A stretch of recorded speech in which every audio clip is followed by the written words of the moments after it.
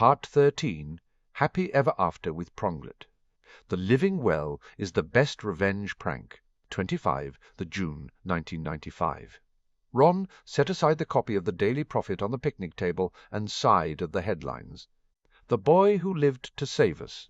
Again, Albus Dumbledore dies in the Battle of Hogwarts. Harry was going to hate it. He was going to hate the adulation and the increased fame, the sycophants who wanted nothing but to say they were friends with the Harry Potter. He considered the dream the dragon had given him of a Ron who had walked away from Harry at the beginning of the tournament, jealous and envious and stupid. Ron blew out a breath. He knew his flaws, and he was working on them. He would never walk away from Harry. He shook his head, swung around on the bench away from the house, and stared out at the Weasley back garden. Home. They'd come home after the battle, retreating into the burrow and simply holding each other as a family, grateful to come through mostly uninjured and alive. But they'd been hurt. Bill had wept on their mother's shoulder for long minutes, crying out his pain and grief at the loss of his partner. Ron had felt so helpless watching him. He wanted to take away his brother's pain, wanted to tell him that he was so grateful to Caroline for ensuring that his big brother had survived. He wished he could have been there, that he could have helped comfort Bill when it had happened, but it had been passed out in the headmaster's office. He sighed again and rubbed his forehead tiredly. The 4 students in the spell had woken up after the battle. They had waited anxiously, waiting for the all clear, pulling George free of the bookcase and tending to him while they did. Then the alarm had sounded, and the dragon had told them there was a bomb. But almost as soon as the alarm sounded, it was all over. Harry saving them all, Ron thought tiredly. George had ushered them out as soon as the door had unlocked, and Ron had run to find his friends and his father. The dragon was still awake. It would need 4 heads of houses to put her to sleep again, and who knew when that would be? Dumbledore's death had thrown Hogwarts into turmoil. Although there was a brief note in the paper which announced Professor McGonagall had been appointed head mistress. At least Sprout and Flitwick had come through unscathed, but Snape was in some kind of coma, and it wasn't looking good by all accounts. He shook his head. He couldn't see anyone returning to Hogwarts to close out the school year. The damage the invaders had wrought was extensive. The Quidditch pitch didn't have an intact stand on it. "Ron?" His mother sidled up to him and sat down on the bench next to him. She gave a huff at the sight of the papers before she nudged his shoulder with her own. "You're up early." "Couldn't sleep," Ron admitted gruffly. "I was thinking about Harry." His face crumpled. He was so injured." His mum nodded slowly. He'd found out the night before that all the women who'd taken part in the ritual had seen events through Hermione's eyes, so he knew, she knew, just how bad Harry had been. How broken he'd looked as Sirius had held him, as though he was the most precious thing in the world. "He's in the best place to get better, and Sirius is with him," she said reassuringly. "I know." Tears prickled over Ron's eyes. I just wish he was here." His mum put an arm around him, and he sank into her comforting embrace with just a smidgen of shame as the tears leaked out and down his face. "Harry will be back with us by the end of the week. He'll be healed and healthy, and we'll all be there for him," she said comfortingly. "I need to talk to him," Ron said. "I need to tell him about the dragon, and," he sighed, "what we had to agree so she'd help us." He mumbled the last part, knowing his mum wouldn't like it. "What?" Her voice was sharp. "What did you have to agree?" She sounded like she was ready to march down to the school and have it out with the dragon painting. He wouldn't put it past his mum to do it either. Ron swiped at his nose. She huffed and handed him a handkerchief. He blew his nose noisily before answering. "We had to agree to be bound to the school. I mean, not that we have to be there all the time, but we'll have to live there eventually." His mum was quiet for a long moment. She sighed heavily. "I guess that's not so bad. Teaching's a respectable profession." "I want to manage a Quidditch team," Ron retorted before his brain caught up with his mouth, and pointed out that he had sworn never to tell his mother his career ambitions. "And Harry would be my seeker, you know," he hastily added. His face fell.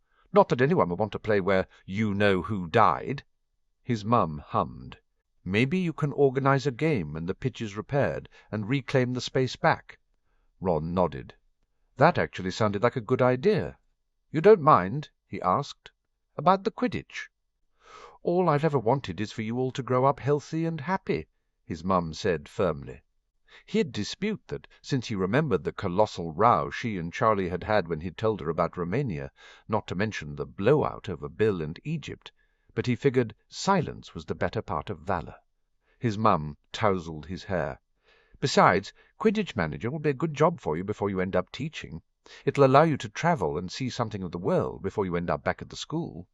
Ron was truthfully rendered speechless. "Now," bustled his mother, getting up from the bench, "I'd best see to breakfast and check the twins. Haven't decided to take George's ear off in the middle of the night so they match again." It was a possibility. Ron had overheard them talking about it before he'd fallen into his own bed. "Do I have time to write to Hermione and Neville?" Ron asked, getting up himself to follow her inside. "If you're quick. It's just bacon butties this morning." His mum agreed, a hint of a question in her tone. Ron shrugged. "Harry will go mental if I don't check on Hermione, and Neville said something about the Alliance getting together to go over what happened and make sure everyone's taken care of." His mum caught his arm as they reached the back door, and Ron thought he saw the shadow of someone retreating back into the house. "Ron," she held his gaze forcefully, "we're very, very proud of you." Ron felt his face go bright red, but he accepted the words with a nod. His mum smiled at him and pushed him gently in the direction of the stairs. "Give my best to Hermione, and let Neville know he's always welcome here." Ron nodded again and took off for the stairs. He had letters to write and things to care of to make it easier for Harry when he returned, and, Ron thought with anticipation, a Quidditch match to organize. 000. Time bubble. 30th June, 1995. Harry looked out on the beautiful valley through the window without truly seeing it. He was pressed up against the window-pane. The glass was cold against his skin, and it helped anchor him into reality. He'd been in a healing coma for 3 days, bedridden for 2 more, and the healers had only just allowed him to get up. He still felt exhausted, sore. He should have died. He had been at ground zero when Crouch exploded. He had felt the heat and the force, had felt the pain rip through him. He was sure he had died. There had been a moment, white all around him, and the sense of his mum and dad, of death. And then he had been on the ground, and Sirius had been there. Harry. As though he had conjured him into being with the thought of him, Sirius was suddenly there. He hadn't left him until that morning, hadn't left him. Guilt suffused him again. He hadn't known about the tether, hadn't realized what he'd done. He couldn't regret it. It had kept Sirius alive, kept him alive. He wouldn't ever lose Sirius. So he couldn't regret it. But he had done it unknowingly, and without Sirius's consent, and for that he was apologetic, and, thank Merlin Death, didn't see it as some kind of usurping and forced him into promising his first-born son or last remaining descendant as a champion. "Cold?" Sirius asked softly. Harry shrugged. Noshi had somehow managed to finagle Sirius away a couple of hours before, probably to a mind healer, since the instance had been left alone. Healer Fay had arrived in Harry's room. The painting he'd started was unfinished on the easel. He'd lost interest only a few minutes after he'd started, and he really wasn't interested in talking. He hadn't talked since he'd woken up. Sirius wrapped a thin cotton robe around Harry's shoulders and helped Harry maneuver his arms into it as though he was a small child. There. He rubbed Harry's upper arms, warming them. "Why don't you come and sit over by the fireplace, and I'll start a fire?" Harry let Sirius help him off the window-seat. He still felt shaky, like a new-born colt trying to find his legs. He leaned heavily on his father until he was safely ensconced on the comfy sofa. Dobby popped in. He'd arrived with an insistent Hedwig within hours of Sirius and Harry's arrival, apparently. Harry was comforted by their familiar presence. Sirius wrapped the blanket Dobby provided around Harry's pyjama-clad legs while the elf got a blaze going. Sirius sat down next to him. He was wearing jeans and a long-sleeved T-shirt, leather flip-flops on his feet. His hair was down. He looked as tired as Harry felt. Guilt swamped him again. He knew Sirius was worried about him. Healer Fay said, "You didn't want to talk," Sirius said quietly, brushing a strand of hair away from Harry's face. Harry shook his head. He curled into Sirius, and Sirius wrapped an arm around him tightly. There were tears pressing up against the back of Harry's eyes, clogging up his throat. And he couldn't. He'd killed Voldemort. He'd taken a life. And yes, it had been fated and necessary, and it had even been weirdly in a way self-defense, but at the end of the day he'd still killed Tom Marvolo Riddle. He felt monstrous. He felt relieved it was all over, relieved that because Tom was dead, Harry could live. Finally. He could live. Unlike so many others, Benjamin not, a Death-Eater who had given up his life to give his son a better future. Caro, bright, beautiful Caro, who was smart and funny, and who had helped him train, who had helped him defeat Voldemort. Cedric, his friend who had helped him through the tournament, who knew its trials and challenges in a way only the four of them who had faced Voldemort's tasks could know. They'd been looking forward to playing Quidditch against each other, looking forward to being friends without the weight of the tournament and politics. Harry was going to miss him. Dumbledore. God. Dumbledore. He was responsible for the headmaster's death. Hot tears ran down his face. Well, Sirius held Harry as he wept out his grief, and Harry pressed tightly into the cocoon of Sirius's embrace, listened to the reassuring beat of Sirius's heart underneath his ear, the comfort of his breathing.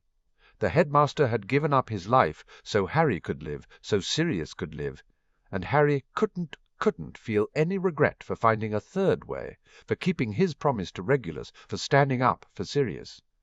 But he felt guilty because his choice had led to a death, because when all was said and done, he wouldn't change it. He would always choose Sirius, alive and well. And there was a true sense of loss, mourning for a wizard who had been something of a mentor, a grandfatherly figure who Harry could remember with affection for all Dumbledore's mistakes and flaws. He also knew he should be bothered about what was happening back in England. The guilty tug of responsibility nagged at him. There was so much he didn't know about what had happened. He had no idea if Snape had lived or died, had no idea if Hogwarts was still open, how everyone was dealing with the aftermath. He knew the Alliance needed them. They had taken losses and hurts. There would be visible and invisible scars for those who had stood beside him. Theo, who had lost a father. Bill, who had lost a partner. Neville. His godbrother would need a friend in the aftermath of learning about Hannah, and they would need to deal with the problem of Hannah and Merlin. Harry couldn't quite believe that it had been Hannah who had betrayed them. He knew the House of Black needed them. Lucius lived. There was enough of a sense of him still in the family magic to know that. But he could sense the turmoil in the house, the concern they had for him and for Sirius. He couldn't even think about Hermione. The storm of weeping passed, and Harry felt his eyes grow heavy, his head ached dully. Lethargy descended like a smothering blanket. Sirius stroked a hand through his hair, and Harry leaned into the touch. "Listen to me, Pronglet," Sirius whispered softly. "You've been through a lot, more than anyone should have to go through, and you were brave and courageous and merciful. I'm so very, very proud of you, Harry." Harry let the rush of warmth at Sirius's words steal over him. "You don't worry about anything. You'll talk when you're ready, and we'll deal with the rest when you're ready. Just focus on healing. That's all you need to do right now, heal," Sirius murmured. Harry's hands clutched at Sirius's T-shirt, holding on to him. "I'm not going anywhere, Pronglet," Sirius promised roughly. "I'm here, and I'm not going anywhere. Cale." It comforted Harry, eased the worry and fear that lurked within him, that he hadn't been quick enough, strong enough, that Sirius had died, and it was all a dream. He listened to Sirius's heartbeat, and drifted to sleep. 26. June 1995. Remus watched as Andy greeted Augusta with a warm hug as she exited the flow, and wondered at what had happened between the women who had taken part in the ritual. They all seemed more connected. Andy and Dora had been inseparable since they'd arrived at the Black Estate in the hours after the battle. The past couple of days had been chaos. Moody had taken control at Hogwarts until Minerva had arrived back at the school. She had been heartbroken at the death of Albus and dismayed at the news about Snape, but had rallied and accepted the wards. She was overseeing the repairs to the school, assisted by Phileas and Pomona, and a particularly talkative dragon painting in her new office. The students and their families had been sent home from the Black Estate. Some needed to deal with the heartbreak of losses and changed circumstances, some to simply absorb the reality of what had happened. Remus had retreated that first night to the Black Estate, to his wife. He and Dora had slept together, tightly holding on to each other, their hands resting over the precious gift of their unborn child. He had spent much of the previous day with his pack. They'd lost 2 members to vampires, and his beater, Patrick, had lost a leg. He'd spent time with those grieving, with Patrick, who was surprisingly upbeat and being looked after by an attentive Cian. And the whole time he'd worried about Sirius and Harry. It had only been after dinner that he'd had a chance to look at the mail and seen the notice of Not's surrender, and remembered the way Not had died, which dragged his mind back to the present and the reason why they were there, to see Theo, who had gone home with the Longbottoms, and Blaise Zabini after the battle and the news of his father's death. "Thank you for welcoming us, Augusta," Andy said. "We only got the official notice last night that Lord Not had surrendered to the house, and with Sirius and Harry." Her voice caught, and she had to take a breath. "Well, things are at 6s and 7s. "It's only to be expected," Augusta said diplomatically. Her eyes were clear, if tired, as they met Remus's. "Have you heard anything from Sirius?" "Not from Sirius, but Helen Jordan was able to send a message to say that they had arrived safely, and they were healing. Harry's injuries are very serious, though, and she was certain that they'd probably spend a fair amount of time at the clinic before returning." Remus confirmed. He expected that Sirius and Harry would only return when Harry was well enough to deal with the aftermath in England. It was comforting to know that they could take the time they needed, but also that Remus and the others only had to survive a week without them, thanks to the magic of the time bubble. Although, Remus mused dryly, the absence of them was already all too noticeable. "Any news on Lucius?" Narcissa's elf informed me they were still at St. Mungo's when I inquired this morning, Augusta asked as she led them through the house. "They saved his leg, but the nerve damage was extensive." Andy replied, "He'll need a cane for actual use rather than vanity in the future." She paused. "How is Theodore?" Augusta's eyes dimmed with sadness. "He's been quiet since he heard the news. I was granted temporary custody yesterday by the Wizarding Orphan Office until the will reading and the matter of custody could be established, but of course the notice of surrender changes things." She led them through the house to the conservatory. The 3 boys were gathered around a table. Neville and Blaise were playing cards, whereas Theo was reading. All 3 looked wan and pale. Remus made a mental note to talk to Augusta about mind healing before they left. Theo set his book aside and stood immediately as soon as he realized who had entered. Madame Tonks, Mr. Lupin. Neville scrambled to greet them properly, and the next few moments were a haze of greetings. Augusta cleared her throat. "Neville, Blaise, why don't you take your card game to the library while our guests speak to Theodore?" "That's all right, Madame Longbottom," Theo said quickly. "They can stay." Augusta nodded regally. "Tea, then." They all sat at the table as a house elf popped in with a tea tray. "Our apologies, Theodore," Andy began, once the tea was poured and Remus had updated the boys on Harry and Sirius after a quiet inquiry from Neville. "We only received official word last night that the House of Not had surrendered to our house." Theo inclined his head. "I had wondered if Father hadn't been able to make the declaration before Voldemort killed him." Remus frowned. "Your father planned this? He—" Theo paused, collecting himself, and Remus watched as the teenager visibly wrestled back his grief. We'd talked about it at Easter and in letters. Father didn't want to even pretend to be on Riddle's side any more, and he knew Riddle wouldn't just allow him to leave. He expected to die, and we have no close family left. He pressed his lips together as his eyes shone briefly with tears. He wanted to make sure I would have a guardian. He admired Lord Black a great deal, and the way he'd dealt with the Wenlocks. Well, your situation is a bit different, Andy said, and glanced over at Remus, silently handing him the baton. Magic recognized the motivation in your father's action. The house surrendered, but it is magically in the care of the House of Black until you come of age. I believe, and Gringotts agree with me, that you'll be able to claim your head of house ring once you've completed your service to the House of Potter. Remus explained. Theo breathed in sharply. He absently touched the air ring he wore. Father had some old diaries from his grandfather. He theorized a voluntary surrender, that the intent would make a difference. Wenlock acted against the interests of the family magic, but my father acted in my protection and the wider wizarding world's. We were hopeful, but it's good to know it worked. Which brings us on to the matter of custody. Andy said briskly. The Boo acknowledged that the surrender means you are automatically a ward of the House of Black. In Sirius's absence, Simeon and I spoke about your circumstances this morning. We can wait until Sirius is back, of course, but you're a young man, and we'd like to take your wishes into consideration. My father and I discussed it. Theo confirmed, reaching for his cup. He took a small sip of tea and set the crockery aside again. My father ideally wanted Lord Black to raise me, but he grimaced. He knew Lord Black's priority is Potter. Harry, and he knew that I would never want to, impose on that relationship. He gestured vaguely, stopping them all from speaking.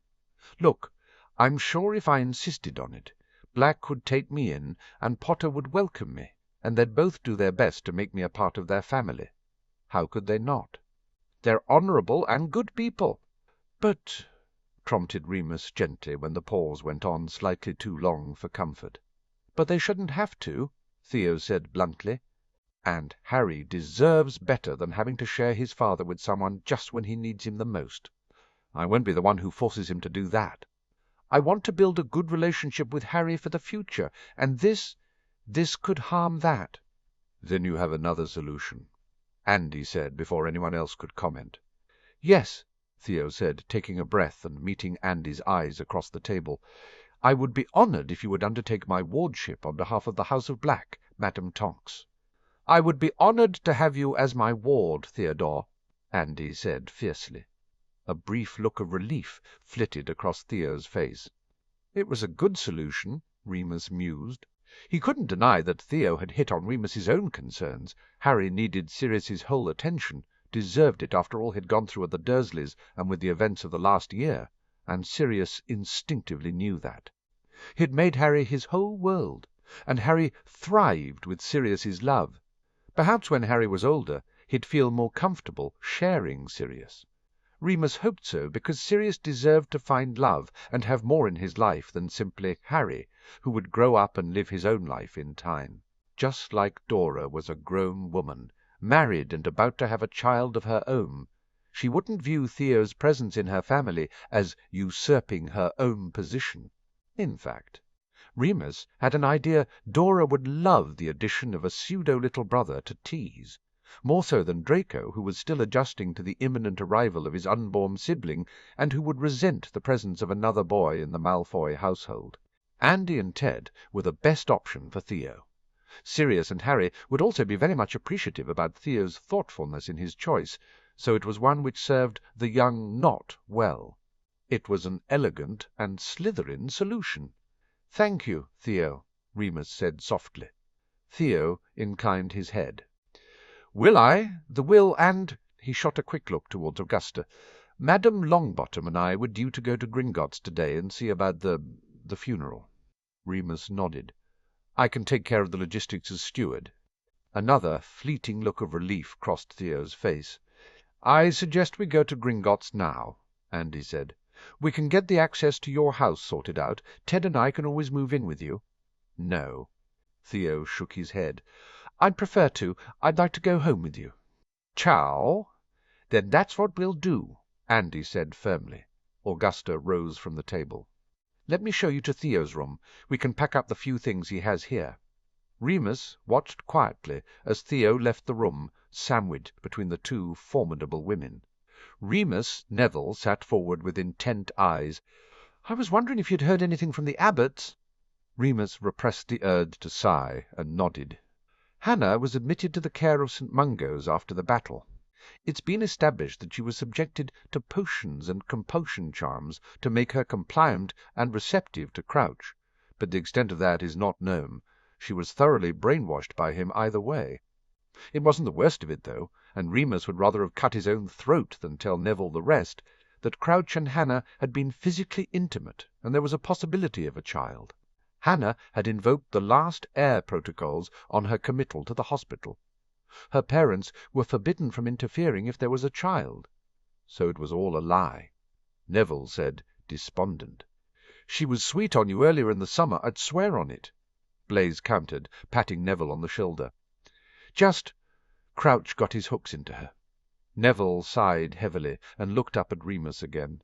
"Do they, please? Can you convey that, if they need anything at all, the Abbots only have to ask?" "I will do," Remus promised. "How's Sue?" asked Blaise. "Amelia said she was upset, but coming to terms with everything with the help of her family," Remus said. "Sue said she was going to need a ton of mind healing," Neville noted. He rubbed his forehead. "I feel like I could do with some myself." Remus nodded slowly. Probably everyone who had been involved with the battle required some, including himself. His own confrontation with Peter had left him confused and bewildered the more he thought about it. And then, seeing Harry, "We could all do with some." "All do with some what?" Augusta asked as she rejoined them. "Mind healing," Remus said. "The battle was traumatic for everyone involved." Augusta glanced at the two boys at the table. "Your thoughts, Neville?" "I think it would be a good idea, Gran," Neville admitted without prevarication. "Harry speaks well of Healer Allen. Then I will owl him to make an appointment for you and for Blaise." Blaise looked startled. I don't think my mother will." "Nonsense," Augusta cut in briskly. "After all, your mother was clear in her letter yesterday that until her return from the Continent she is content to leave all matters of your care in— what did she say? Ah, yes, my capable hands." She smiled sharply. "I believe this falls under my jurisdiction at the present moment." Blaise snapped his open mouth closed and smiled brightly. Neville beamed proudly at his grandmother. Augusta nodded. "Why don't you boys head up and change your clothes? We'll go to Gringotts with Theodore and show him some support." Neville and Blaise both jumped to follow her order. Augusta sighed, and with their departure her demeanour changed. She looked tired and drawn. "They're good boys." She frowned. "I was thinking of petitioning Nora Zabini to allow Blaise to remain here this summer." "I think that would be a good idea," Remus said. Neville would appreciate his friend's company, and Blaise would benefit from actual parental care. Augusta nodded slowly. "I know Harry was injured, and I know they need the time away, but I wish Sirius and Harry could be with us." Remus sighed. "Me too, Augusta, me too. Oh, time bubble 2 July 1995. Harry knew he was dreaming. It was King's Cross that it wasn't. Just an empty station, the platform of 9 3/4, completely deserted. There was no Hogwarts Express. There was a small room off to the side, a waiting room filled with benches, and Harry entered it a touch self-consciously. He sat down on the bench and waited. He wasn't surprised when a moment later Dumbledore sat down. The former headmaster looked well, venerable and old still, but he looked at peace. "Hello, Harry." Dumbledore's blue eyes twinkled at him. "You wanted to speak with me?" Had he wanted to speak to Dumbledore? He'd had a stray thought before he'd gone to sleep. Harry nodded sharply, but didn't speak. He had yet to talk out loud again, and it didn't feel right to talk to Dumbledore, even if the whole thing was in his head. Dumbledore's twinkle dimmed. "You need not feel guilty about my passing, Harry. My heart sustained a tear in the battle. Poppy might have been able to heal the worst of the damage, but my time was coming to an end. Minerva will tell you when you are back in England." Harry felt relieved at the news. "It is a difficult thing, Harry, to defeat a Dark Lord," Dumbledore said. "I did not have to kill Gellert. He surrendered to me once I held his wand. I like to believe that there was enough fondness for me from our youthful love affair that he refrained from forcing my hand. Or perhaps he simply did not wish to die." Pract. Harry thought the latter was more likely, and was glad he had decided not to speak. He wasn't sure he would have been able to comfort the headmaster. "There is nothing I can say which will make killing Tom better." And more, the aftermath of the battle. Dumbledore sighed deeply. "War is a terrible thing." He shook his head. "I lost friends, loved ones. People were hurt, injured by more than spells. It took a long time to recover, and through it all I suddenly had a world looking to me for guidance and counsel. It was overwhelming." He smiled sadly at Harry. "You must take as much time as you need, my dear boy. The world will wait." Harry watched as Dumbledore settled into a more comfortable position on the bench, and Harry settled in beside him. He woke with a start, his eyes adjusted to the semi-dark. It wasn't even daylight. Hedwig hooted from her perch. There was a soft whine of inquiry from the foot of the bed, and Harry gestured for Padfoot to stand down. He'd woken his father up every night with nightmares, but this was different. He closed his eyes again. Padfoot lay his head against Harry's foot, a warm, solid presence. "Why King's Cross?" mused Harry sleepily. It seemed like a strange location for his mind to choose to meet with Dumbledore. But there was a waiting room, and maybe that was the point. His mind hadn't chosen the location because it associated it with Hogwarts. It chose it because Harry was waiting.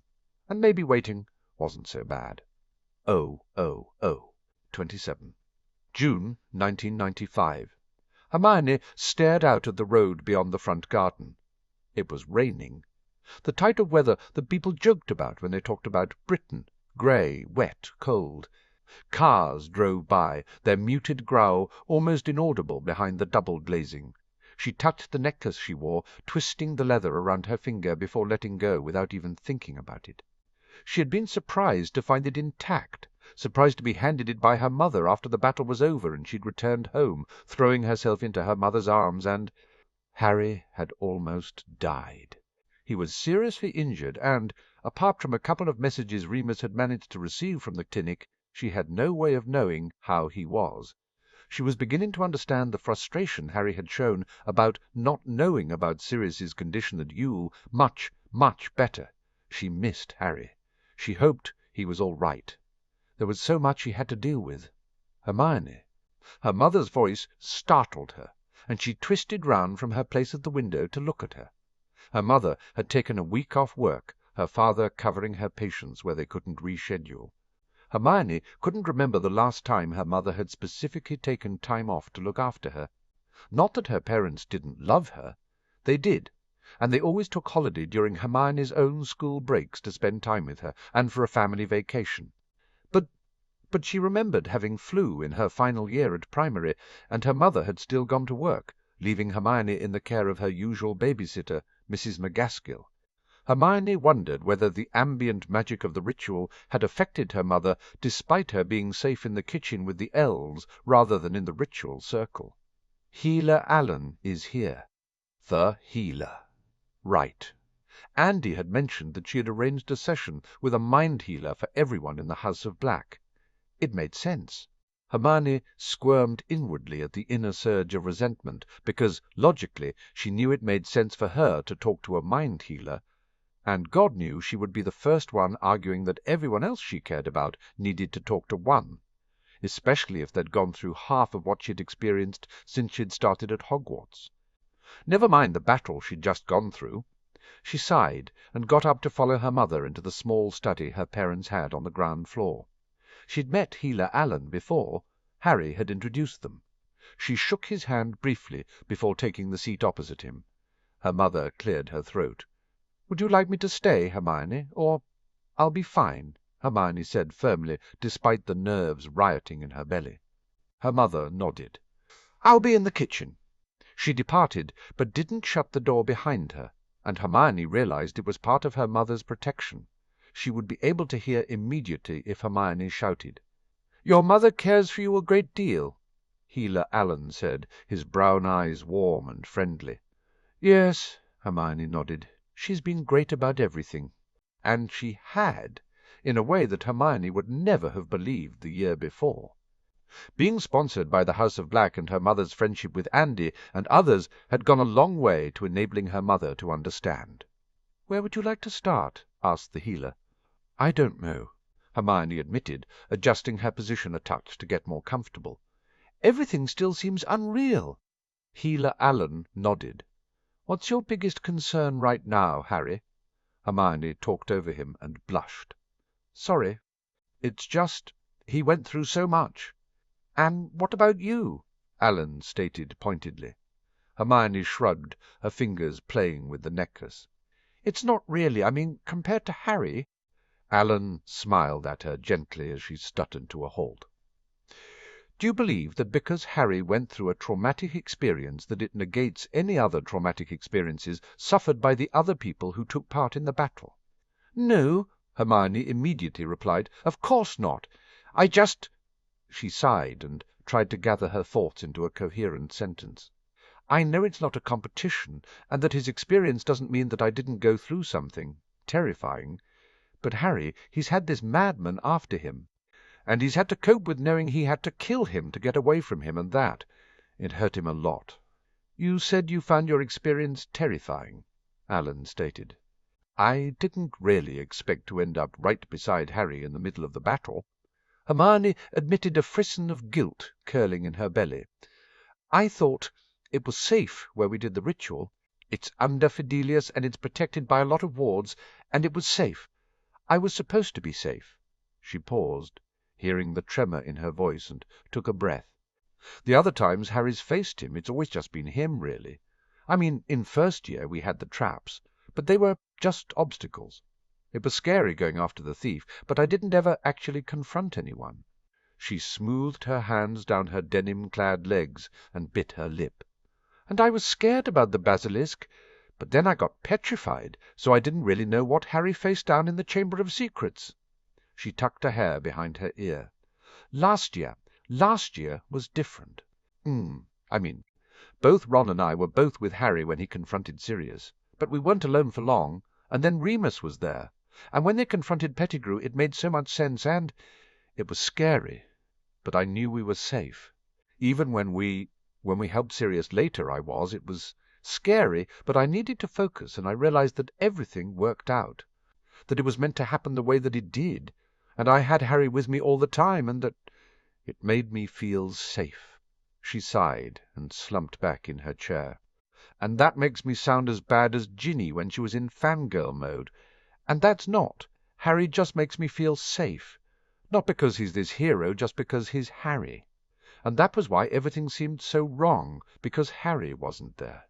So when I ended up on the battlefield, I was right beside Harry, and I was glad, because even if I was supposed to be safe somewhere else, I was with Harry, and I could help him." Hermione frowned. "But it doesn't mean it wasn't terrifying, confronting Voldemort.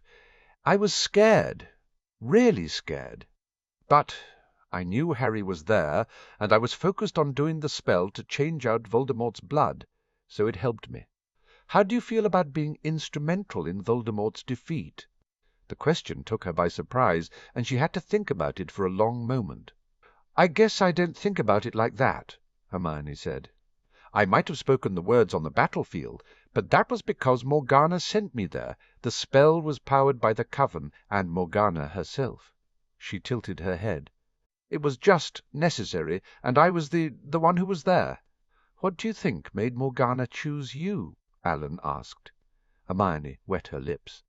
"Everyone in the Coven loves him, but I think she came the first time when we were linked with blood in the blessing ceremony, and maybe she remembered that connection, or saw just how much Hermione loved him. But it's true to say that she used the necklace to send you to the battlefield and invoke the blessing." Alan pointed out, gesturing at her neck. "A necklace which his once was a gift from you to him to protect him, something he holds as precious." Hermione blushed again. "You think she chose me because I gave Harry the necklace originally?" "Maybe she chose not the person who loves Harry, but the person who Harry loves," Alan suggested gently. Hermione felt her cheeks heat again with another blush. She really wished the healer's theory was correct, but she didn't want to jump to conclusions. "How did you feel when Harry reacted to the threat of the magical bomb?" Alan asked softly, changing the subject and surprising her into looking at him again. It was just so like him to save everyone." Hermione shook her head, her hair bouncing. I wanted to be angry at him, but I was just terrified he was dead, and then—" She fingered her necklace again, seeing Merlin and death. "That whole conversation it was really good of the headmaster to volunteer, and I was so relieved." "It didn't bother you seeing Merlin and death?" asked Alan, a curious glint in his eyes. "Not really," Hermione said. "I mean, we'd just called the spirit of Morgana Le Fay to help us protect Harry. And Harry explained about the family magic and the Peverils, so it seemed right." She bit her lip. "I was more concerned about Harry. He was so hurt." "You and Harry are close," Alan commented. "He's my best friend," Hermione said without thinking about it. "I understand he's also your boyfriend," Alan prodded. Hermione blushed. "Yes, but we'll always be best friends first." "That's commendable," Alan said with a smile. "You don't think your relationship with Harry will last?" Hermione brushed back her hair and sighed. "Statistics prove that people rarely stay with their first boyfriend or girlfriend." Alan hummed. "But these statistics aren't about you and Harry," which was infuriatingly true. Hermione dropped her hand away from her necklace as she realized she was touching it again. I just want to be realistic, because then it won't hurt so much if it ends." Alan completed the thought that was in her head. Hermione nodded, looking down a little shamefaced. I didn't have a lot of friends growing up. Harry was my first friend, and if I lost him— but she almost had. He'd fought a madman for them, protected them from a magical bomb. Her eyes filled with tears, and suddenly she was crying. Her mother was suddenly just there. Hermione felt her mother wrap her arms around her and draw her into an embrace, and she sank into the comfort. It seemed like forever before she stopped crying. Her mother shifted to sit on the arm of the chair. Healer Alan hadn't moved, but his eyes held a wealth of empathetic understanding. "I really wish Harry was here," Hermione whispered. Alan nodded. "If he was here, what would he say?" "He'd tell me I was brilliant, and he'd hug me, and everything would feel right again." Hermione swiped at her face again and blew out a breath. "You're not alone in that wish," Alan commented. "I believe the House of Black and its allies are feeling the absence of Lord Potter very keenly." "Has there been any further news?" asked her mother before Hermione could. "Not yet today." Alan held up his hand. "Miss Granger, I'd like to propose that you and your family move into the Black Estate for the duration of the rest of the week, along with some of your closest allies. While I believe your immediate family," he acknowledged her mother with a nod, "is a wonderful support, I think you and others would benefit from being close and sharing your worry." Hermione looked up at her mother, who looked at the healer as though assessing his sincerity. Her mother sighed. "I'll agree on the proviso. I go too." "Of course." Alan stood up. "I'll let Steward Lupin know your decision. I'm sure he'll be in touch shortly." Hermione thanked the healer as he took his leave and headed upstairs to pack while her mother showed him out. It was a relief to know she was going to be staying with Remus and the others. It was the only way she could be certain to find out exactly how Harry was as soon as everyone else did. Her mother knocked on her door frame. "You all right packing?" Hermione nodded. Before she could change her mind, she crossed the room and hugged her mother. "Thank you." Her mother hugged her tightly. "You know Harry's not the only one who thinks you're brilliant." Hermione gave a laugh and continued soaking up the maternal comfort. Oh, time bubble." Harry shifted in the bed and frowned at the murmur of voices coming through the open bedroom door. They'd been given their old cabin back once. Harry's physical injuries had healed enough for him not to need the immediate care of the clinic. He had physio, check-ups, and mind-healing sessions scheduled. But they didn't mean he and Sirius couldn't live in their own space. It was almost nostalgic coming back to the cabin. It was familiar, and Harry automatically associated it with Sirius. He snuggled further into the bed and let himself drift. "And I'm impressed at your own commitment to your health." It was Noshi talking with Sirius. Harry frowned a touch. Had Sirius been badly injured? He'd been close to the bomb explosion, but Harry was certain that he had contained that. But then Sirius had been in a fight for his life with Crouch for long minutes before Harry's showdown with Voldemort. And Crouch had been a sadistic bastard. Concerned, he started listening intently. "It's important that I'm healthy for Harry," Sirius said. It was the end of a sentence, but Harry knew it summed everything up. Sirius was going to heal so he could be there for Harry. Not that Sirius hadn't been there already. His father had barely moved from his side for the past 2 weeks. Which explained why Sirius was having a consult with Noshi in their cabin with Harry, only a few feet away in bed. "Physically, you simply need rest." "Your wrist has healed well," Noshi advised. "You are doing the physio with Harry?" "Yes, every day." Sirius confirmed. "Your scan shows you are following the nutrition plan," Noshi commented. Sirius gave some kind of positive noise which Harry could barely hear. "It encourages Harry." Harry frowned.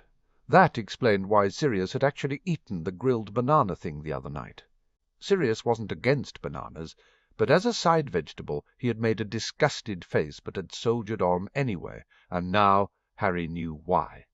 Harry really didn't have much of an appetite and wasn't all that bothered about eating, but Sirius insisted they be together for meals. And Harry couldn't bear the disappointed look Sirius would aim his way if he didn't eat at least half of his meal. He hadn't insisted Harry eat the banana things. "Concerned you're not getting the time you need with the mind healer." Noshi's voice travelled low into the bedroom. "I talk with you," Sirius replied.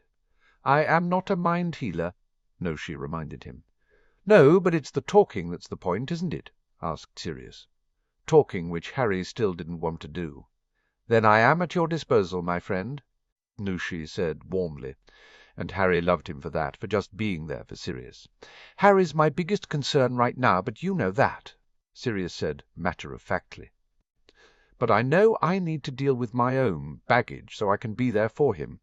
Harry felt his eyes sting at the reminder of just how much Sirius loved him. "Where would you like to start?" asked Noshi.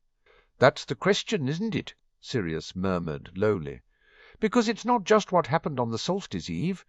He sighed heavily, loud enough that Harry could hear it. "This whole year has been both the best and worst of my entire life in some ways." Noshi made some kind of humming noise. "I loved James and Lily, and I'll always treasure my memories of them. There are a lot of very good, very special memories.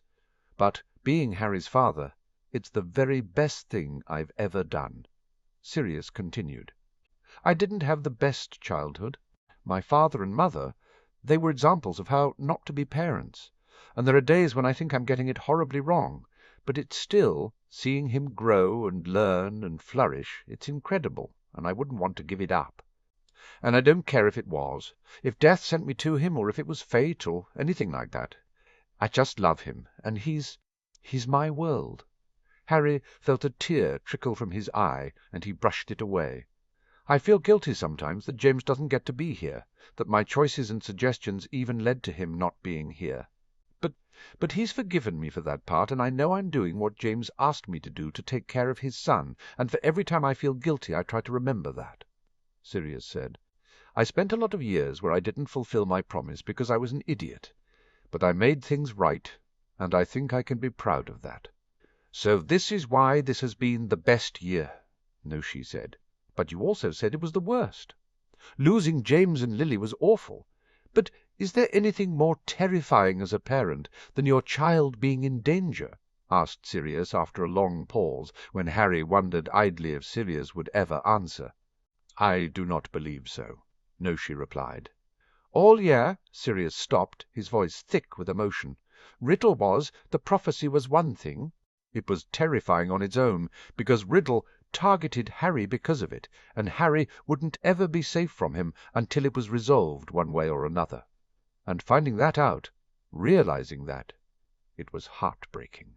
He sounded so tired, Harry mused. I tried everything I could all year so he wouldn't have to face him, and it wasn't enough. In the end, Harry still ended up having to kill the bastard. Sirius made a sharp sound, somewhere between a yelp and a bark. I hate that I couldn't save him from that. You hold a lot of rage about this, Noshi commented. Harry frowned. Not so much with the holding, and more with the rage. Sirius responded brusquely. I'm furious. I want to dig up Ignotus and punch his face for putting himself in the position where Death could exploit him. I'm angry at Death because he dealt with Riddle using an innocent boy. I hate that someone made a prophecy about it all, and someone overheard it, and Riddle decided to act on it. I could throttle Albus for all the years he just sat on his dumb ass waiting for Harry to act when he could have been doing something. I'm so angry that even with all we did to help, Harry still had to face the bastard. Wow! Harry had never heard that amount of anger in Sirius's voice before. But I know my being angry doesn't change anything, Sirius said finally. Harry was in danger and it was terrifying, but I know we might not have been able to stop it from happening, but I made sure he had everything he needed at the end to survive it. And he did. And that's what I have to focus on, that he's alive and Riddle is dead. Riddle wasn't the only threat, Noshi commented. He is not the reason Harry is here. No, Sirius's voice was rough. That's on me. That wasn't right. It wasn't Sirius's fault. You blame yourself, Noshi said softly. There was a long silence, and Harry waited anxiously, torn between wanting to hear Sirius's reply and wanting to run into the room and hug Sirius, tell him it wasn't his fault. I was 11 when I first met Rabastan Lestrange. He came to the estate for the summer, he and his brother, because they'd petitioned to be part of the house, and Grandfather wanted to assess the family, Sirius said tersely. He was actually a nice kid in a way that his brother wasn't, quiet, intellectual. He liked the piano. He'd read to Regulus and he'd helped Narcissa pick flowers for her mother. He paused. And I killed him. Because he was a Death-Eater, Noshi pointed out. Because I wanted him dead, Sirius contradicted. The Lestranges were Riddle's best Death-Eaters. They were brilliant, powerful, and the reason why Riddle was able to make the headway he did. They were fervent in their beliefs, in their devotion to Riddle. If they'd lived, they would have been a threat. More of a threat than Crouch on his own, and he was their legacy. Harry listened as though he was spellbound. He'd never heard Sirius talk about the Lestranges in such a way before. They would have hunted Harry, Sirius continued, and I couldn't let them have that opportunity. The family magic, calling judgment on them, gave me a politically correct way of killing them, of taking them out of the picture early. I don't regret it. After what they did to Frank and Alice, it was a better death than they deserved. But, prompted Noshi, but it made Crouch target Harry because he wanted revenge on me, Sirius concluded. I'm not saying Crouch wouldn't have targeted Harry anyway. He fell in with Riddle easily enough, and was happy to do his dirty work. But if Rabastan had already been dead by someone else's hand when Crouch was liberated from his father's basement, do I think he would have come after Harry so fiercely? No. There was another heavy sigh. That was to get to me. And he succeeded, Noshi said quietly. Harry wanted to deny that, wanted Sirius to deny it. Yes, Sirius said, making Harry's heart hurt with the plain simplicity of it. Because there's nothing more terrifying than watching your child in danger, and Crouch knew that. You've been tortured for an entire year, Noshi summarized. That's one way of putting it, Sirius allowed. But it's over, and in the end, Crouch lost. Harry's alive. I'm alive. And maybe we survived because we had a lot of luck with the way things played out, despite Crouch's best efforts to burn the world down. But Crouch is dead. And we're not so, I'm going to count it as a win. It was a practical way of looking at it, Harry mused. He wasn't sure he could be that sang-froid about it, because if Sirius had been tortured by Crouch using Harry, Harry had been tortured too, knowing he was Crouch's way to hurt Sirius. But wasn't Sirius right?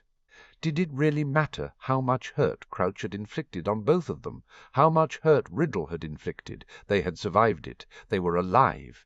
And maybe that was all that mattered. He snuggled into the warmth of his covers, and between one breath and the next fell asleep again, the sound of voices fading into nothingness. Oh, oh, oh. 28. The June, 1995. Minerva wasn't surprised she was the last to arrive in Remus's office. She had spent the mornings at Hogwarts overseeing what seemed like 200 things before she had been able to make her way to the hastily called War Council at the Black Estate. It would have helped if they'd held the meeting first thing in the morning or last thing in the evening, Minerva thought grumpily. She was staying at the estate after all. She had moved herself and her remaining staff there the day before on the advice of the healers. It had been a relief. Hogwarts was in disrepair, and quite frankly the dragon in Albus's, in her office, was enough to freak anyone out. She allowed Remus to show her to a chair and ply her with a strong cup of tea.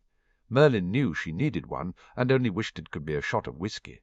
She glanced around the room, acknowledging the other attendees with a firm nod. Amelia, Cornelius, Bertie, Augusta, and a very grumpy-looking Moody. "Thank you all for coming," Remus said, his soft tone commanding the room instantly. "I realize we're all very busy, but we have news of Sirius and Harry, and I wanted to make sure you all received it. Furthermore, we've had no official debriefing since the battle, and the Minister has agreed we should not wait any longer." "Shall we begin with the news from Lord Black?" Amelia asked, before anyone else could say a word. Remus nodded. He picked up a parchment from the mantel and cleared his throat. "Sirius writes, 'Harry woke from his healing coma last night.'" Minerva felt the rush of relief so keenly she briefly closed her eyes. "Physically, the healers are assured he will recover. But I can't say I'm not concerned. He's quiet and withdrawn. He waged a war that would take its toll on any seasoned fighter, and there is a lot for him to come to terms with. His actions, the actions of others, grief and betrayal, hope and sacrifice. We may need some time at the Valley," Remus continued, his own tone shaking with emotion. "Of course, thanks to the time bubble, we'll be home on the 1st of July. I need you to ensure Harry returns to a world in control and normal, if still with the final threads to weave on, dealing with the aftermath. He needs a solid ground underneath him, and I need you and the others to make sure he gets it." Minerva found herself nodding and realized she wasn't the only one. "Give our thanks to all. There are no words which could adequately express the gratitude that we have for those who fought beside us, whether that was through wands, words, or prayer. We are honored by the sacrifices of all. Take care of each other. We'll be home soon," Remus concluded, and lay the parchment back down. "Well said." "Cornelius," said a touch, pompously, raising his cup in silent salute. They all followed his example, a toast to Sirius's words of thanks, to the news of Harry's recovery. "I think I'm not the only one who thinks it's best they're not here right now," Amelia said, setting her cup down with a decisive click. "If they need a stable ground, we've a lot of work to do." Cornelius nodded gravely. "Perhaps we should take one item at a time, starting with the debrief, and then moving on to what needs to be done now. Amelia, you were at the cemetery. Peter Pettigrew has been able to fill in some of the missing gaps for us. To give Snape credit, he was able to activate the mirror soon after Harry arrived there, but we don't really have a good picture of what happened without Pettigrew's testimony." Amelia began, rising and wandering over to the mantel to take centre stage. Minerva glanced at Remus, and wasn't surprised to find him scowling at the mention of the former Marauder. The tale Amelia weaved seemed like a horror story, torture, a sickening ritual, and at the end the call for the Death Eaters. Pettigrew has verified in his statement that the ancient and noble houses held to the détente with the House of Black, and that's certainly what the evidence suggests and what those of us who listened heard. Amelia grimaced. Nott died for his defiance, Selwyn was tortured, Malfoy was almost killed. She gestured. Harry revealed himself to save. Malfoy and Snape finally spoke the secret to bring in the cavalry. Snape was immediately attacked by the snake. "What is his condition?" Cornelius asked. Amelia looked over to Minerva. "He was given an antidote to the snake venom, but remains unconscious." Minerva reported crisply. "The healers now believe he will recover, although that wasn't certain 2 days ago." Once we arrived at the cemetery, we engaged with the Death Eaters, who were still under Riddle's banner, Amelia said tightly. "We lost Keith Brooks and Darren Chambers. Chambers was killed by George Goyle, Brooks by Adarius Stimpson. Stimpson was an Auror in the last war. He retired 10 years, and he was never identified as a Death Eater until now. 8 others in the cemetery fall into the same category. We're doing veritaserum interrogations to ensure they tell us of any other named associates we can track down." Moody snorted at the back of the room. "At some point," Amelia continued, "we were all transported to Hogwarts. We have eyewitness testimony of Harry performing such a spell, but don't know why." "I'd say because Crouch yanked Black back to Hogwarts with the cut portkey," Moody said. "They arrived before you lot." "Well, as that concludes the cemetery," Amelia said dryly, "perhaps we should examine what happened at Hogwarts." She looked at the former Auror with a raised eyebrow. Moody gave a huff and motioned for Amelia to resume her seat. He ambled to her previous position by the mantel. "Let's start with the successes." Minerva sat forward, intent on listening. The evacuation worked like a charm. The drills worked. All non-combatants were off Hogwarts's grounds within 20 minutes of the alarm being sounded, with the exception of one small group of students who were in the school, Moody said gruffly. The infirmary was locked down and remained locked down. It wasn't breached during the battle. Minerva nodded. It was a blessing that it was intact, but it was almost the only part of Hogwarts unravaged by the intruders. Albus held the front line with the werewolves, elves, and a group of aurors and unspeakables. Moody's magical eye whirled. Before the defences were raised, we lost an indeterminate number of elves, 3 wolves, 4 men, and 2 women. 5 others sustained serious injuries. Minerva closed her eyes briefly. She'd had no idea the losses had been so great. "Is there anything the packs need, Weemus?" asked Amelia quietly, breaking the sombre silence. "Those wolves came from Gregor's and Robert's packs. Their bodies have been returned to them, and they have already performed the funerals," Remus said. "Sirius left provision to aid any family they had left behind. Please convey our deepest sympathies and thanks." Cornelius murmured. He turned to Amelia and Bertie. "I know arrangements have been made for our own men and women." The 2 directors nodded. "Their families have been informed, and the bodies released to them." Bertie said sadly, "I think a Memorial Day would be appropriate, but we should allow the families their own mourning period first." "Of course," Cornelius agreed. "Our biggest weakness was the school," Moody continued brusquely. "We didn't find the cabinet Crouch was using to infiltrate it until well into the invasion. It was in the divination classroom. We believe Crouch used the Abbot girl to open it and allow Riddle's forces into the castle." He looked over at Minerva. "Sybil Trelawney was killed." Minerva hadn't liked the witch. She had a strong cynicism of divination on a personal level, and Sybil seemed to embody the fraudulent and scatty nature of the subject. But Minerva felt a moment's sympathy for Sybil's end, for the horror and pain she must have felt. "Sybil's cousin has been contacted, and she has asked Hogwarts to make whatever arrangements we feel are necessary," Minerva said briskly. "There will be a short funeral towards the end of the week for those wishing to remember her. The notice will go in the Prophet tomorrow." Moody cleared his throat. Letting the students raising the defences attend the tournament task, and not having them in the office, was a big mistake. The group were attacked on their way through the castle. The Diggories were killed. The rest of the adults sustained injuries. The other kids luckily got away. He shifted his weight. Flitwick and his crowd were able to get hold of the situation eventually, but Crouch did a lot of damage to the castle. 5 aurors were killed in total, 2 more wolves, and 11 were injured. Several of the children have given statements in the last few days to explain what happened to them, Amelia added. Neville and Blaise came across Hannah, and she joined them, proclaiming to have gotten separated from Susan. They headed to the headmaster's office and met up with the others. Hannah revealed herself to stop them raising the defences, at which point Susan turned up and managed to knock Hannah out. A group of them stayed back in the corridor to hold off an attack by Caro and forces. The others managed to get to the office and raise the defences via a painting of a dragon. They all turned to look at Minerva.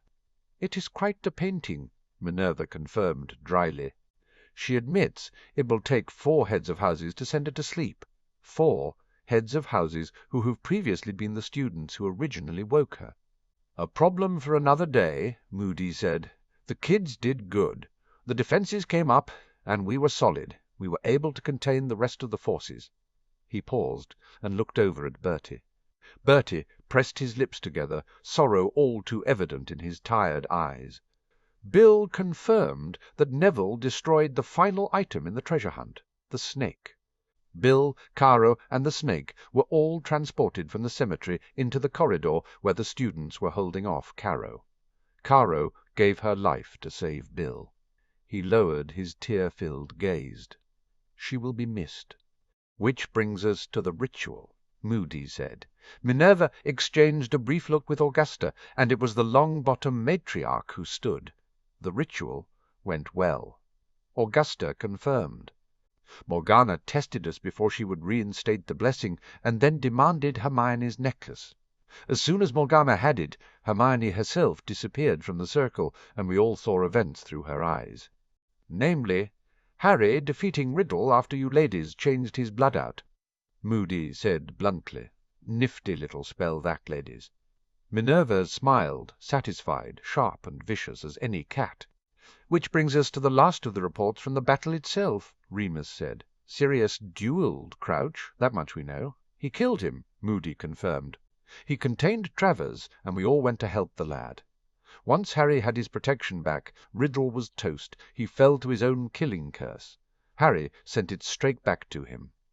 And as we had dealt with the anchors he had to this life," Bertie added, "the curse acted as normal rather than disembodying him as it did in 81.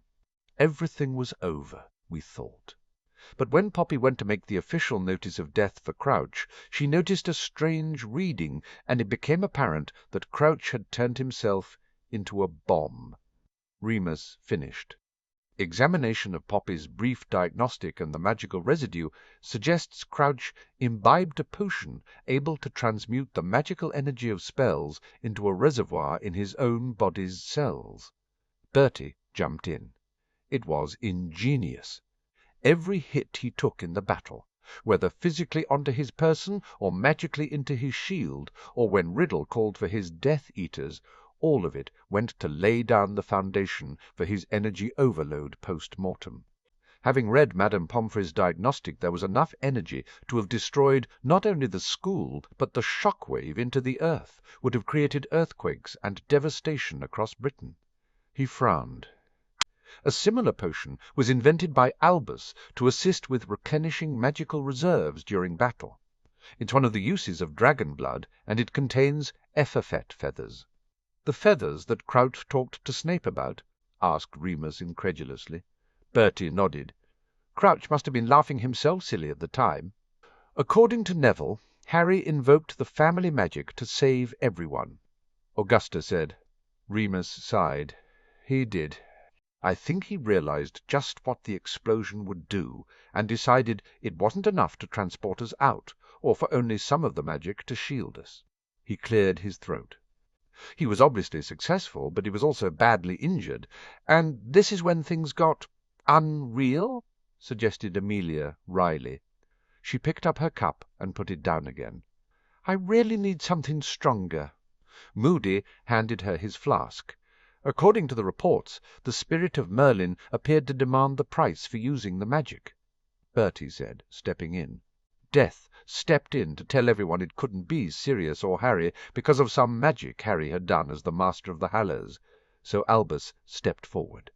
Remus agreed. Minerva felt another rush of grief and had to lower her gaze, blinking furiously.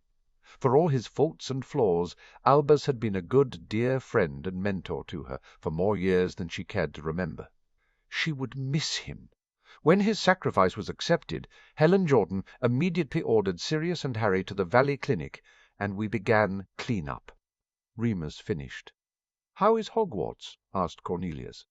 Minerva took a breath and steadied herself. Most of the corridors and many of the classrooms sustained smoke or fire damage. The Quidditch pitch and stands are almost fully destroyed. The elves have begun work rebuilding, and we expect to be complete by midsummer. I don't advise the children return until all the structural work is complete, and that will be post the end of the school year. Fortunately, only a couple of exams were outstanding, and those can be sat at the ministry." "A sensible approach," Cornelius said. "If the ministry can help with the rebuilding in any way—" "Thank you, Minister," Minerva said. "I believe, given that the Hogwarts defences remain in place, that we will be fine. But I will keep your offer in mind. So, talking of tear-up," Amelia grimaced, "we have 28 people in custody. 10 were identified as known Death-Eaters, including Peter Pettigrew and Dennis Travers. The rest are mercenaries." Cornelius sat forward. "The Wizengamot is due to sit tomorrow. We propose to call for an emergency tribunal session to sit upon Lord Black's return to discuss the matter of how to deal with the trials." He spread his hands. "There is too much conflict for anyone to sit impartially, and we'd rather have his oversight. The mercenaries should be a simple matter." Amelia said, "Those Death-Eaters such as Goyle or Travers, who actively fought against Aurors, are similarly easy to deal with. Pettigrew is a problem, since he ended up assisting Remus." Remus shook his head, his eyes glinting amber. "You know he only did that to save his own arse." Amelia inclined her head. "Regardless, we have a number who answered Voldemort's call, but who then refused to fight for him. That's where we potentially have difficulty."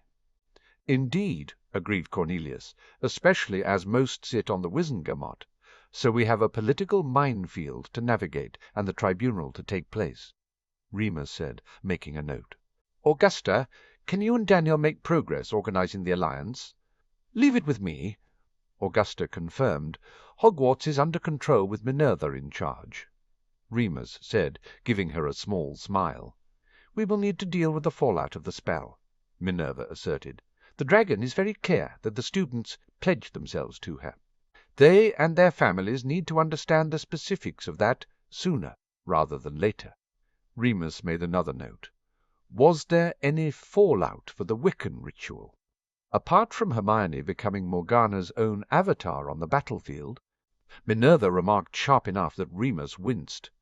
"I'm not certain any of us can know what that will mean for Miss Granger in the long term." "I can begin to research the matter," Bertie said. Minerva nodded, grateful. Hermione was a brilliant young woman and deserved to understand the ramifications. "On a personal level," Augusta added, "I believe each of the women involved has confirmed a sense of connection and a heightened maternal instinct." "It is likely that we will continue the coven in some form," Minerva said. And in Minerva's view it was very likely that Hermione would become the high priestess for that coven in time.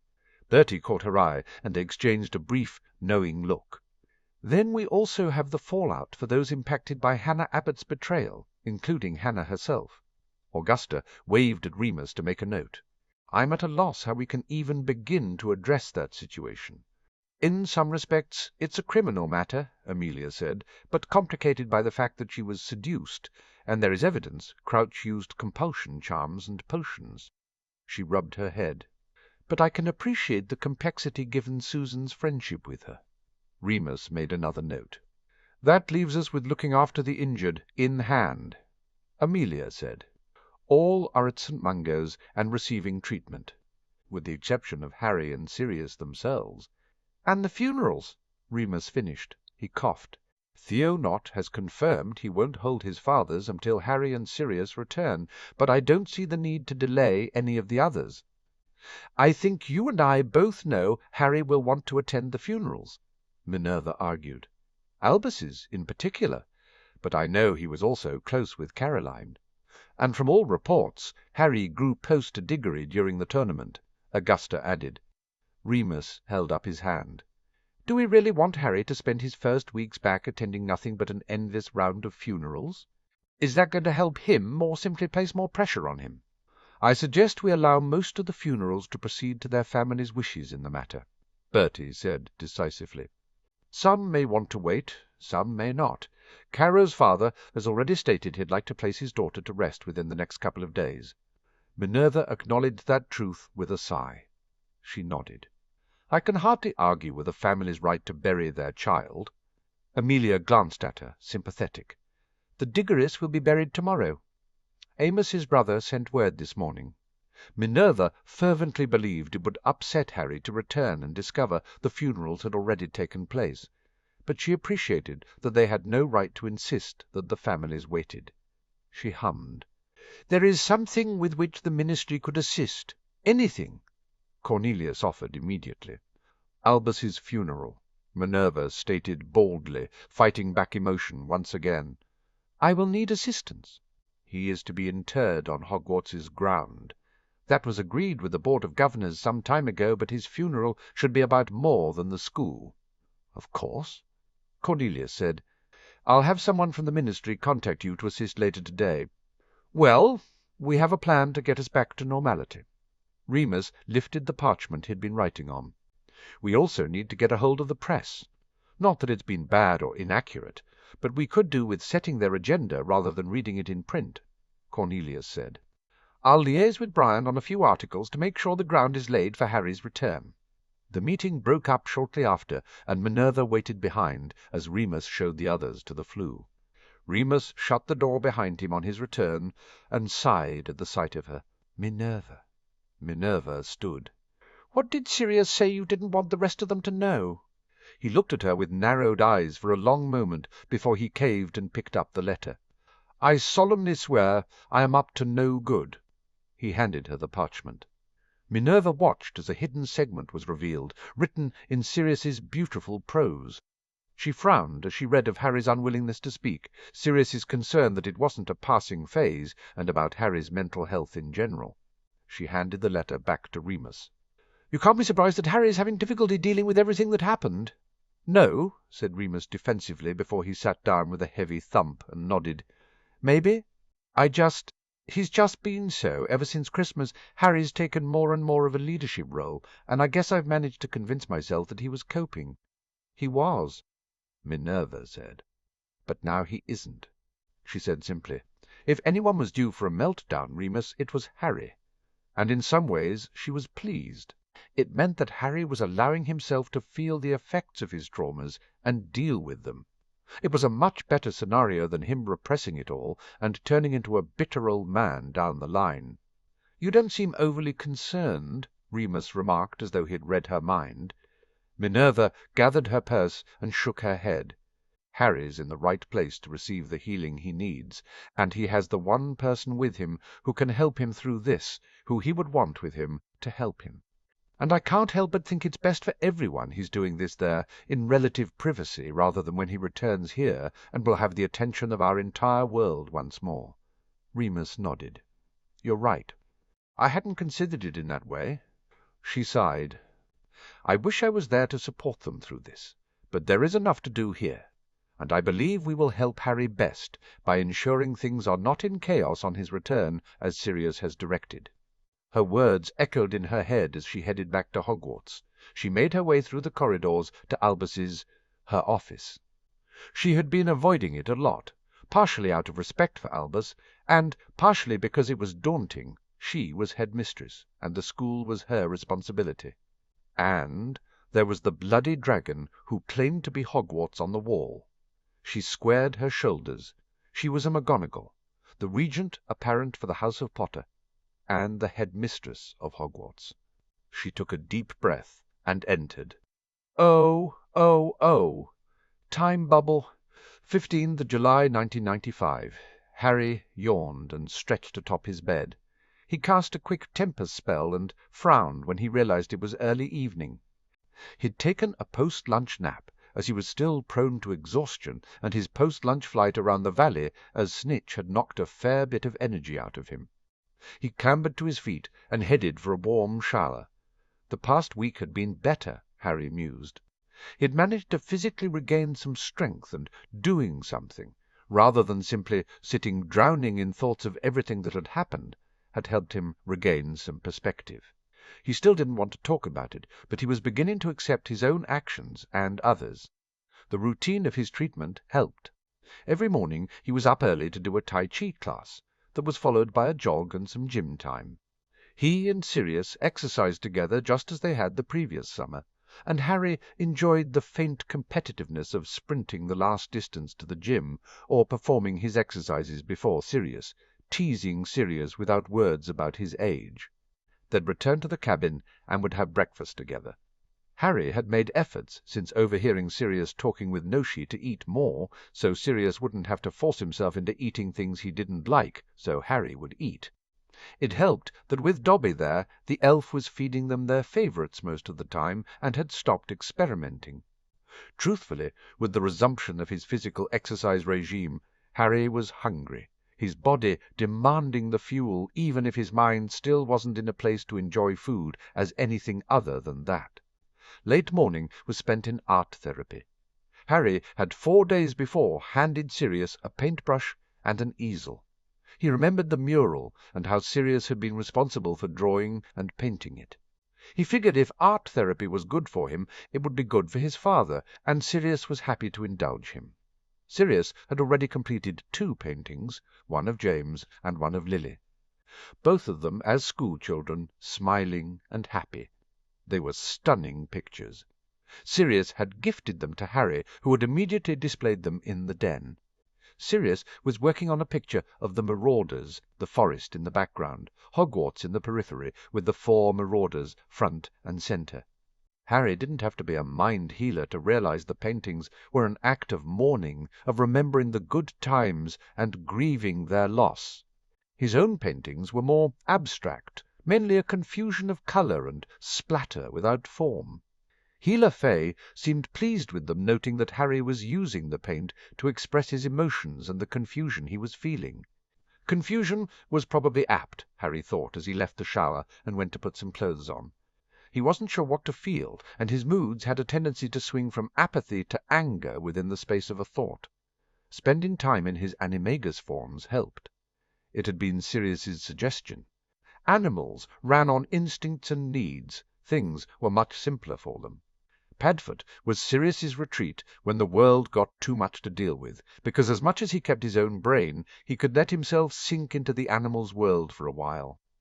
It was another way to gain perspective, Harry mused as he pulled on a T-shirt, because his animagus forms could see he was safe, fed and warm, that he was loved. They didn't wonder if he'd done the right thing, didn't feel guilt over the death of Riddle, only an animalistic satisfaction at the elimination of a threat. Didn't feel guilt over the death of Dumbledore, only a sense of rightness that the elder had gone before the youth. He glanced at himself in the mirror and was pleased. He looked better. He grimaced at his hair and went to find Sirius. His father wasn't too far away, bustling in the kitchen with Dobby. He was humming off-key some tune they'd heard at the clinic's gym that morning. Harry watched for a long moment, drinking in the sight of his father. Sirius was alive and healing, and so was he. Sirius finally caught sight of him, smiling widely. "Hey, I'm making tea." Noshi finally got a delivery from London, so proper tea and not that awful stuff they usually serve. I was thinking it would be nice with some scones and jam. Sounds great. Harry winced at how hoarse his voice sounded after weeks of disuse. Sirius froze and darted a look at him before he casually went back to making the tea, although Harry didn't miss the flash of relief that crossed his face. "Let's go on the deck. It's a nice evening." Harry watched as Dobby arranged the tea tray and rolled his eyes when Sirius levitated it through to the outside rather than just letting Harry carry it. They settled at the table and poured the tea. Sirius regarded him thoughtfully as Harry sipped the tea, enjoying the soothing liquid against his squeaky throat. "Good." Harry nodded. He tightened his grip on the cup. Do you Do you remember when we were here last year and we promised we'd talk about our school years every year?" "I remember," Sirius said. Harry set his cup down, his hands beginning to shake. I think I'd like to talk about my 4th year now." Sirius reached out a hand, and Harry grasped it, holding it tightly. "Whenever you're ready, Harry."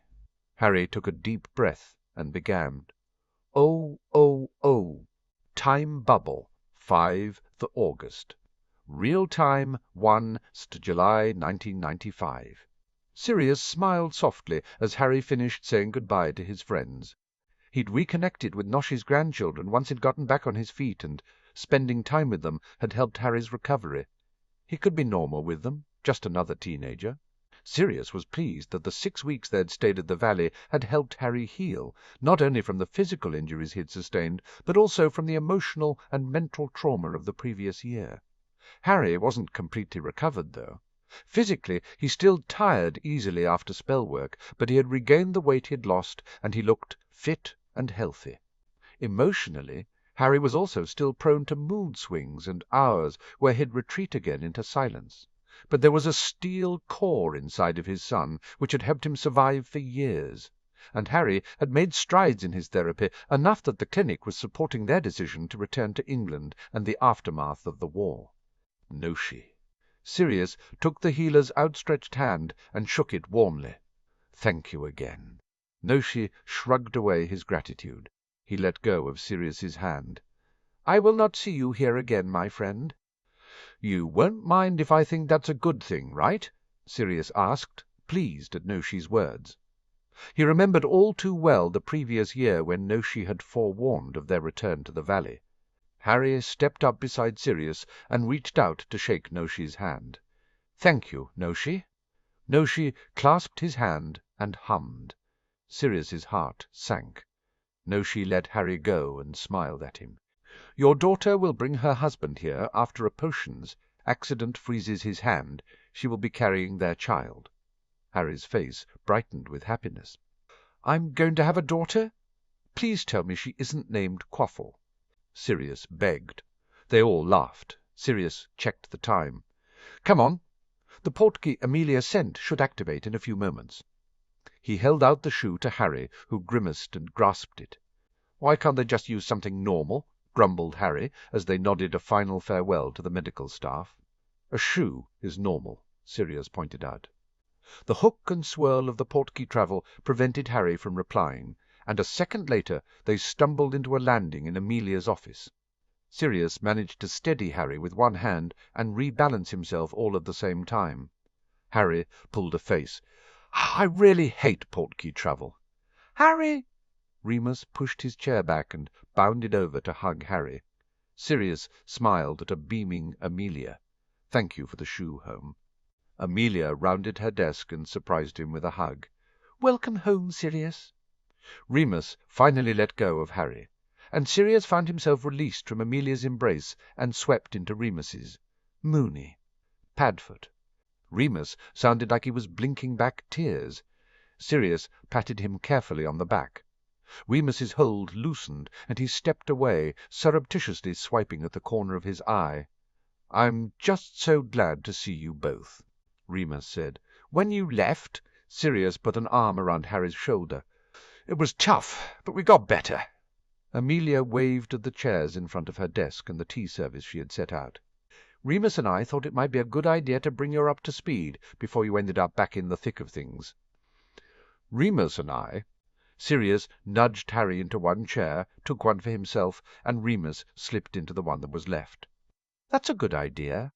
How long has it been for you since the battle?" Amelia asked. 6 weeks, Harry replied as Sirius had just taken a sip of his tea. "You need to keep in mind for most people only 7 days have passed," Remus cautioned. Sirius frowned because he didn't think Harry needed the reminder. He nodded at Amelia. "Why don't you fill us in?" "And," she began. It was a long debrief. Harry was pale by the end of it, and Sirius noticed white lines of tiredness and tension around his mouth and eyes when Amelia finally came to a halt and requested a fresh pot of tea. Sirius waited until Harry's hand were wrapped around his tea, the warmth of it comforting his son. "What's on your mind, Harry?" Harry's lips quirked sideways into an unhappy frown. "Mostly," he shrugged, a distinctly teenage variation of studied disinterest. "I know there are bigger things to talk about, but all I keep coming back to is Hannah." "Understandable," Remus said soothingly. "She was a friend, and she betrayed you. She broke her oath of fealty 10 times over." "She betrayed everyone," Harry corrected firmly. "I'm not even the person she betrayed the most." He looked over at the director of the DMLE. "How's Sue?" Amelia winced and sat back. "Pretty much as you expect her to be. Angry, upset, struggling to understand what happened to Hannah."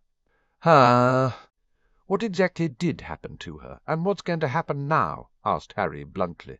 "I mean, you kind of skimmed over that." Sirius wasn't surprised when Amelia glanced in his direction for permission. Sirius gave it with a quick nod. Harry deserved to know the truth of why. Amelia sighed heavily. "What happened was that Barty Crouch Jr. groomed her." "Groomed?" questioned Harry. "It's a term used to describe how abusers approach and seduce their victims," Sirius explained crisply. "Well, Crouch was classic in his grooming technique. To begin with, he courted her with love notes that flattered her, told her how important she was, how special, how pretty and grown-up she was for her age. Amelia said she had kept all of them, and most of the early ones only have a compulsion charm, to read them and keep them secret, nothing more. He used his elf to send her letters once Hannah started back at Hogwarts, and so they began exchanging letters. She tapped the side of her cup. His letters, I suspect that there is more truth in them than perhaps he even realized. His heartbreak at losing his first love certainly rings true. He coaxed her into telling him her secrets, convinced her that she was the only guardian of his secrets. He set up an intimacy between the two of them in their correspondence, effectively cutting her off from her parents and friends through creating this secret club between them, which left her isolated," Remus added. "She came to view him as the only person who understood her, who truly knew her." "Why didn't anyone notice?" Harry wondered. Sirius reached across and squeezed his shoulder. "Because he was clever. And he had her pretending to be in love with Neville, which distracted everyone." Amelia nodded. "Susan said to me the other night that she wonders in hindsight how much of Hannah's love-struck comments, which she assumed were about Neville, were really about Crouch." She sat forward, clasping her hands on top of her desk. "After you, Hannah must have had second thoughts, because then he potioned her for over a month with a suggestibility potion, and the letters had stronger compulsion spells on them, including one to fully believe the content." She sighed. "Eventually he met her disguised as a Durmstrang student in late January and progressed their relationship further. We think they were secretly dating through most of this year. Susan's depression after the second task gave Hannah an excuse to pull away from Neville without suspicion, and a ready excuse for her changed behavior when people did notice." Harry gave a nod of understanding.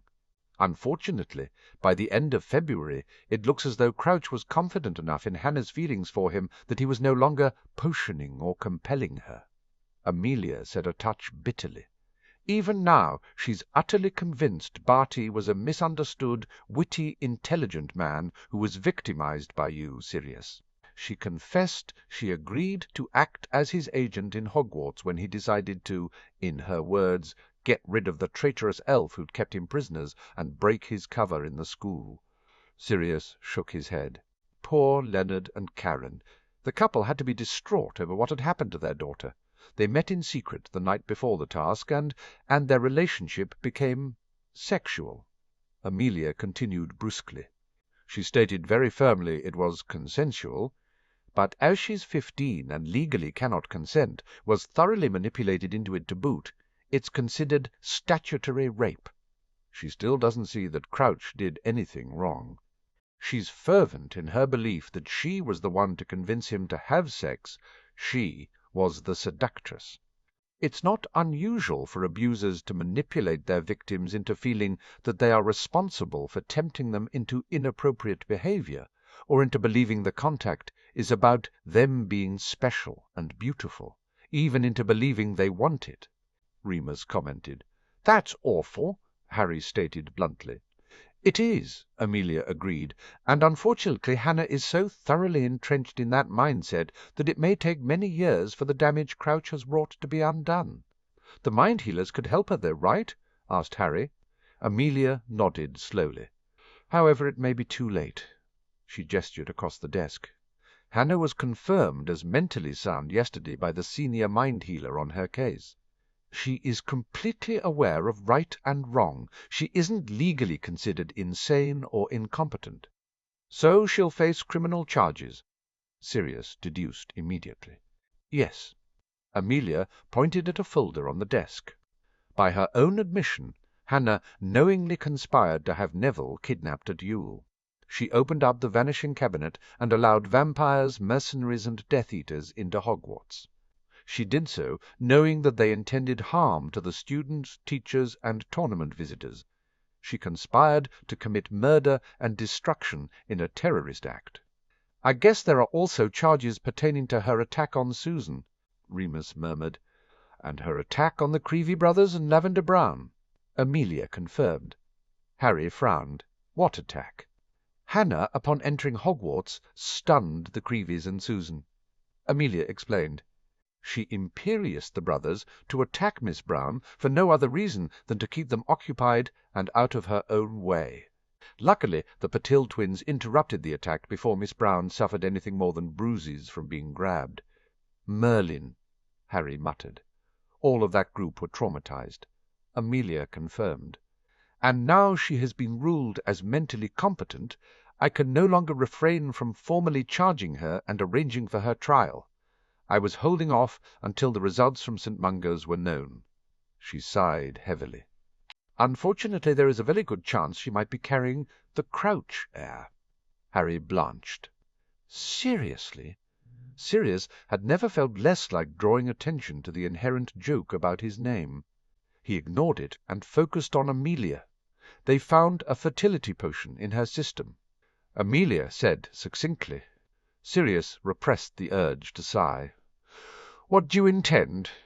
"She'll be remanded to a holding cell this afternoon, charged, and her trial set for a date after we can verify whether she is pregnant or not," Amelia confirmed briskly.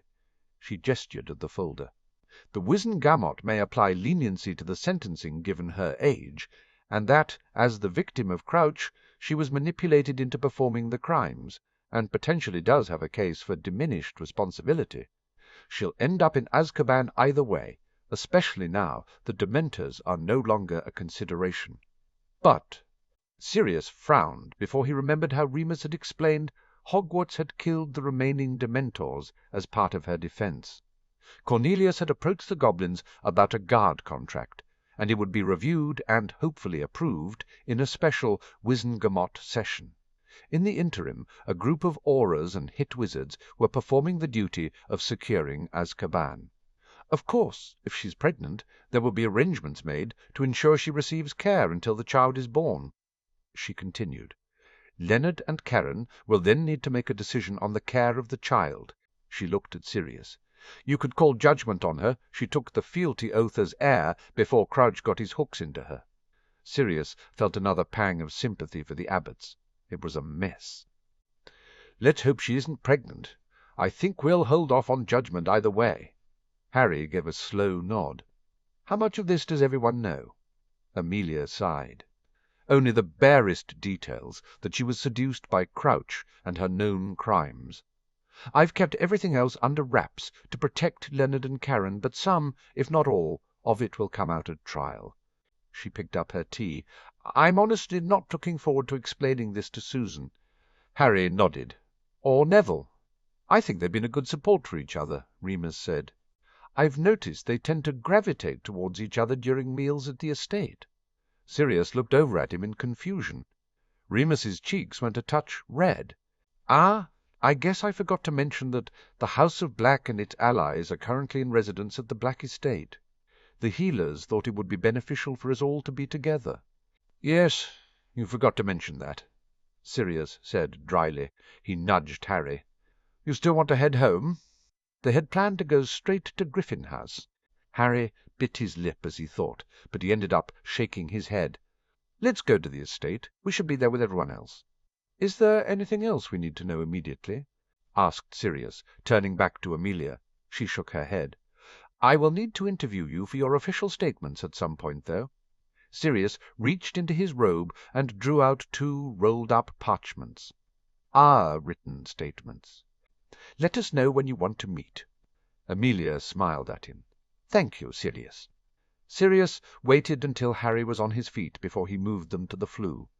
It was time to go home and begin rebuilding with their allies. 3 July 1995. Harry held Hermione's hand tightly as they watched Theo walk inside the mausoleum carrying the urn with his father's ashes. Only a small group of adults accompanied Theo, Sirius in his role as Lord Black, and Andy and Ted as Theo's foster parents. The rest of the family funeral party remained outside of the white edifice at the far corner of Knott's estate. A brush of wind swept through the small family graveyard, and Harry shivered despite the warming spell. Hermione pressed closer in response, and he leaned into her gratefully. She had been a rock since his return. After hugging him tightly enough that he had trouble breathing, the pair of them had spent most of their waking hours together, both within the Alliance group of heirs gathered at the estate, and alone. They'd talked about their experiences in the battle, shared how terrifying it had been, shared their fears for the other. They'd come through it closer than ever. Harry wore the necklace Hermione had gifted to him at Christmas again. She had given it back to him, and when he'd touched it, he'd felt how it sang with Morgana's magic. The necklace was imbued with Morgana's blessing. He had tried to give it back to Hermione, but she had been adamant it was his. Instead, Harry had created a similar necklace. He'd imbued it with the family magic protection and gifted it to her. She had immediately put it on. It made him feel better to know she was protected, especially as the Dom was still investigating the implications of Morgana choosing Hermione as her avatar.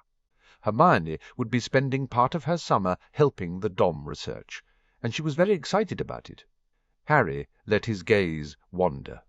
To his right, a heavily pregnant Narcissa sat on a conjured bench. Lucius sat beside her. He would never walk without a limp again, and he would always suffer pain. Harry felt it was poetic justice given Lucius's previous crimes. The Malfoy patriarch was family, and had helped them. But it didn't negate that Lucius had only done so because he had been trapped into it by primacy and vows securing his compliance. Draco hovered by his mother.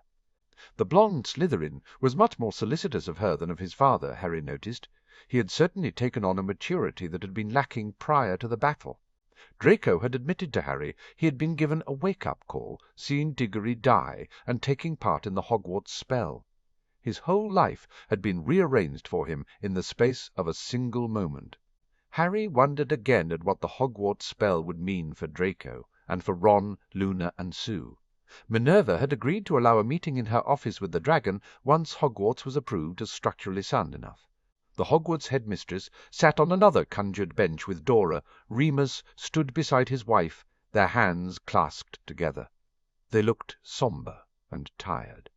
Harry knew they'd already attended a number of funerals during the week Harry and Sirius had been at the Valley, and in the couple of days since their return. Sirius had point-blank refused to let Harry attend every funeral, noting it would take its toll, and it wasn't necessary. They would attend Lord Knott's because of Theo Dumbledore's, because it was right to honour the sacrifice he'd made for the 2 of them, and they'd attend the ministerial memorial service for all the men, women and magical creatures who had been killed or injured in the battle. Harry hadn't argued, grateful in truth, and relieved not to have to attend every funeral. He'd felt regret over missing the Diggorys, although Remus had informed him that it had been kept to close family only and Carrow's. Bill was absolutely heartbroken. Harry could appreciate why. He knew the pain of having a loved one sacrifice themselves for you. He and Hermione had spent the previous evening just sitting beside the eldest Weasley in the drawing-room, doing nothing more than simply providing a comforting presence. Theo finally emerged from the mausoleum, flanked by Andy and Ted. The Slytherin looked pale but composed. Harry had spent some time with him that morning and knew Theo was grieving deeply for his father, no matter the mask he wore for the rest of the world. When Theo had asked Harry to tell him exactly how Benjamin Nott had died, Harry hadn't been able to refuse him, especially not after the sacrifice Nott had made to protect his family. Harry couldn't help be grateful his own father had survived, and he watched, comforted, as Sirius left the mausoleum and helped Theo seal it. He squeezed Hermione's hand. The reception would be held back at Nott Manor, and everybody would be waiting for them. They walked slowly up the path to a small shed. It was actually a magical lift that would take them back to the manor. Sirius and Theo went first, along with Narcissa. When the shed flashed empty, Lucius, Draco, Dora, and Minerva were ushered into it next. Remus accompanied Harry and Hermione. They exited out of a broom-closet in the hall of Nott Manor. Remus pointed them towards the left. "There's been a room set aside for you young people. Theo will join you once he's made the rounds with Sirius." Harry nodded. Hermione tucked her arm into the crook of his, and they made their way into the room. It was crowded.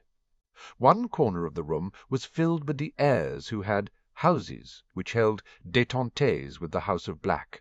With Harry's testimony of how the likes of Selwyn and Wilkes had defied Voldemort, and after holding talks with them, the Ministry's emergency tribunal had declared them free of all charges. Sirius had told Harry he'd supported the decision. There was no evidence that they'd acted criminally, and, rightly or wrongly, they'd been cleared from their activities as Death Eaters at the end of the previous war. They'd all received an official warning for showing up in response to Voldemort's call in the first place, but otherwise they'd been exonerated. Harry turned his attention away from that corner as Hermione tugged him over to the side of the room where the Alliance heirs had settled. There was a flurry of greetings. Although he'd seen those staying at the Black Estate, there were a few who hadn't actively been involved with the battle, and who'd remained in their own homes, such as the Sapworthys and Inglebys. They finally settled onto a large settee. "Merlin, this is depressing," Draco commented as he took the chair next to Harry, glaring at Lydia Ingleby, who had been creeping closer and closer. "It is a funeral," Neville commented dryly from beside Hermione. Sue, tucked up between Neville and Ron, gave a snort of agreement. "I know that," Draco said tersely. "I'm just stating the obvious." Blaise chipped in, sitting down beside him. "Theo seems to be holding up." Sue sighed heavily.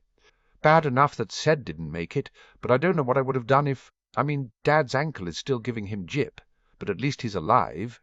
"At least he'll walk without a cane eventually," Draco pointed out. "We all came a little too close to losing our dads," Ron said. Neville ducked his head, and Harry shot Ron a look for his insensitivity, because it wasn't like Neville's dad was going to ever recover. The redhead winced, but he shrugged helplessly, even as Hermione gave him an exasperated glare. "Hey, guys!" Lavender greeted them in a subdued voice, and Blaise sprang up to make room for her and the Patil twins to sit. Blaise darted a look at Padma. "Would you like a drink?" "Thank you." Padma blushed. "I'll come with you." Harry's eyebrows rose a little as they walked away. "When did that happen?" "When they rescued me." Lavender said with a small smile. "Blaise really likes her," Neville confirmed, a hint of mischief entering his gaze. "Especially since he finally realized she's not a Gryffindor." "Well, at least something good came out of the whole thing," Lavender said brightly. Parvati rubbed her arm soothingly. "How are you doing, Lav?" asked Ron a touch awkwardly. Lavender shrugged, but Harry saw the pleased glint in her eye at the question. "Better." She fidgeted with a button on her skirt. "Colin wrote to me and apologized. He's offered for him and Dennis to transfer schools." "That was good of him to offer," Hermione said quietly. "I told him not to be daft," Lavender said boldly. It wasn't his fault. Her eyes flickered to Sue briefly. "I refuse to let that little bitch win." Sue flushed red before she paled. "If you're expecting me to defend Hannah, don't." She tossed her hair back behind her shoulder angrily. "She is a little bitch." "She's a victim too, though," Hermione remarked, wincing as the other girls turned to glare at her. "Look, I'm not defending what Hannah did, but Crouch did seduce and manipulate her. She was effectively brainwashed." Sue shook her head. The Hannah I knew would never have allowed that to happen. She was smart. Merlin, she used to tell me off for being too gullible and trusting. Crouch was incredibly clever. Harry said before Hermione could respond, "Hermione's right. We shouldn't forget that he used her, even if it doesn't excuse the actions she took." Sue glared at him. "You can remember all you want. Personally, I'm never forgiving her." She shoved off the sofa and stormed away. Neville sighed and waved everyone else back.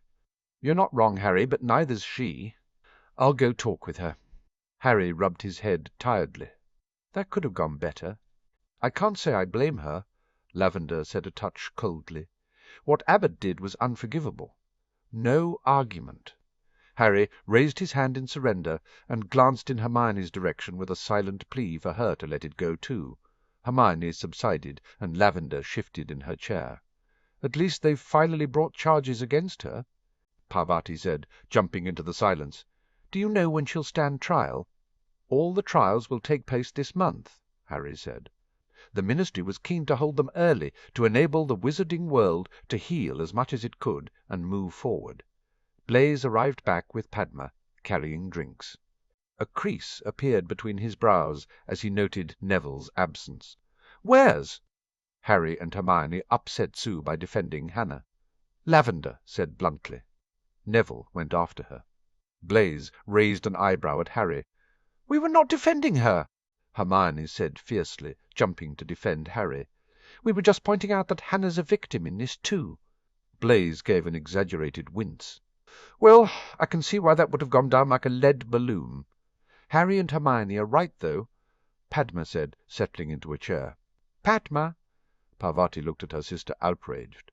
"No," Padma said firmly. "Hannah is a 15-year-old girl who had an evil predator target her." She stared down her twin. "If you had an attractive man flatter you with compliments and tell you that you were beautiful and adored and the best thing that had ever happened to him, how long do you think you would hold out before believing it and falling under his spell?" Harry was impressed at Padma's argument.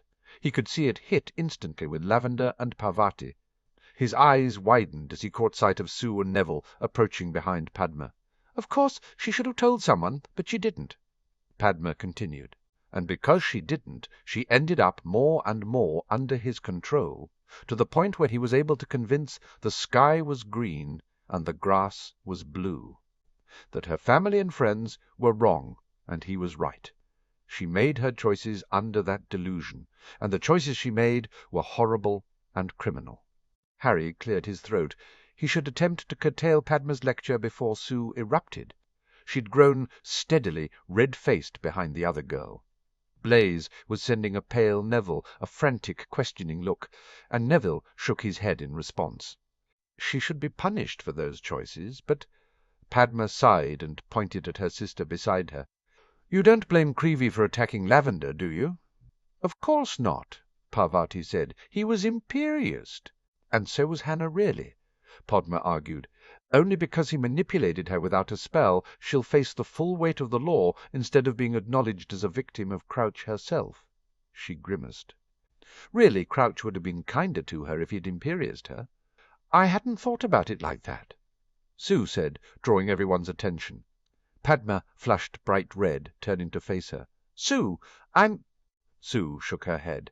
"Don't apologize." She inched around the group and retook her seat. Everyone settled back into position. It's easier to stay angry with her," Sue admitted. "Because if I'm angry I don't think about how much I miss her. She was my best friend." Harry gave her a sympathetic smile. "I think Sirius and Remus have some understanding of how you feel. Pettigrew did the same thing to them, to my parents." "Sorry for storming off before," Sue said. "You're entitled to your opinion and your feelings." Hermione replied gently. "Hannah was your best friend." Harry nodded. "Look, there's going to be a lot of decision-making over the next month about the people who hurt us, who were on Voldemort's side of this. We're probably not going to agree about everything, especially when it hits close to home." He looked around the group, determination shining from his green eyes, unaware that most of the room had stopped to listen. but we didn't go to war for them to win by us tearing each other apart in the aftermath. Let's not give them that. We can disagree, and we can feel angry and hurt and whatever we need to feel, but no matter what, we stand together." "We stand together," Sue repeated decisively. "I agree. Sounds good to me," Blaise said, raising his glass. They all followed his example in a silent toast. Harry handed his drink to Hermione. "I think I'd better go wrangle Theo out of the main room." "I'll come with you," Draco said, already moving. "I want to check on Mother." Harry exchanged a softly affectionate look with Hermione and fell into step beside Draco. Oh. Sirius was relieved when Harry turned up and shepherded Theo out of the ballroom and into the room they'd set aside for the kids. Theo had done a sterling job of stoically accepting condolences, but Sirius knew it had worn on the Slytherin's control of his mask. Regardless that Theo acted the part of a consummate politician, he was, at the end of the day, still only a 15-year-old boy who'd just lost his father. His lips twitched with amusement as he saw Draco checking on Narcissa. The baby was due to be born within a couple of weeks, and Draco was determined to ensure his mother received the best care.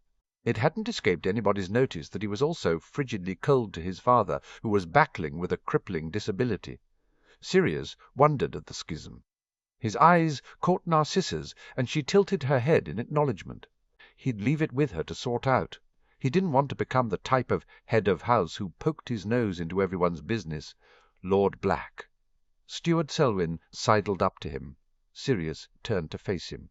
"Lord Selwyn, good to see your boy take Theo out," Selwyn said, raising the glass of whisky he held almost as a toast to Harry's action. "I was just thinking the same thing," Sirius admitted. "Ben was a very clever man," Selwyn said. "You know he manipulated this whole scenario."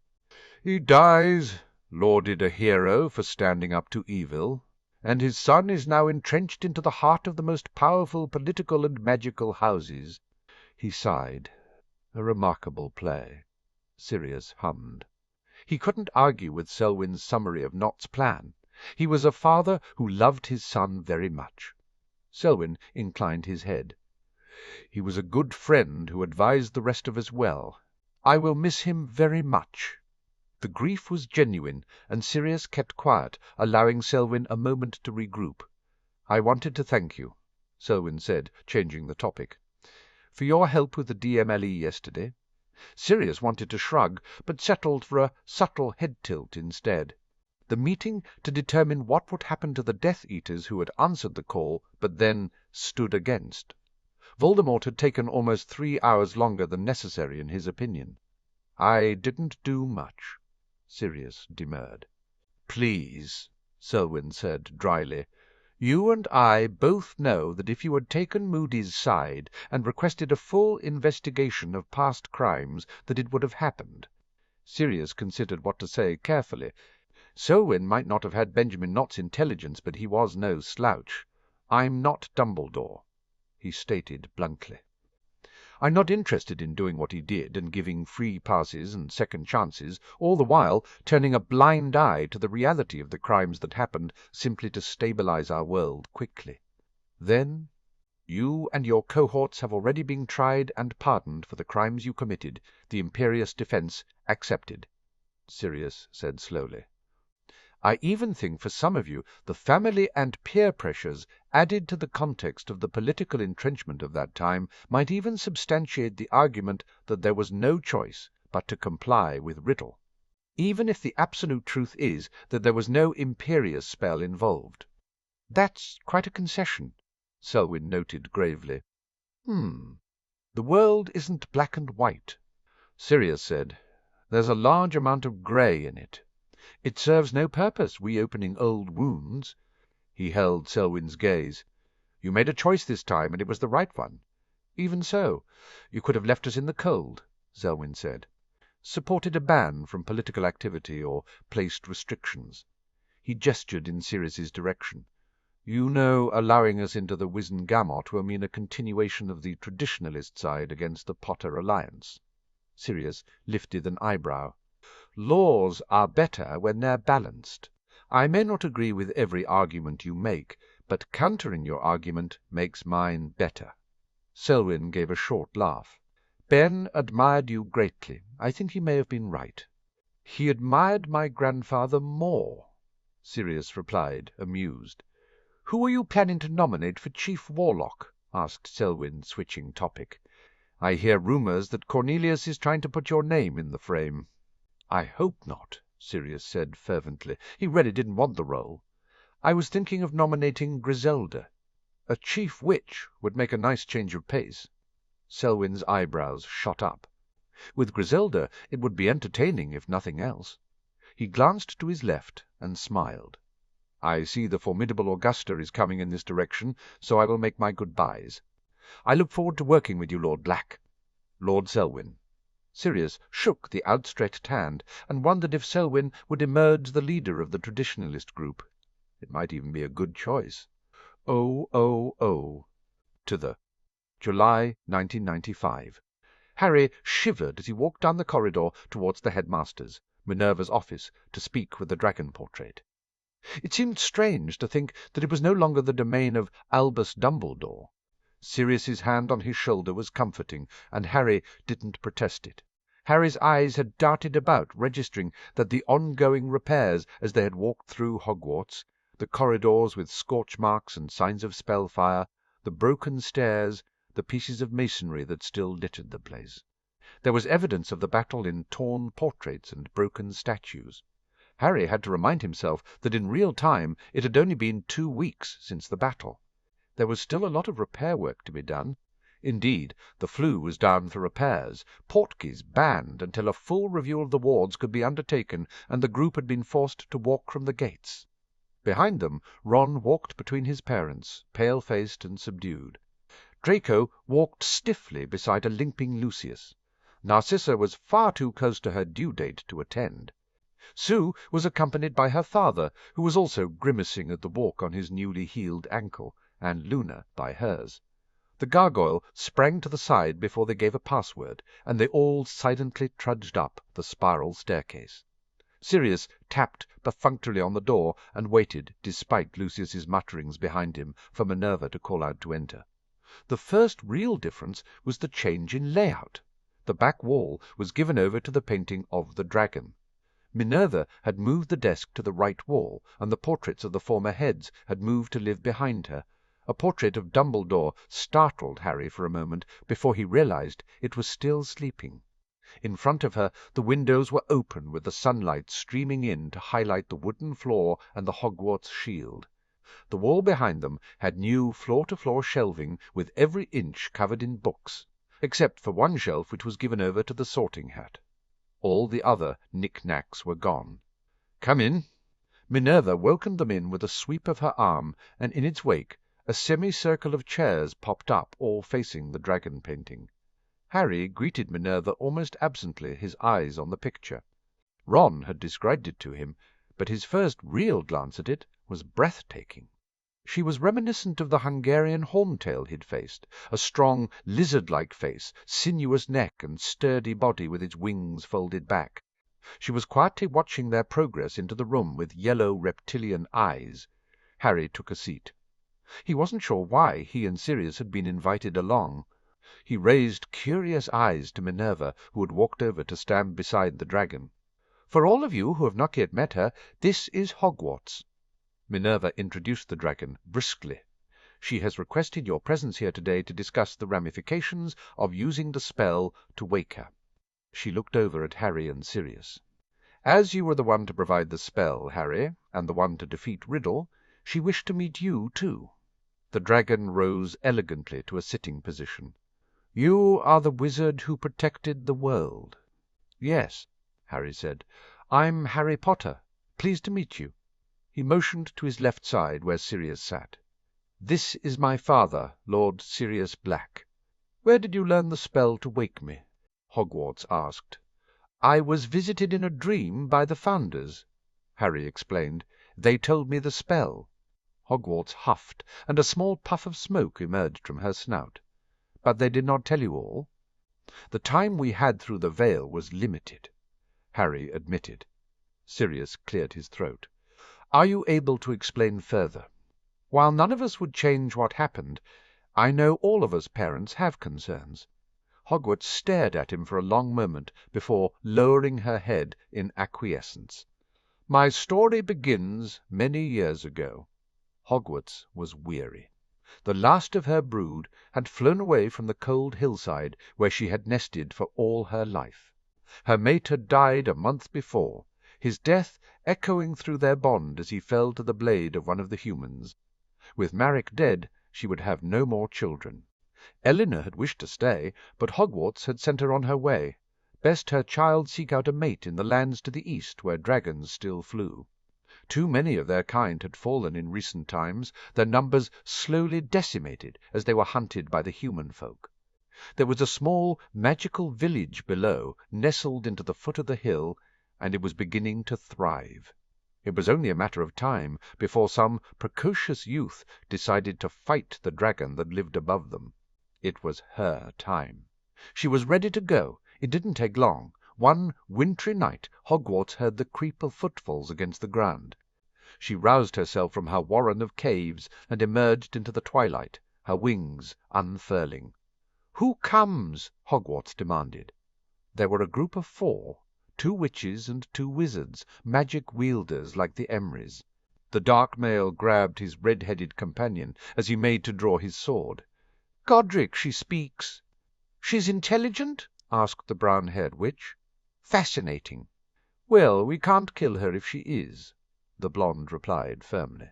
"We only have Salazar's word that she speaks," the red-headed male argued. "I speak," Hogwarts said, narrowing her eyes. "I think she understood you," Zai understood you. The blonde said wonderingly, "The language of the serpents." The dark-haired wizard shouted, "I can understand her because I speak the language of the serpents." "But how does she understand us?" his male companion questioned. "Magic," Hogwarts said tersely. "You came to kill me, you should proceed. Be warned it is in my nature to fight." The dark-haired wizard translated for the others. "Wait." The brown-haired witch stopped the redhead from drawing his sword again. "You know of magic?" Hogwarts lowered her head. "All magical creatures know of magic. It has existed for many years before the humans came, and it will exist for many years more after you have left this life." "Then you could teach us," the brown-haired witch stated. "We're scholars." Hogwarts looked toward the redhead, who even then was fingering the hilt of the sword at his hip. "He's retiring from fighting," the blonde assured her. "We want to build a school," she gestured at the hillside and the lake.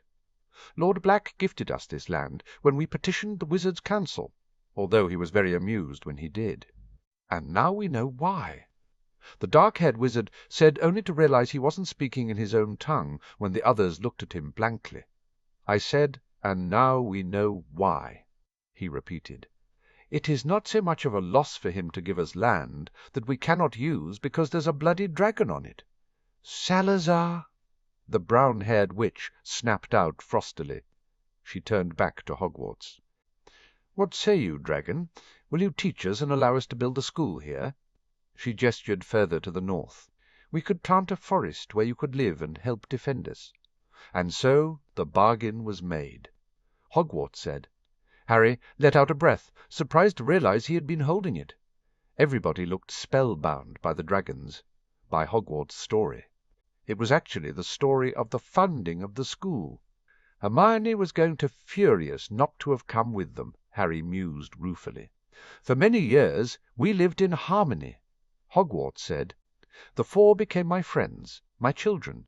They learned of magic, and I learned from them of humans, learned to speak their tongue as well as my own.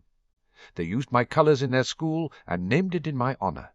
It was a time of peace and goodwill. Many creatures came and settled within the forest and lake." Hogwarts stretched, her wings extending before folding back into her sides. But the world outside was growing darker. "An evil wizard heard of the school and raised an army to take it.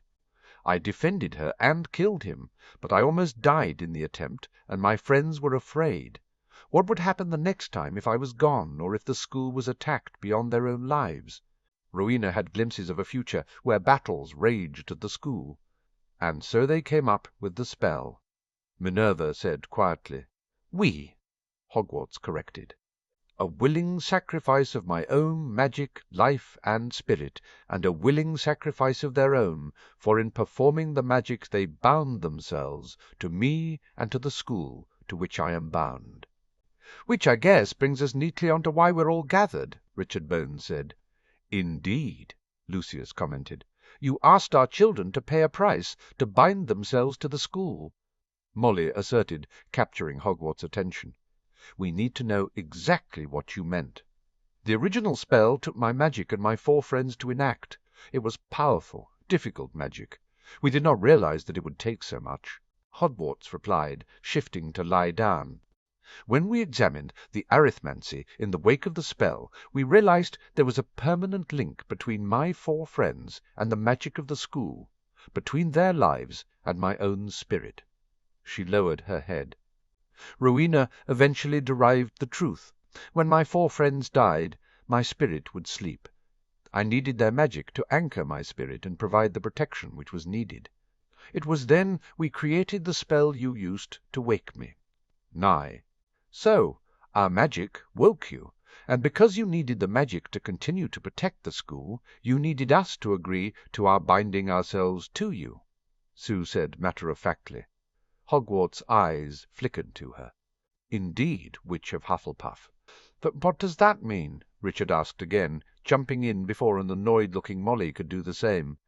"You say they are bound to you. How? What does it mean for their lives? For the rest of their schooling?" "They will be connected to me, and the connection will grow while they learn here," Hogwarts answered. "They may leave, but the bond will draw them back eventually. It may take 1 year, or many more." "I'll be gone for 20," Luna replied dreamily. "And so you will, Witch of Ravenclaw," Hogwarts said, her tone coated with fond amusement. "When they return to the school," Minerva asserted herself into the conversation deftly, "they will become staff?" "Yes," Hogwarts said. "All times before the 4 were honoured with the position of the head of house." "Which is when they can put you to sleep again," Arthur spoke up. "We understand from Minerva that you said only they, as the heads of houses, can put you to sleep. And if they do, does this mean they won't be bound any more?" asked Molly. Hogwarts rose and stretched out her wings. "There is no spell to make me sleep." Sirius frowned and sighed suddenly, as though he'd just worked it out. "You slept when the 4 who woke you died."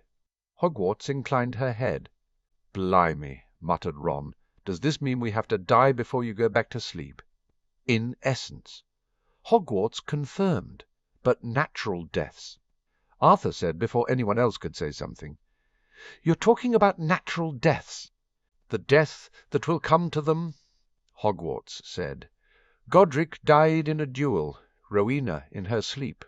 Salazar met his fate, attempting a mate for the basilisk he'd raised, Helga from a nasty infection she'd caught helping the centaurs in the forest." "There must be some way to break the binding," Lucius said silkily, his hand smoothing over the top of his cane. Harry frowned and opened his mouth to speak. "I don't want to break the binding," Draco said tersely. "I gave my word, and I have accepted. My future is with Hogwarts." "You are a Malfoy. You cannot bind yourself to—" Lucius began frostily. "You did," Draco snapped. "You bound yourself to the monster." "I bound myself to a school to defend against him." "I'm not changing my mind." Harry shifted, inching closer surreptitiously to Draco to offer him some support. Lucius rose from his seat. "I believe I am not needed here." Harry watched as he limped out, nobody protesting his exit. Sirius cleared his throat. "Lucius!" Lucius stopped with his hand on the doorknob. He turned back with an inquisitive, sneering look. "By my command as Lord Black, you are hereby ordered not to find a way to break the binding between your son and Hogwarts, and not to act to break the binding if a way becomes known to you," Sirius stated firmly. "Do you understand?" Lucius went red but nodded sharply. "As you will, Lord Black." He left, slamming the door behind him. "Well, I never." Molly huffed. "You told him, Draco, mate?" Ron said approvingly. Draco sniffed imperiously. "There is more I need to tell you." Hogwarts said, her gaze landing on Harry. Harry sighed. "I'm bound too, aren't I?" "What?" Sirius glared at the dragon. "Is he right?" Hogwarts lowered her head deferentially. "In times past the spell would only be used if there was a great need. The head of the school would have the task of choosing the four to enact the spell, but in choosing Salon, they were also bound." Harry completed. Sirius's hand landed on his shoulder. "And what does that mean for Harry? He'll be headmaster of Hogwarts one day," Minerva supplied dryly. Harry was surprised at how much that idea pleased him. "Is she right?" Sirius asked of Hogwarts. "It is normally the headmaster who is tasked with the choice," the dragon said, "and they are already bound." Her eyes stayed with Harry. "You were chosen by the founders themselves, and in that moment you were bound." "So I guess it's the same as the others," checked Harry. "I'll be connected to you now, and even though once I'm done with school and I can leave, eventually I'll become the headmaster." Hogwarts inclined in her head in a gesture he was beginning to realize was how she indicated agreement. "Our connection will be stronger, though." Harry took a breath. "I think I'd like to teach." Minerva smiled widely. Sirius's hand squeezed his shoulder, and he turned to look at his father, who was beaming proudly back at him. "I think you're going to be a brilliant headmaster," Sirius said. Harry felt the nerves in his belly settle with his father's straightforward acceptance. "Well, I think we all have our answers," Sirius said, looking around at the group and receiving nods in return. "Any other questions?" There was a collective shake of heads. "Do you have anything else to discuss with us?" Harry asked the dragon, not realizing he had slipped into Parseltongue. "No, my young mage." Hogwarts spread her wings out wide. "I look forward to our years of friendship." They all stood, and the chairs disappeared. Harry said his goodbyes to Minerva and fell into step beside his father as they made their way out of the office and back through Hogwarts. They paused as they reached the front steps, and Harry looked towards the Quidditch pitch with a grimace. Sirius nudged Harry's shoulder with his. "You all right?" "Just—" He shivered. "That's—" He grimaced and hunched his shoulders as he pushed his hands deep into the pockets of his jacket. "It's the first time we've been back here since." Sirius glanced over to the Quidditch pitch. "You want to take a look at it in daylight?" Harry bit his lip, but he ended up nodding. They quietly made their way down the path. He was vaguely aware of a discussion and footsteps behind them, but he ignored it, focusing on simply putting one step in front of the other until they came to a stop by the edge of the usual entrance. The pitch looked like a disaster zone. The grass was blackened and torn up, grooves of dirt crisscrossed over the whole area. The hoops were missing, but then they'd been removed to make way for the maze, and Harry couldn't remember seeing them during the battle. The stands were either gone or in ruins. "Bloody hell!" Ron blurted out behind Harry. "Ronald, language!" Molly said, although her hands were clasped together tightly in front of her, her face pale under the freckles. "Mum!" Ron protested, his hand shooting out to point at the damage. "Look at it! How are they going to get this fixed in time for us to come back and play Quidditch here?" "He has a point," Draco muttered. Harry shuddered at the idea. "I don't think I'm going to play Quidditch any more." "What?" Ron's voice was a shriek more than a yell.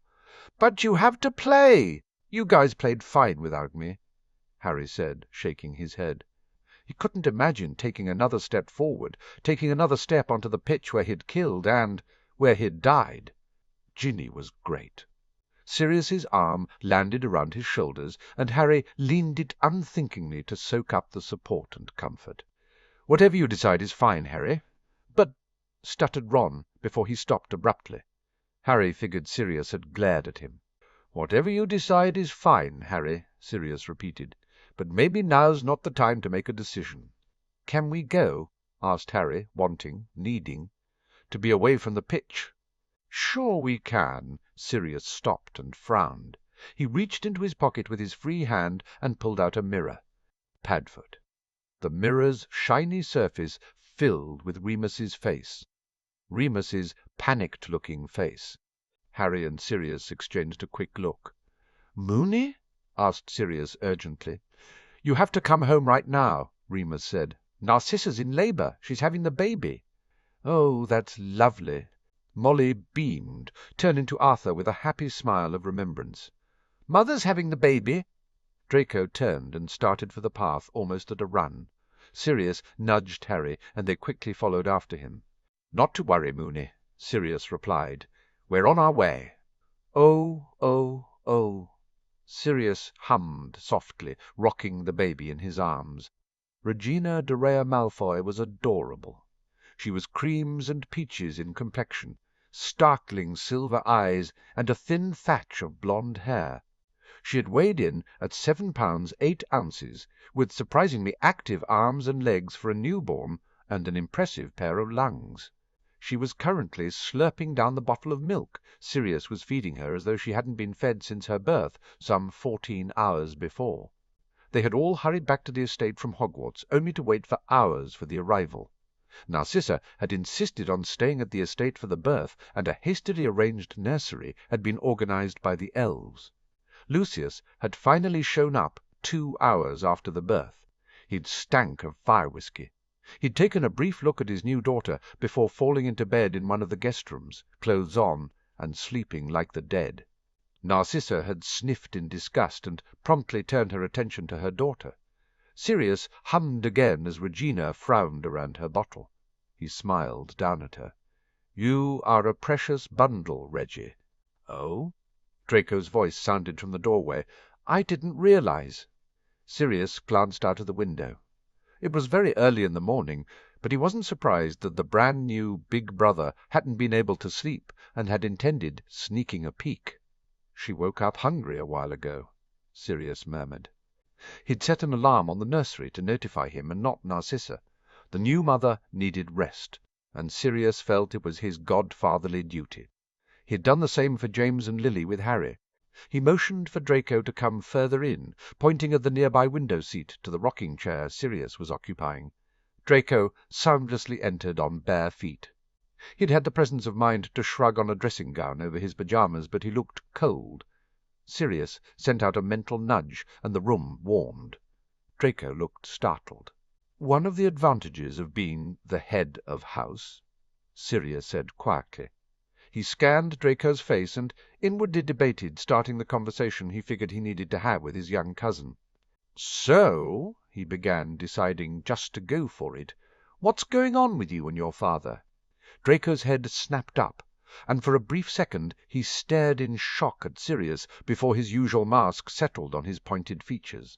"Sometimes you act like a Gryffindor," he sniffed. "That's because I am a Gryffindor," Sirius pointed out wryly, "even if I was raised Slytherin."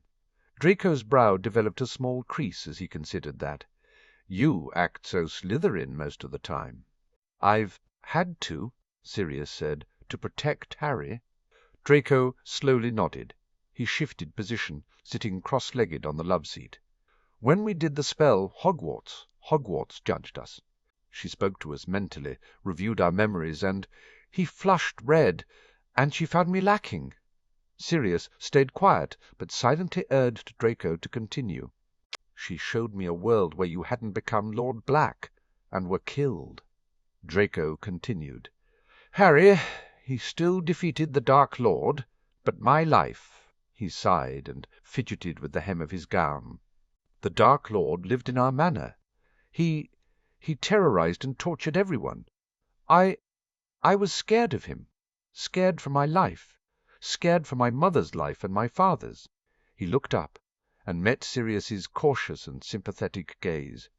"I was glad when Harry won, glad to be free of that evil." "And your father?" Sirius prompted gently. "In that world, Lucius Malfoy was a coward who kissed Riddle's robe and worshipped at his feet until my mother saved us all and told the Dark Lord Harry was dead when he wasn't," Draco said briskly. My father here, he would have done the same if he hadn't been forced to bow to the House of Black's primacy." His eyes blazed with anger. "He wouldn't have done as Nott did. He wouldn't have sacrificed his life so we would have lived." He gestured furiously. "He blames you for his wound because you forced him into wearing the beacon. If he'd had a choice, he wouldn't have chosen to stand against that monster. He would have given us all to him." Sirius adjusted his hold on Reggie, noting she was almost at the end of the bottle as he considered what to say. "Your father is self-serving, Draco.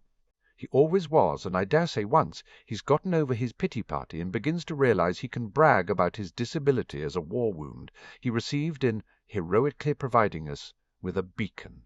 He will be again. It's who he is." "Well, I don't want to be like him," Draco blurted out. "Not any more. I want to be worthy of the trust Hogwarts said she had in me when she realized how disgusted I was at the other, me and my determination never to be like that." "You don't have to be like your father or anyone else," Sirius assured him. "You'll always have a place in the House of Black, Draco. You should become the person you want to be, and if Hogwarts showed you the way, well, I'm pleased." Draco nodded, a pleased flush rising up his neck. "I have a different future now. I want to be the best head of Slytherin Hogwarts has ever seen. I want people to think of the house as more than just a place for dark wizards or where he came from." "That's a good ambition," Sirius commented. He gently disengaged the empty bottle from Reggie before she started sucking on air. He set it aside and shifted her to burp her gently against the towel which was already lying across his shoulder in readiness. "Why are you rubbing her back?" asked Draco. "Babies can take in a lot of air when they suck their bottles," Sirius explained. "This helps bring up any wind." Draco made a pout of disgust. "You may want to think about how you deal with your father civilly," Sirius suggested. "You can disagree with his politics, his beliefs, and deride his character, but you are still his son, and you will need to interact with him during family occasions." "I know," Draco said defensively. "It's just—" He breathed in sharply and stared up at the ceiling. "You're angry," Sirius said. "Yes," Draco admitted with a grudging look at Sirius. "You can be angry just civil," Draco completed. Sirius smiled at him. Reggie burped loudly, a milky bubble of air erupting from her lungs and onto the waiting towel. "There's my girl," Sirius said approvingly. Draco looked at the milieu in horror. "That's just gross." Sirius's lips twitched. "You probably don't want to experience her nappy either, then." Draco sniffed haughtily. "I'm her big brother. I should get to do the fun stuff." He yawned suddenly. "I think you should probably head back to bed," Sirius said. Draco nodded. He slipped off the love seat and, with a wistful glance at his sister, headed out of the room. Sirius got to his feet carefully, keeping good hold of the baby in his arms. He headed to the cot and placed Reggie down, drawing up the light cotton blanket to cover her restless legs. He hummed a lullaby he'd once heard Lily singing for Harry and smiled down at the gurgling baby. "So how much of my conversation with Draco did you hear?" asked Sirius suddenly, surprising the woman who had come up behind him. Narcissa raised an eyebrow when he turned to look at her. "All of it," she said crisply. "As you well know, since you are unlikely to have missed the baby monitoring charm I left." She smoothed a hair back behind her ear and ran a hand down her pristine and tightly belted blue silk dressing gown. She looked stunning for someone who had given birth hours before. She placed a hand on Sirius's arm. "Thank you for talking with him, Sirius." Sirius shrugged. "He has potential. More now than he ever did as simply Lucius Malfoy's heir." Narcissa's expression softened as she gazed down at her slumbering daughter. She straightened and looked at Sirius. "What do you intend to do with Lucius now you no longer need him?" Sirius straightened to meet her gaze head on. "What do you want me to do with him?" "I do not wish to return to my marriage," Narcissa declared bluntly. "My children and I deserve better." "Then we'll work it out," Sirius said. "I'll talk to Lucius later once he's sobered up." He planned to offer Lucius exile or judgment. He had a feeling he knew which the other wizard would take. Narcissa's eyes fluttered closed, tension draining out of it so quickly, Sirius realized she hadn't been certain of his response. He reached over and clasped her hand, squeezing just enough to comfort her. She opened her eyes and nodded at him. She was fine. Sirius let go of her and stepped away from the crib. "I should leave her to sleep." "You're very good with her," Narcissa said, a hint of bewildered amusement colouring her tone. "I looked after Harry a lot when he was a baby," Sirius said dismissively. He gave into the temptation to touch Reggie's soft cheek again one last time. "You should consider having some of your own," Narcissa said. "No matchmaking," Sirius instructed briskly, noting the look in her eye. It was far too like the one Andy got on occasion. "You're not allowed to match-make." Narcissa's lips curved into a slow smile. "Of course not, my Lord Black." Sirius looked at her with suspicion. He said eloquently. He glanced one last time at the baby and started for the door. "Cousin!" Narcissa called out to him softly, her voice low to avoid waking her daughter. Sirius turned immediately. Narcissa fell into a deep curtsy. "Thank you, my lord, for looking after my children so well." Sirius smiled warmly. "You're more than welcome, Sissy." And his next stop was going to be his own son's room. His mind was a kaleidoscope of memories of his son as a baby, of James and Lily, and he just needed to see him with his own eyes again, reassure himself. Harry was alive and well, and breathing. Oh. 13 July 1995. Severus repressed the urge to squirm. He sat on the fourth tier of the Wizengamot beside Alastor, waiting to be called to give evidence. Or rather waiting for the whole damn thing to actually start, since they'd arrived early. He ignored the stares and whispers around him, but it was difficult, and he took care to hide his mutilated hand out of sight. That it was still functional was a testament to the treatment he'd received, and he thanked Merlin every day that he would be able to brew. But the deep scarring would remain. Alastor's presence was keeping anyone from approaching him at least. The heirs of the Potter alliance had settled for small nods of acknowledgment as they had taken their places on the bench, his colleagues from Hogwarts the same. Severus found his gaze drawn back to the central floor. In addition to the usual ministerial chairs, the seat of the chief witch, Griselda Marchbanks, had been appointed in an emergency session the previous week, and the clerk's chair there was a chair for witnesses. There was a table on the left for the prosecution, with a corresponding table on the right, the defence. In the middle of the floor was the accused's chair. Alastor had informed him that the chair had been spelled with security measures to ensure the accused would speak truthfully and could not escape or attack. A soft swell of noise erupted from the public tier above them, and Severus glanced automatically towards the door. The minister walked in with Black and Potter. Immediately a thunderous applause rang out, and everyone in the Wizengamot rose to their feet. Severus wanted to ignore Alastor's tug to rise, but he got to his feet, wincing at the tremors and stiffness that still physically assailed him. Shouts and whistles permeated the air. Severus wasn't surprised when Black moved closer to Potter, a hand resting supportively on the boy's shoulder. For a moment Potter looked nothing more than a 14-year-old boy who would rather be anywhere else, but in an instant his expression changed, and he lifted a hand. Slowly silence descended. "The houses of Black and Potter thank you for the welcome," Potter said loudly. "But we couldn't have defeated Tom Riddle without a lot of help from our allies and from the ministry." Cornelius puffed up like a proud peacock beside the boy. Potter looked at Black. "We should focus today on why we're here." Black seamlessly picked up as though they had rehearsed it. "There will be time for thanks, remembering those who sacrificed their lives, honoring all who fought, and celebrating our success once we have completed the trials." "Well said, Lord Black," Cornelius said, with a firm look around the chamber. Griselda rose from her new seat. "Everyone take your seats, then, so we can begin." Severus was grateful to sit back down. He belatedly realized the rest of the House of Black had entered with their head of house and heir as he watched them take up the remaining empty positions on the bench beside him.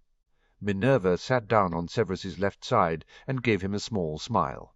"Severus," He inclined his head, his dark hair falling forward to almost hide him from the penetrative gaze of the head-mistress. She had visited him several times during his stay in St. Mungo's, had reluctantly accepted his resignation, but wished him well and encouraged him to stay in touch. Severus hadn't quite decided what it was that he wanted to do with the rest of his life. He had been so ready to die that he had been shocked to wake in the hospital. He had received an offer from the Don by Croker personally, but he wasn't certain he wanted to stay in Britain. His eyes drifted to the Malfoy seat, which was unoccupied. The only Malfoy in attendance was Draco, who sat on the bench some way down from Severus. Draco had taken a seat next to Theo Knott, the two boys seemingly under the supervision of Ted Tonks. The same emergency session which had installed Marchbanks had also announced Andromeda Tonks would stand as the regent of the House of Knott. The Malfoys, however, the paper the day before had carried an announcement of the birth of the Malfoy baby girl and Lucius's retirement from the Wizengamot on health grounds. The House of Black was appointed as proxy until Narcissa would be able to attend as regent on behalf of Draco until he was of age. Lucius had apparently gone abroad for treatment for the injury he had sustained, but Severus firmly believed he had never be seen again in Britain. The House of Black was ascendant, and the rest of the Wizengamot knew it. Seal the doors, and the Wizengamot began. Severus reflected that he hadn't actually attended a full session for a long time. His mother had brought him as a teenager, determined that Severus should have an understanding of politics and the government who shaped their lives. He had gone as a young man to support his friends who had been, or thought to have been, heirs, especially Regulus. But he had rarely stepped foot in the chamber since the tribunal which had declared him as a spy for Dumbledore at the end of the last war.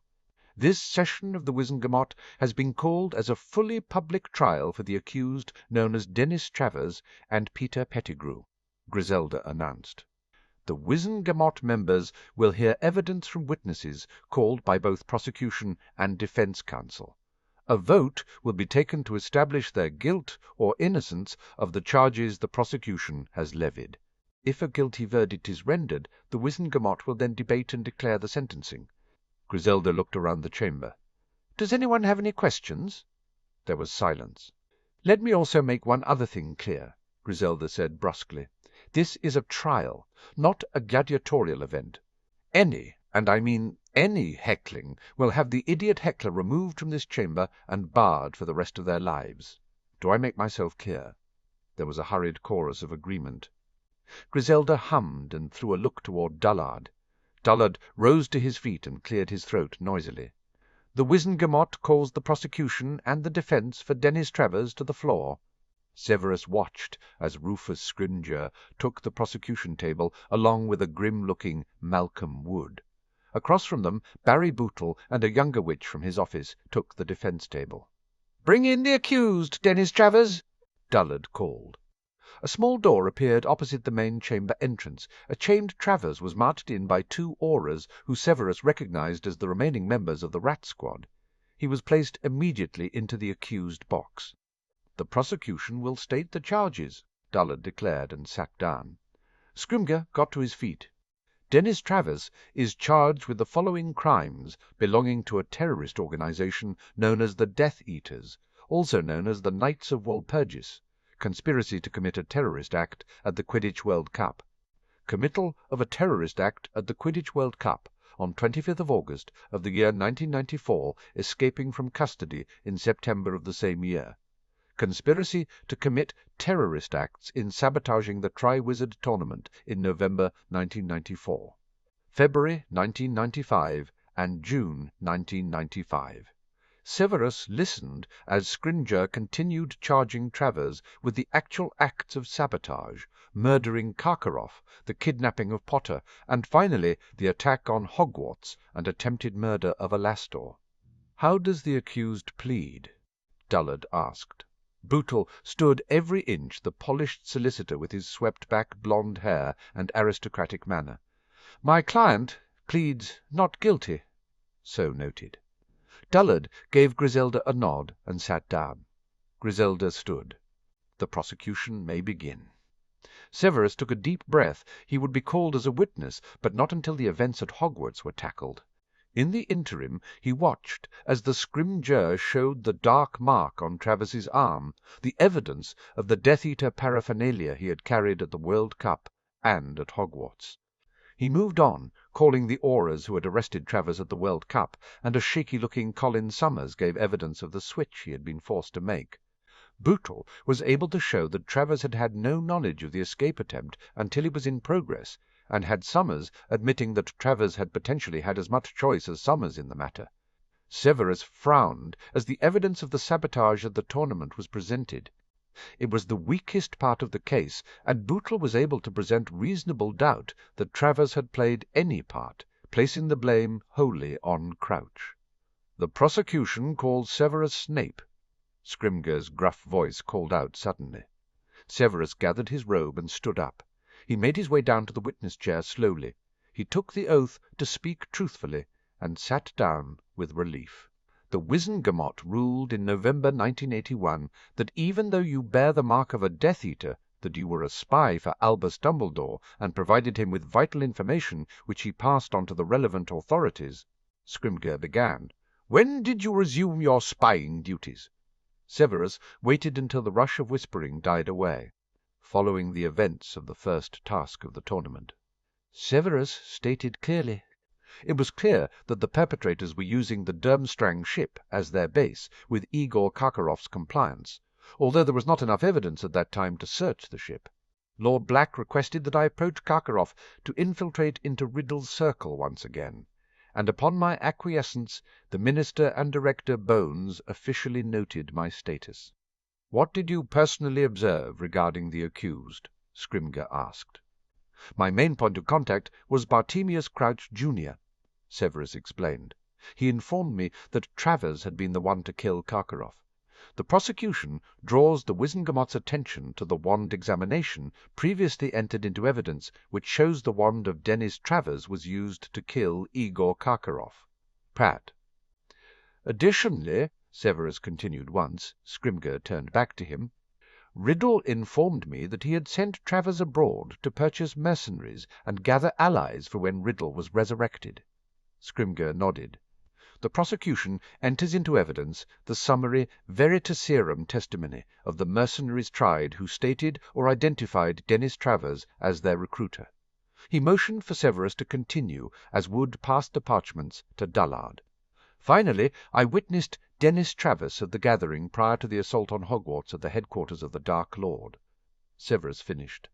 The prosecution enters into evidence magical forensic analysis of Riddle Manor, which confirms Dennis Travers was present at the location. Scrimgeour gave a satisfied nod. "Thank you, Mr. Snape." Bootle rose to his feet and walked over to the witness box. "It is true, is it not, that the trial in 81 expunged all crimes you committed during the time you were an actual Death Eater and not just a spy?" Severus barely managed not to grimace. "Yes," he said tersely, "on the say-so of Albus Dumbledore." Bootle lifted his gaze to the section of the Wizengamot most opposed to the late wizard. Severus glared at Bootle. "Does the defence have a question, or do you just want the opportunity to preen in front of an audience, Bootle?" Griselda asked bluntly. Bootle jerked as though slapped, but he quickly regrouped. "You never gave a full accounting to the court of your crimes in 81, did you?" "I did not." Severus said, not denying it.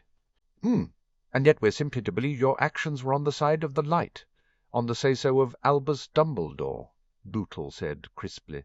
"Tell me, Mr. Snape, how was informing your Dark Lord of the prophecy and placing your childhood enemy James Potter and his family at risk and action for the light?"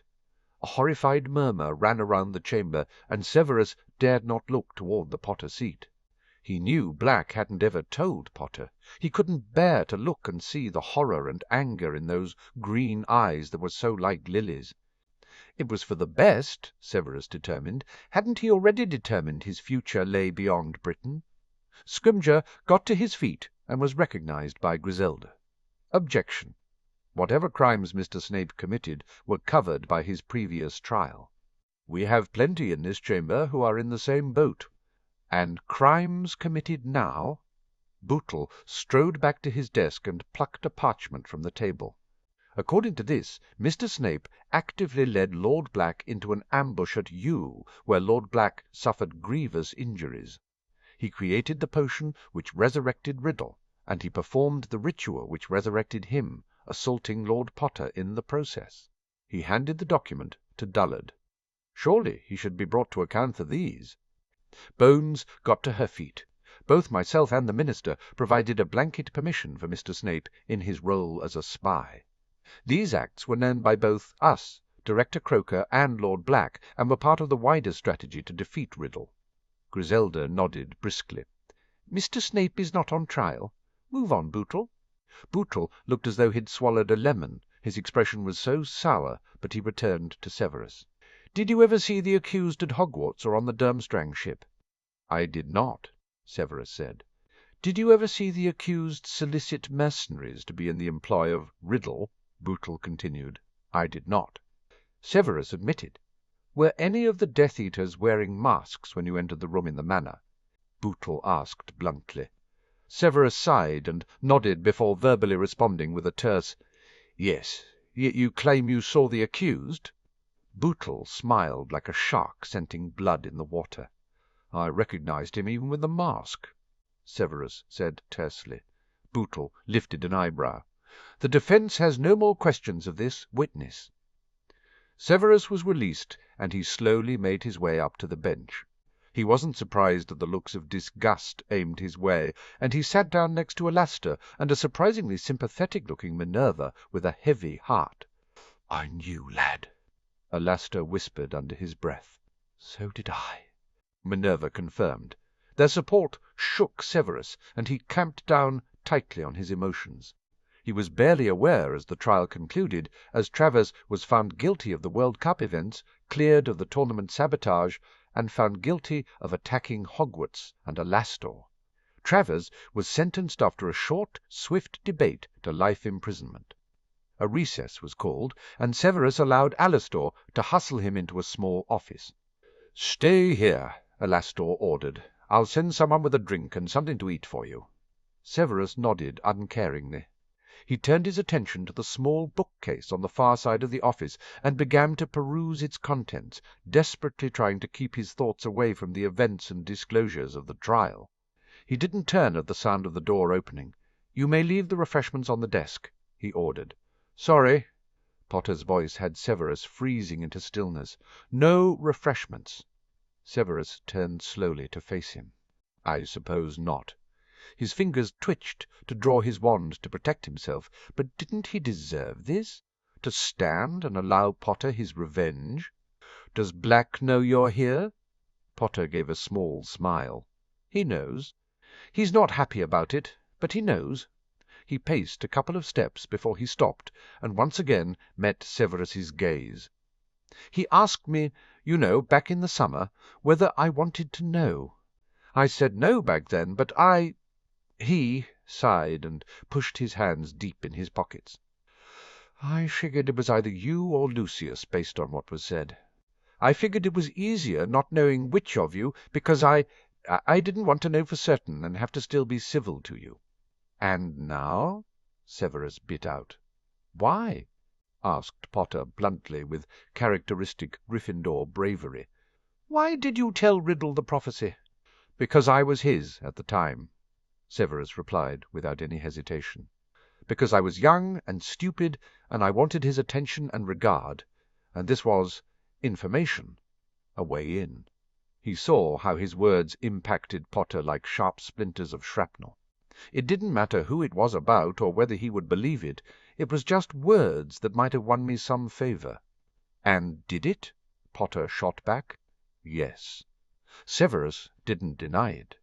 More so when he realized who the prophecy could be about. He grimaced. He was aware of my former attachment to your mother. He raised his eyes to meet Potter's furious eyes, determined to be brave himself. I regretted my action in telling him the instant she became a target. By the time I followed Riddle's directive to throw myself on the headmaster's mercy under the pretence of being horrified at placing your mother in danger in order to become his spy at Hogwarts, it wasn't an act. Not all of it. When he killed her, I would have stepped between them if I could have. Severus said. Aunt Minnie said you'd resigned. Potter's change of subject might have thrown most people, but Severus knew what was at the heart of it. Yes. Severus agreed. I only accepted the position to stay safe in the aftermath of the war and to be in place for your arrival. You've defeated Riddle. You don't need my protection as flimsy as it was, and my oath died with the headmaster. There was silence for a long moment. I can't forgive you for painting a target on us, Potter said eventually. Whether you would have protected her, your motivations for protecting me, none of it matters. But you don't need my forgiveness, and I doubt you want it, and really you'll have to face my mother one day and make your excuses and apologies to her. It was Severus's turn to feel shredded by shrapnel, to be left feeling raw and exposed, vulnerable. I appreciate everything you did to help defeat him, Potter continued. You've spent a lot of time saving me over the past few years, and during the ritual I'll always be grateful to you for that. I made it through knowing you were there to help me so. He dragged a hand through his messy hair. But I don't. I can't be around you, and since you won't be at Hogwarts, let's call it even and go our separate ways. Severus breathed out slowly and gave a short nod. I am planning to go abroad. Potter frowned. I thought you had a job offer from Bertie. In the circumstances, Severus began. You're going to turn it down because of this? Just take the job, Potter said sharply. You could do a lot of good with it. I doubt my mother would want you wasting your life. He grimaced. Not that. It's not any of my business, really. No, Severus agreed. It's not. Potter's eyes gleamed with something hot and angry for a moment. Have a good life, Snape. He turned and made for the door. Potter. Severus stopped him before he stormed out. I am deeply and sincerely sorry my actions led to the death of your mother, he paused, and your father. Potter turned and nodded, accepting the apology. He swept out without another word. Severus pinched the bridge of his nose and finally acknowledged the stabbing pain above his left eye. There was a knock on the door. Enter, Severus said briskly. A timid-looking witch opened the door with a tray of food balanced precariously in her other hand. She placed it on the desk and left him alone. Alone. Like always, since he'd lost Lily's friendship, and the door reopened and Alastor marched in, Croaker following him. Ah, good. Croaker smiled at him. I was hoping we could speak about the job offer. Severus nodded understandingly. You wish to rescind it after the revelations this morning? What? No. Croaker shook his head, the wild white strands bobbing frantically. You're not the only spy I've dealt with, and I dare say you won't be the last. I was hoping we could agree your start date. He gestured at the tray of food. Why don't you eat while we talk? I wanted to bring you up to speed with some of our projects that I'm hoping to get you involved with. Stunned, Severus allowed himself to be chivied into a seat, and Alastor shoved the soup at him along with a headache potion. Eat up, lad, Alastor said gruffly. Merlin knows your headache won't get better, listening to Bertie. Croaker slapped Alastor's arm. Don't scare him away, Alastor, and besides, Severus tuned out their snarking as he turned his attention to his meal. Perhaps, he considered somewhat shakily, he wasn't as alone as he thought. Oh. Sirius felt Harry start to tense, and he eased away from the hug he'd pulled his son into as soon as Harry had entered Amelia's office. All right? Sirius asked, resisting the temptation to smooth back Harry's hair. Harry nodded. Don't apologize. Harry interrupted him sharply. You asked me in the summer, and I said I didn't want to know. Bootle's a prick for announcing it like that in the trial. Well, that's true enough, Sirius said. He was always an odious little boy. Minerva agreed. How? Remus let his voice fall away as though suddenly realizing Harry might not want to answer the question. Snape's fine. Harry shrugged. Shaken up, maybe? Moody was on his way in, so... So at least Severus wasn't alone, not that Sirius cared much. He sighed. He and Severus had evolved a mutual grudging respect during the run-up to defeating Voldemort, and while Sirius would never forgive him for what he had done in the past, it didn't mean he was dancing with joy over the man's most dirty and painful laundry being aired for the world to see. Bootle was a prick. Harry had been stoic during the trial, pale after the revelation, but stoic. It hadn't been until they'd gotten clear of the chamber that he'd insisted on seeing Severus. Still, the meeting seemed to have given Harry some peace, and that was all that was important to Sirius, especially since the afternoon trial would focus on Peter. Sirius felt Harry lean into him a touch, and he glanced over at his son. "We can get through this," Harry said quietly. Sirius nodded. They would get through it. They were together. They could get through anything. "Oh, oh, oh!" Peter tried hard not to look at anyone as he was led into the Wizengamot chamber. He kept his head down and stared at his feet. The urge to transform into his rat form was high, but even if the charmed necklace he wore prevented it, he couldn't do it. Losing his hand had interfered with his animagus ability. The loss was a physical ache worse than his arm. He allowed himself to be shuffled into the accused chair. It was then he glanced up at the chamber and saw Harry. Harry, who had defeated the Dark Lord. Peter swallowed hard and forced himself to pay attention. "With conspiracy to commit the murders of James and Lily Potter, with conspiracy to commit infanticide." Peter ducked his head. He stopped, listening. He didn't want to hear the litany of the charges they were reciting. He knew them all. His solicitor, Giles Dotts, had gone through them with him the day before. It had been a depressing hour. "How does the accused plead?" Dotts rose from the defence table. "Guilty to all charges." A rush of noise erupted from the public tier. The chief witch raised her wand and set off a small bang to bring order to the chamber. "Enough!" She looked at Peter with sharply assessing eyes. "You do understand, Mr. Pettigrew, the consequences of pleading guilty?" I do," Peter stuttered out. The witch looked from him to his solicitor. "I have been through the possible sentences he may incur, Chief Witch, and he understands that he may be sentenced for the remainder of his life to Azkaban or face execution," Dotts said solemnly. "Do you agree, Mr. Pettigrew, that you fully understand the sentences that may be brought to bear once the chamber recognizes your plea and ratifies that any further examination of the evidence is not required?" She pressed. Peter nodded hurriedly. "I am guilty." But deep down he also believed that he had done enough to mitigate a death sentence. With the Dementors removed from Azkaban, he could live with a cell, a bed, and a hot meal every day. It was more than he'd had once he'd gone in search of his master. I have a statement," Peter began. The witch held up her hand in a silent request for him to wait. "Head Aura, are you satisfied with the plea?" Scrimgeour glared at Peter in a way that made Peter want to shrink back from him. "I believe the evidence would speak for itself in this case," Scrimgeour said gruffly.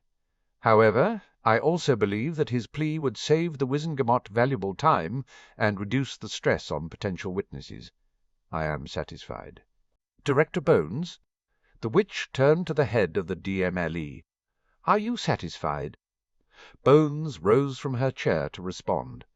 "I would support a motion to recognize and move to sentencing, Lady Marchbanks." "Then that's what we'll do," Marchbanks said crisply. "All in favour, raise your wands." Dullard, the clerk, rose soon after. "The vote is unanimous. The Wizengamot recognizes the defendant has pled guilty and will move to sentencing." "Head Aura," Marchbanks said, turning back to Scrimgeour, "what is the recommendation of the prosecution?" Scrimgeour got to his feet and tapped his finger against a piece of parchment. "The prosecution recommends execution for his crimes." Peter felt his heart start to race. His mouth went dry. "That wasn't supposed to happen. He didn't deserve death. He'd helped them." "This is a wizard who betrayed his friends in the worst possible way. He conspired for months against them, providing information to the enemy. He was entrusted with a secret which he promptly gave to the enemy. He conspired to ensure their deaths and the death of their child. In the aftermath, he conspired to frame another friend for their murder, and, while others also bear responsibility for the injustice, it led to an innocent man being imprisoned for over a decade. Scrimger recited, "This is a man who hid himself as a rat for years until confronted by those he had betrayed. He ran again, this time to his master, who he helped kill and torture an innocent child in the act of creating an homunculus.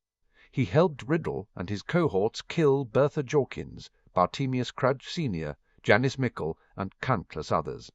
He conspired to resurrect Riddle, to sabotage the Triwizard Tournament, to kidnap Lord Potter and use him within a ritual to kill Lord Potter and attack Hogwarts." Scrimger glared at Peter again. "This is the truth of the man, a cowardly rat who would stab his friends in the back and cut their throats in their sleep if it served him, yet turn around and try to wheedle his way into their good graces if he thought it would serve his best interests. He has no moral compass, no redeeming traits. He should face the harshest sentence we can bring to bear." Peter watched as Scrimger took his seat. He glanced up towards Harry. Harry's gaze seemed directed above Peter's head, and Peter realized that Harry was looking at Sirius. Peter didn't dare look towards Padfoot. "Mr. Pettigrew," Marchbanks called for his attention, "you said you had a statement. Now would be the time to read it."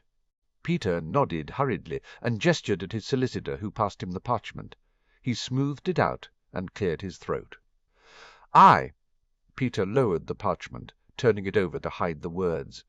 It was too trite, too rote. He cleared his throat a second time. "When I was 11, I sat on a stool and placed the sorting hat on my head to determine my house at Hogwarts. I thought I'd end up in Slytherin or Hufflepuff. My father's family had been the ones to secure my place there, and they had been Hufflepuffs. But my mother was an ambitious woman who married well and who raised me to believe survival in life was paramount."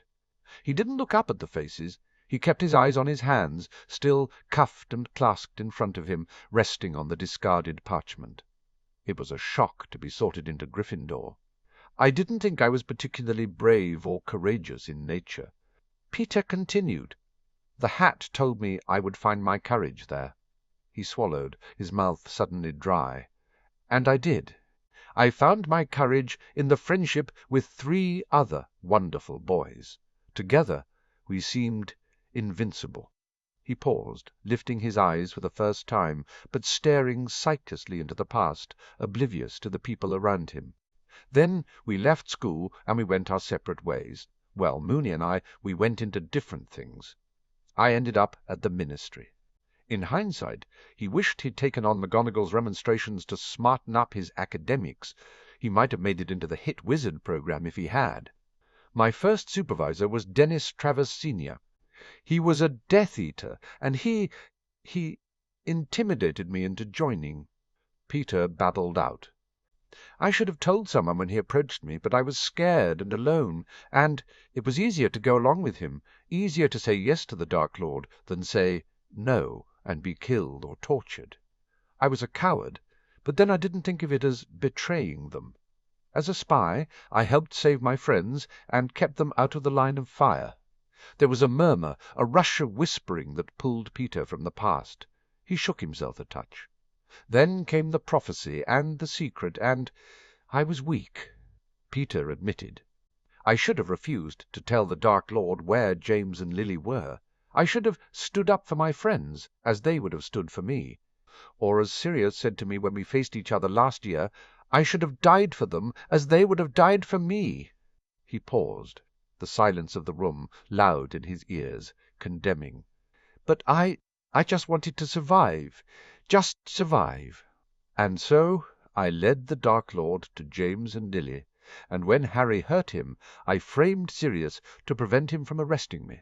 I hid away, and when I was finally found out, I ran back to the Dark Lord, and I helped resurrect him, helped commit crimes to help him, because I wanted to survive. It's pathetic and cowardly, and yet it's all the excuse I have." He gave a sad, short laugh. The only time I found my courage again was standing beside Mooney in the corridor at Hogwarts, facing down the mercenaries and vampires as though they were a group of Slytherins, and we were once again school children. Because that's where my courage always was, right beside them, and I forgot that. Peter paused for a breath. I think I helped save Mooney. I think I helped there at the end. Maybe. One last act isn't enough to make up for everything else.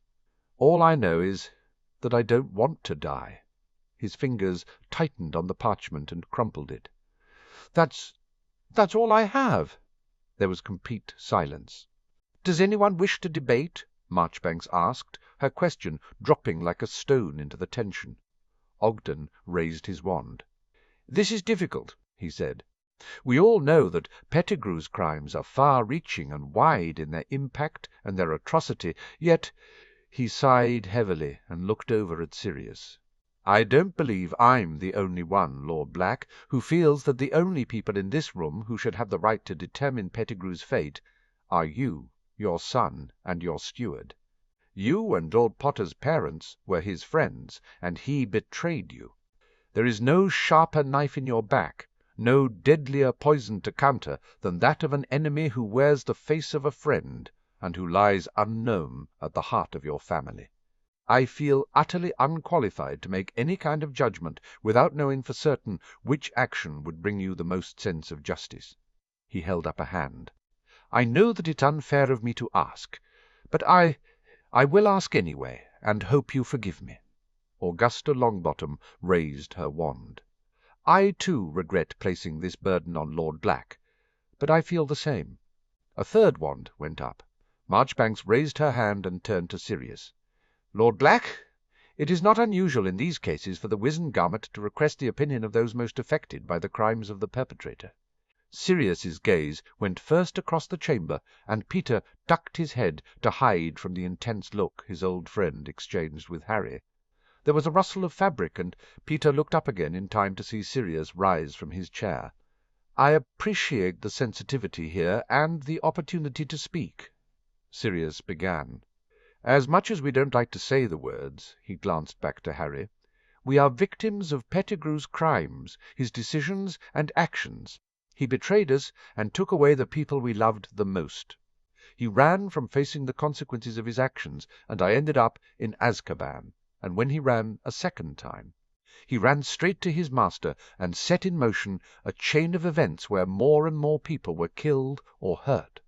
But this is about more than myself and Harry, more than myself and Remus Lupin. Were Pettigrew's acts against us the worst crimes? I'm not sure the parents of the child he kidnapped for Riddle to live in would say that. He shook his head. Are any of us truly qualified to render judgment on such a heinous act? A wand was raised, and Marchbanks recognized the wizard who stood as Sirius sat. Lord Black raises a good point. Selwyn pinned Peter with a contemptuous look. The actions of Peter Pettigrew are wider than himself and Lord Potter. He had a devastating impact on the wizarding world in the actions he took. We should not shirk our duty to sit in judgment upon him, but one could argue that we are all too affected by Pettigrew's actions to be objective. There is practically no one in the wizarding world who isn't. He gestured towards the chief witch. With that said, I do not believe we are the right body to sit in judgment. And, if I may, I have a suggestion for a third option to those of execution and life imprisonment. Marchbanks lifted an eyebrow, but nodded. Pettigrew broke oath. Selwyn said bluntly, I suggest we vote for the family magic of us sitting in this body to sit in judgment upon Pettigrew. Let magic itself render judgment. He sat down. There was a stirring of whispers, and Peter's heart sank. He squirmed in his chair, uneasy and uncertain of which way he wanted the vote to go. Marchbanks stood up, capturing everyone's attention. This is a difficult. You have all spoken with sincerity and honesty. I personally feel Lord Selwyn's suggestion has merit. I can call judgment if this is what is required. I call for a vote. Those who wish to enact Lord Selwyn's motion, raise your wands. The wands went up. Peter's heart beat wildly in his chest. Dullard counted the wands and turned to the chief witch. "The motion is carried. Judgment will be rendered." A babble of noise broke out, and Peter lowered his gaze, sick to his stomach with fear.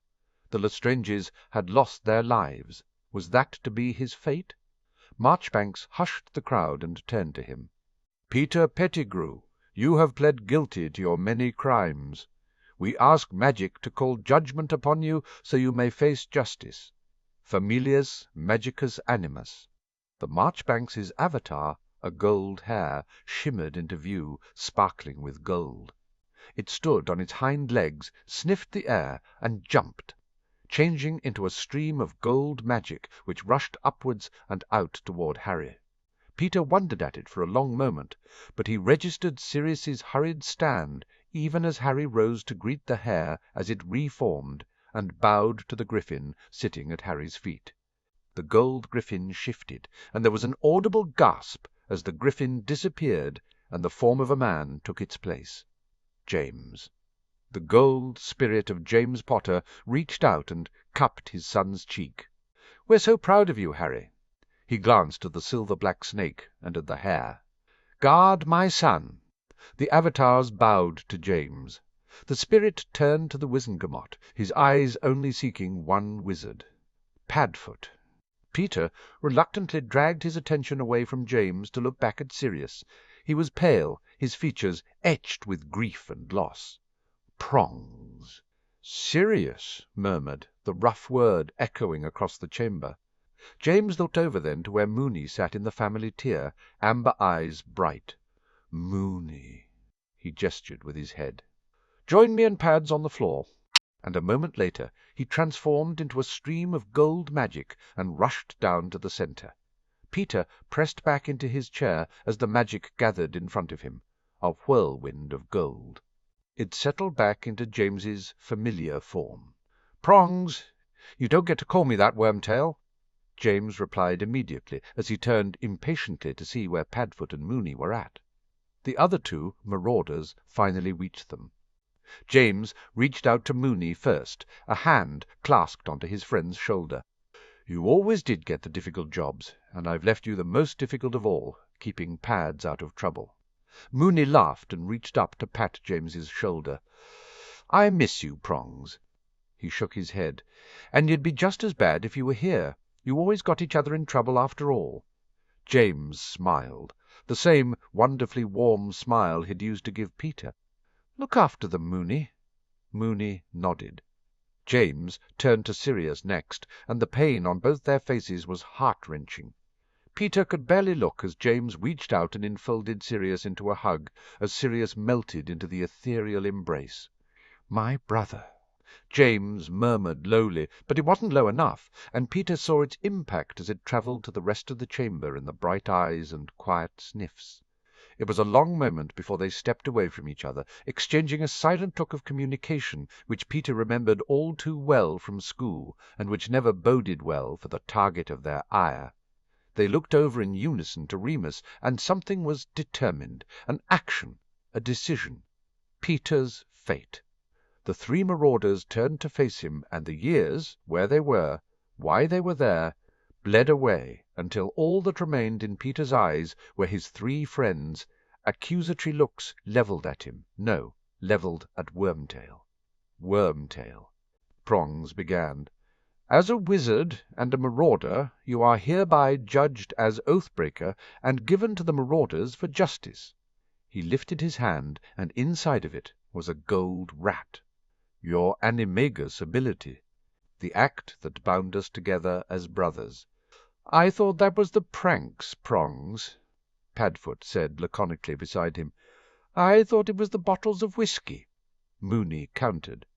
Prongs shot them both a look. Wormtail tried hard not to hyperventilate, but he was barely breathing. He realized absently he couldn't feel the suppression necklace he had been wearing. "Magic cast you out," Prongs intoned clearly. "But for this last act, one last prank from the Marauders." Mooney smiled wolfishly. "You hid as a rat, and now you will live as a rat." "Only as a rat?" Padfoot stressed with a smirk. No magic to change back into a wizard, just a rat for all the rest of your days. With the lifespan of a rat. Prongs agreed. What is that again, Mooney? Padfoot tilted his head. 2 to 3 years, Mooney responded cheerfully. Unless a cat gets him or a snake. Wormtail shuddered. Please, please, please, he begged. I'm sorry for everything, but I was scared. Tears escaped and ran down his face, snot gathered and dripped from his nose as he sobbed. His 3 friends looked at him stonily unmoved. You were once a marauder, a friend we trusted before all others with blood and spirit and magic, Prongs stated evenly. You are a marauder no more, Wormtail. All you are is a brat, Oathbreaker. Wormtail felt the magic starting to crawl over his skin. No, Mooney, please. Didn't I help you? You were once a marauder. And so, for every time this past year, you have helped us truly in the spirit of a marauder with blood and spirit and magic, you'll live another year. Mooney smiled, amber eyes glowing as he smiled wolfishly. You are a marauder no more, Wormtail. All you are is a rat, Oathbreaker. Wormtail felt the magic press in on him, tingles on the ends of his fingers and in his scalp. He turned to Padfoot, helpless, and already knowing he would find no mercy there. You were once a marauder, but you drove a dagger into the spirit and magic of us and left us only blood, Padfoot replied, a harsh edge of anger colouring his voice. You are a marauder no more, Wormtail. All you are is a rat, Oathbreaker. Judgment is served, Prongs intoned gently. He smiled sadly at the others. Mischief managed. The form fell into 1,000,000 gold sparkles and reformed as the Potter Griffin. And the pain hit Wormtail and the world disappeared. Peter came too. He was panting, surrounded by material. He scrabbled his way up into air, hurrying. An invisible force reached down and plucked him up, levitating him above his clothes and the chair where he had been sat. Scrimger's florid face appeared in front of him. Don't worry, rat. You'll have a nice cage waiting for you in Azkaban. He shook in his rat form, terrified and vulnerable. He could feel the absence of his magic like a yawning chasm in the centre of his body. He couldn't change. He was trapped. It was over. He was a marauder no more. 20th July, 1995. It was war when I met Albus for the first time, Moody stated briskly. He stood proudly behind the lectern in the great hall, his magical eye scanning the gathered assembly for the funeral of Albus Dumbledore. Harry sneaked a glance himself. The funeral seemed to be taking forever. They'd already sat through a speech from Cornelius and one from an aged Chinese wizard who had spoken about Albus's contributions abroad. There was no evidence of the battle that had waged within Hogwarts's walls, although the grounds, and particularly the Quidditch pitch, still bore scars. The castle had been repaired, though. Flagstones gleamed, the walls stood solid and unbroken, priceless tapestries and portraits restored or replaced. The great hall itself looked magnificent. The illusionary sky above reflected the bright summer's day outside. The banners of the Hogwarts houses hung suspended by magic in the centre of the room. The windows gleamed, sunlight streaming in to catch the dust motes dancing in the rays. The usual tables had been removed, and a semicircular seating area arranged facing where the professor's table would usually be. Only the table was gone, and Dumbledore's cherry-wood coffin lay upon a covered stand. Harry and Sirius sat in the centre of the circle in the chairs designated for family. As Dumbledore's magical heir, Harry was given the status of an honorary grandson. Aberforth sat beside Sirius. Dumbledore's brother had eschewed any notion of swapping. Aberforth had claimed his brother would have wanted Harry, and not himself taking pride of place. Harry had the unsettling feeling that Aberforth spoke truthfully. Harry leaned closer to Sirius, taking comfort in the steady presence of his father. Minerva sat on Harry's other side, her place designated by her role as the Potter Regent Apparent. It also seemed fitting, given her years of friendship with the headmaster. The seats beyond her were taken up with political figures, Fudge, Croker, and Bones, but also figures who had been part of Dumbledore's international stage, prime ministers and ambassadors. Harry had dutifully greeted them all. The staff of Hogwarts took the row behind the front, the members of the Wizengamot beyond them with their families. Harry felt a pang of unhappiness at being separated by protocol from everyone but Sirius and Minerva. He especially missed Hermione. His hand sneaked up to touch the necklace he wore, and his unease dissipated under the flow of love he received. He gave a quiet sigh, but wasn't surprised when Sirius leaned his shoulder against Harry's, providing a silent show of loving support. Great wizards do great things. Moody continued his eulogy. I saw Albus take down an entire platoon of magical beasts. I saw him liberate a Polish town from dark forces alone, but for a few men who stood with him.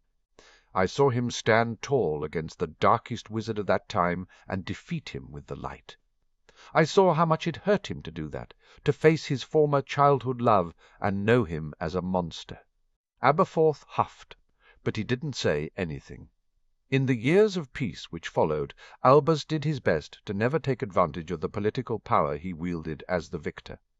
He accepted his political positions unwillingly but dutifully.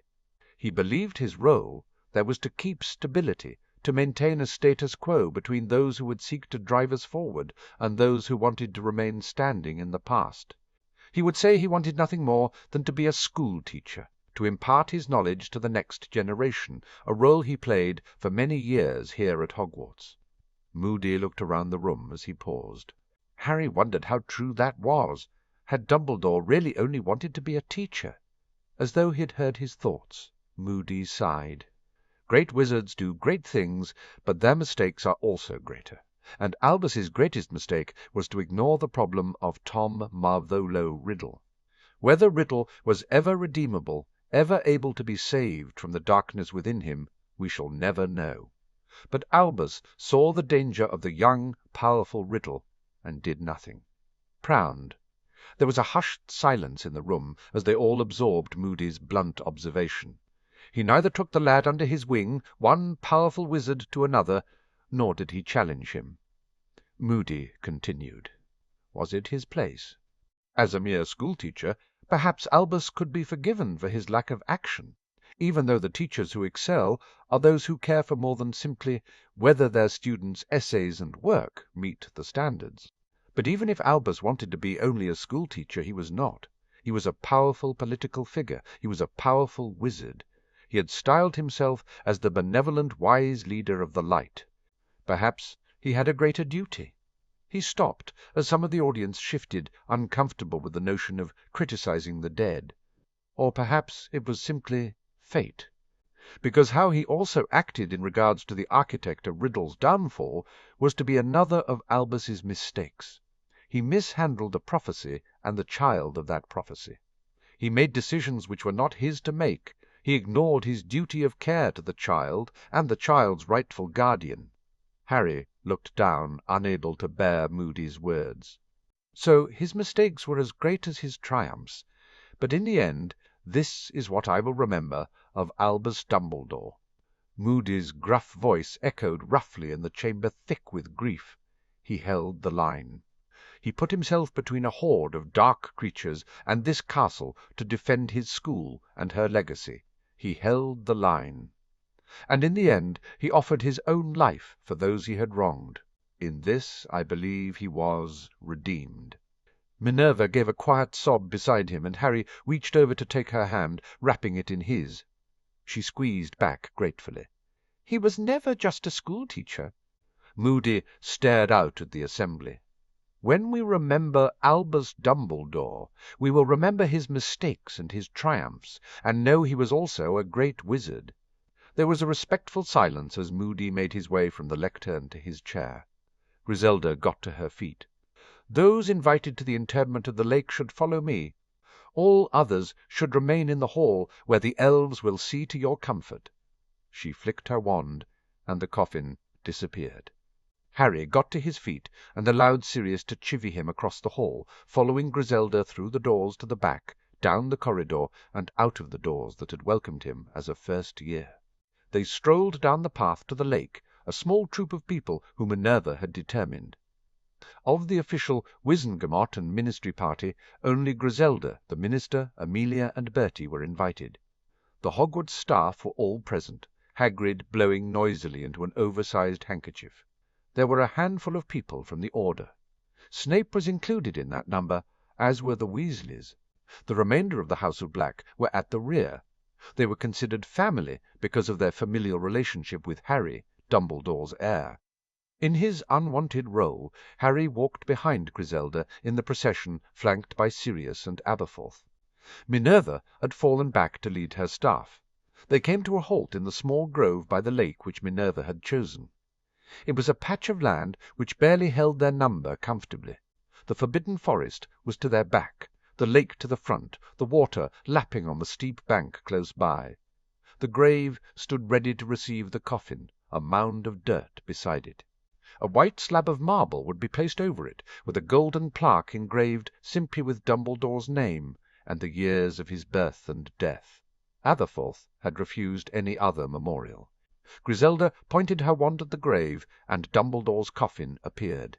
She slowly lowered into the grave before turning and silently casting for the dirt to cover it.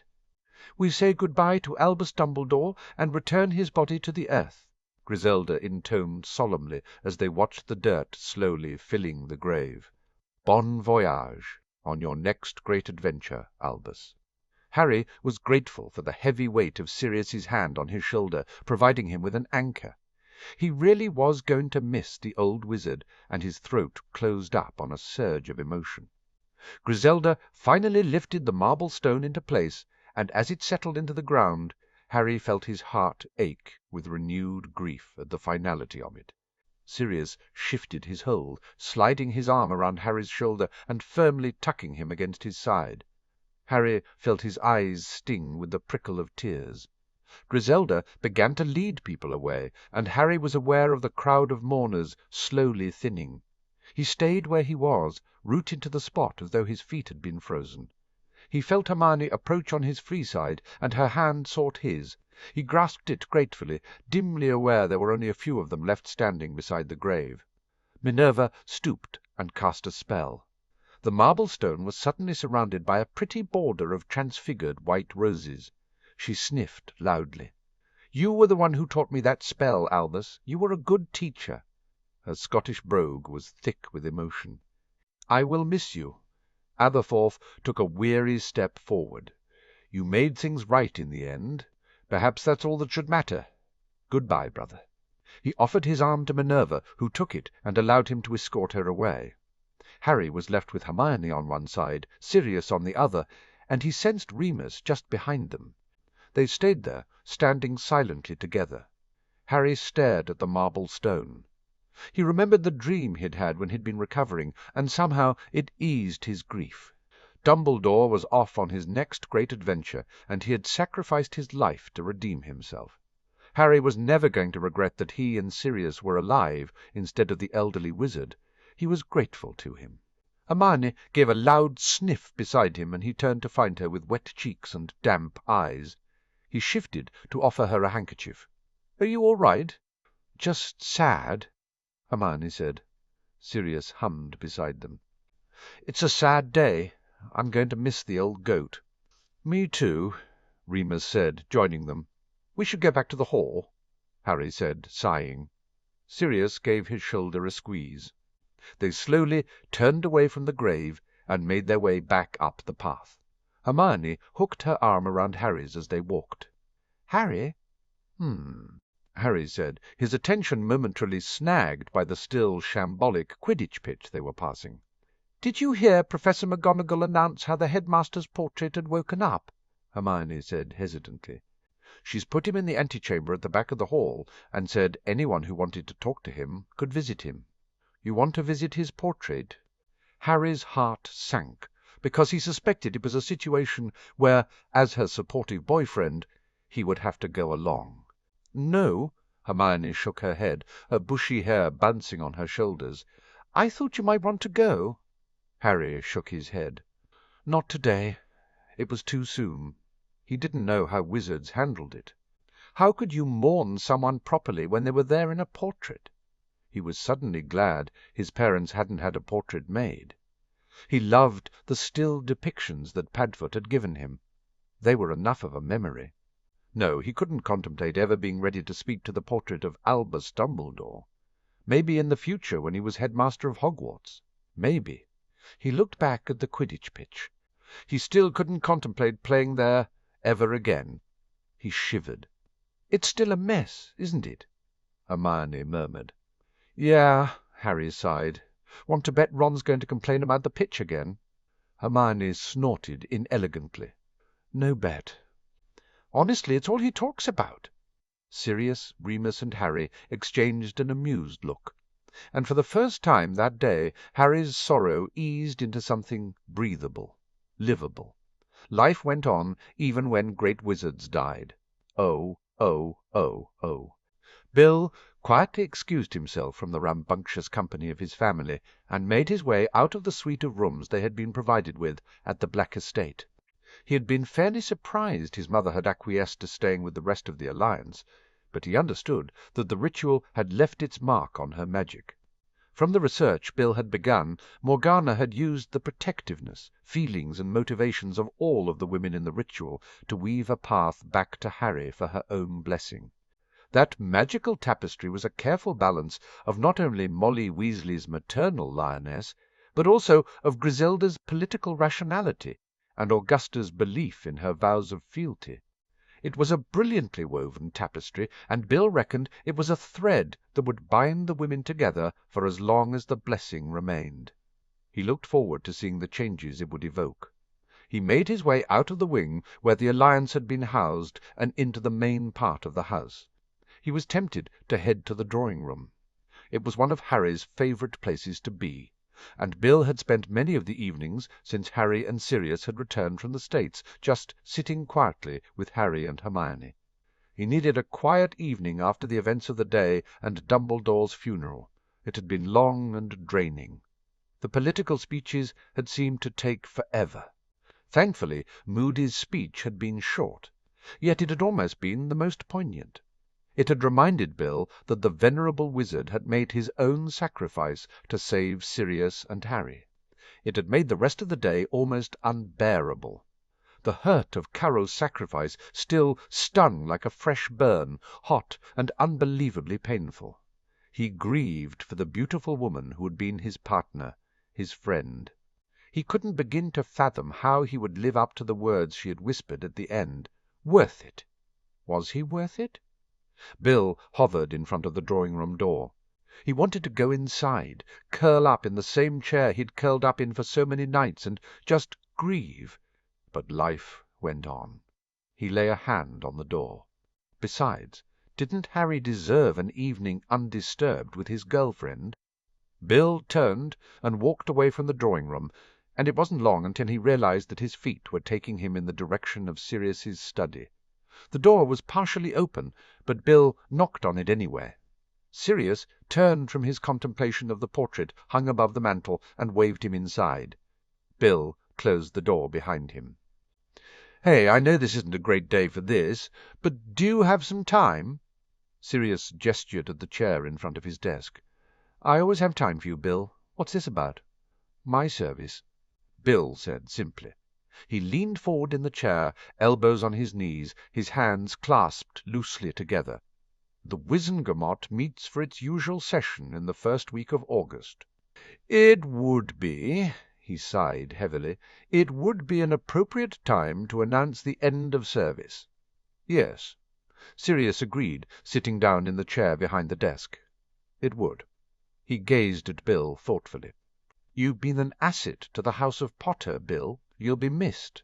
"I'll miss working for you and Harry," Bill said with a sad smile. The past year had been the best of his life and the hardest. "It's been an honor to serve." "Have you thought about your future?" asked Sirius. Bill nodded slowly. "I went to Gringotts last week." They have a new assignment starting shortly in Paris. The request from Bertie for the Lumière document made the French government realize how badly disorganized the archives are and how dangerous. They've requested a team of curse-breakers to go in and get everything sorted out. He paused. They offered me the chance to lead the team. That's great news, Sirius said, breaking into a genuinely pleased smile. You deserve the opportunity. Do I? Asked Bill before he could stop himself. He flushed bright red as Sirius's gaze narrowed on him. Sirius pressed his lips together briefly. He got to his feet and walked over to a side cabinet where a decanter and glasses stood proudly displayed. He poured them both a drink and walked back over, handing Bill one glass. He took the seat next to Bill and offered his glass in a salute. To Carol, Sirius said seriously. Bill's eyes filled with tears he refused to shed. He lifted his glass. To Caro. He took a sip of the fiery liquid, and was almost surprised when he realized it was ordinary Scotch rather than fire whiskey.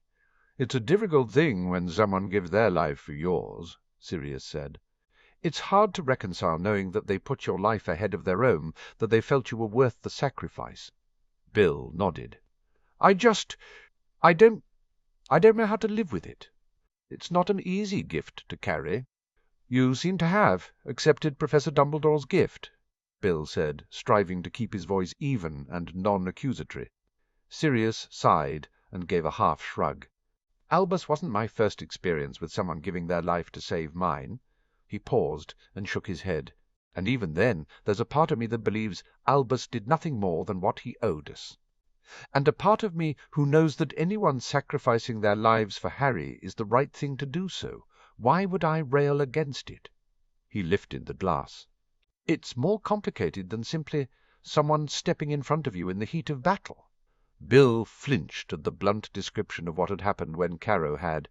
Sirius settled back in the chair and took a sip of his drink. At the beginning of '81, I was put in charge of a squad of hit wizards, a team of 3 of us. It was part of a new initiative Moody had suggested, small strike teams. It worked. His gaze drifted to the fire, and Bill realized Sirius was in the past. My team, we were close. Ernest Marchbanks and Howard Brady. Sirius smiled sadly. 2 very great blokes. Ernie was engaged to be married to Janet McKinnon. Howie had just graduated school and was fresh out of the boot camp. What happened? Prompted Bill gently when Sirius fell silent. Sirius took another sip of the whiskey. We had a not go very wrong. It was faulty intelligence, but I was leading the team. We hit a warehouse on the Thames, where we believed the Death Eaters were bringing in female muggles from the continent for sport and torture. It was a set-up. Bill frowned as he watched Sirius pale as he tossed back the rest of the whiskey. He wanted to tell the other man not to put himself through the reliving of it, not to ease Bill. He opened his mouth to speak. Ernie went down straight away to a killing curse. There was nothing any of us could have done, Sirius said tersely. Howie and I dived for cover, and I managed to scramble a plan together. We separated, and it worked. We managed to get the bastards, but right at the end, Howie had only stunned one of the fuckers, and he sprung up. Howie threw himself in front of me before I had a chance to move. He bled out in minutes. You got the guy. Sirius nodded. Constantine Fakal. He was a nasty piece of work. He refocused on Bill. I was a mess afterwards. I holed up, drank myself silly on whiskey, and wondered why the hell Howie had sacrificed himself for me. It didn't feel like a fair exchange at all. He was young, smart. His parents were great, happily married childhood sweethearts, and he would have gone on to make someone a lovely husband and a great father. He was a real stand-up guy. He gestured. And there was me, the white sheep of the black family, someone whose family didn't want him and who wasn't innocent or unflawed. I hated myself for surviving, and I almost hated Howie for saving me. How did you? James, Sirius said succinctly. He turned up. Him and Lily and Harry. I don't even know how he knew, but James turned up and kidnapped me. He and Lily took care of me, forced me into a bath and clean clothing, wrapped me up in a blanket in front of the fire, and dumped Harry in my lap. They told me how much they loved me, and how grateful they were to Howie for saving my life, and I spent a night sobbing on their shoulders. A few days later, James went with me to the funeral. When it was over, he said, Howie had given me this wondrous gift of life, and I had a duty to take care of that gift, to live my life fully, so his sacrifice was never wasted. He stopped and frowned. I'd forgotten that. Bill swallowed hard, trying to dislodge the lump of emotion that had settled there. I loved her, you know. And I think I might. It would have been easy to have fallen in love with her. We'd talked about being partners in the future after my contract with Gringotts was up. She had my back all the time. I'm going to miss her so very. And his voice broke. He lifted his arms to cover his face as he sobbed. Sirius gently took the glass from his hand and set it aside before tugging Bill into a firm embrace. Bill couldn't find it in himself to be embarrassed as he wept. He only knew he was grateful that Sirius understood, and that there was the comfort of shelter as he gave into the storm of grief. Oh, oh, oh. The fire had burned low by the time Sirius eased back and turned away to call for Dobby and mugs of hot chocolate. He added the remainder of Bill's whisky to the mug he handed to him, but kept his own alcohol free. He sat back down in the chair next to Bill. He had felt the phantom ache of his own grief as Bill had given into his, but he knew Bill was strong and would weather his pain. Losing Caro would always be something Bill lived with, but Bill would live. Bill gave a sigh as he sipped the hot chocolate. "Thank you," he said simply, and Sirius knew he was being thanked for more than the drink. Sirius nodded. "When do you start in Paris?" "September. But Gringotts want me to start back once the announcement of my service completion is made. I have a month to spend learning French to the standard they expect the leader of the assignment to have so." Bill shrugged. "I already speak it reasonably well, and apparently there's a new French employee just starting, whose sole assignment will be to teach me." "You're more than welcome to use the black apartment in Paris," Sirius offered. "It would be an excellent location for you." "Thank you," Bill said with a smile. "I'd appreciate that." He made a nervous gesture before lowering his mug.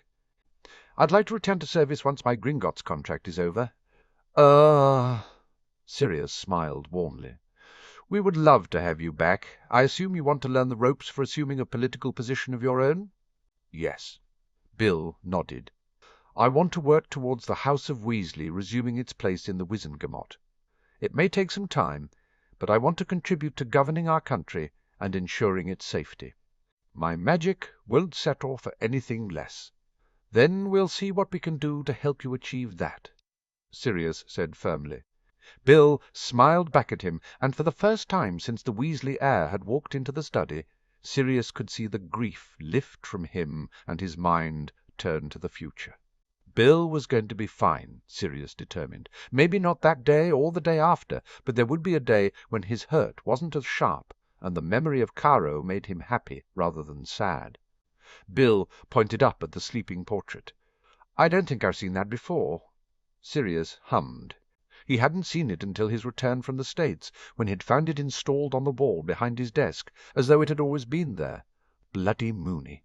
"It's my grandfather," Sirius said. Bill's eyes widened in surprise. "Remus thinks I should wake him up and talk with him." Sirius explained, trying and failing to keep the sulky edge from his voice. "What do you think?" asked Bill. Sirius sighed heavily. "I think my relationship with my grandfather is complicated complicated." He shook his head. "I'm not sure I'll ever be ready." Bill nodded slowly. "Mum hustled us all into speaking to Professor Dumbledore, but it's weird, isn't it? I mean, I'd never really thought about it before, but if someone's died, it's a bit freaky suddenly having them there as a portrait." "It's not really them," Sirius agreed. It was one of the reasons why he wasn't keen to wake the portrait up. Bill gave a nod and stood up. "Thank you for everything, Lord Black." Sirius got to his feet and shook Bill's hand. "Thank you for your service, William of the House of Weasley." Bill gave a small smile and a nod. He left quietly, the door shutting with a firm click leaving Sirius alone in the room with the portrait. He sat back down and looked up at the sleeping figure of Arcturus Black. It wasn't his grandfather. It was a facsimile of the man who had been his grandfather, with enough of his essence to give the impression of him. There was no reason to wake up the image. Sirius had reconciled himself to his grandfather's actions and inactions. He had come to admire the other man and his political nous. He didn't really want to disturb the fragile acceptance he had managed. But there was a part of Sirius which did want to wake up the portrait, who wanted to talk with his grandfather, to apologize for his youthful incomprehension of his grandfather's love and care for him, and yet to yell at his grandfather for not taking the time to make Sirius understand, and for all that to confide the past year in his grandfather, to let him know he'd made a difference and had helped Sirius and Harry win. There was always going to be a part of Sirius who wanted to make his grandfather proud. Sirius rubbed a hand over his face and considered the portrait. He got to his feet and walked back behind his desk. He sat down and pulled over his latest correspondence from Simeon, an enthusiastic agreement for Sirius and Harry to visit Australia later in August. Harry had the right of it, Sirius mused. Portraits were creepy. Life was for the living. Maybe there would be a day he'd talk to his grandfather's portrait, but that day belonged far in the future. 27th July 1995. Hermione sat down on the uncomfortable bench in the Wizengamot's family tier with a frown. Her eyes were on Harry. Harry sat in the Potter seat as though he belonged there. He had the avatars of the family magic guarding him, and Hermione could see how it still freaked some of his fellow lords and ladies, how comfortable he was with the physical representations of his family magic. Or maybe they were just freaked out at the very visible show of the vast well-power Harry commanded. Either way, she would have thought they would have reconciled themselves to it after all the sessions that had taken place that month. That afternoon was the final trial, Hannah Abbott's. Neville fidgeted beside her, and she patted his arm absently. "It'll be fine, Neville," Hermione said in a low voice. "I'm just dreading seeing her again." Neville answered back in the same low tone. Blaise leaned in from Neville's other side. "You just have to remember she's not the girl you thought she was. The Hannah who dated you didn't really exist." Neville's mouth drooped in an unhappy frown, but he didn't argue. Hermione turned to look past. Remus sat beside her to a tense-looking Susan Bones. Sue sat with her mother, sandwiched between Remus and Ted Tonks. Karen Abbott was not present, and Hermione couldn't blame her for staying out of the spotlight.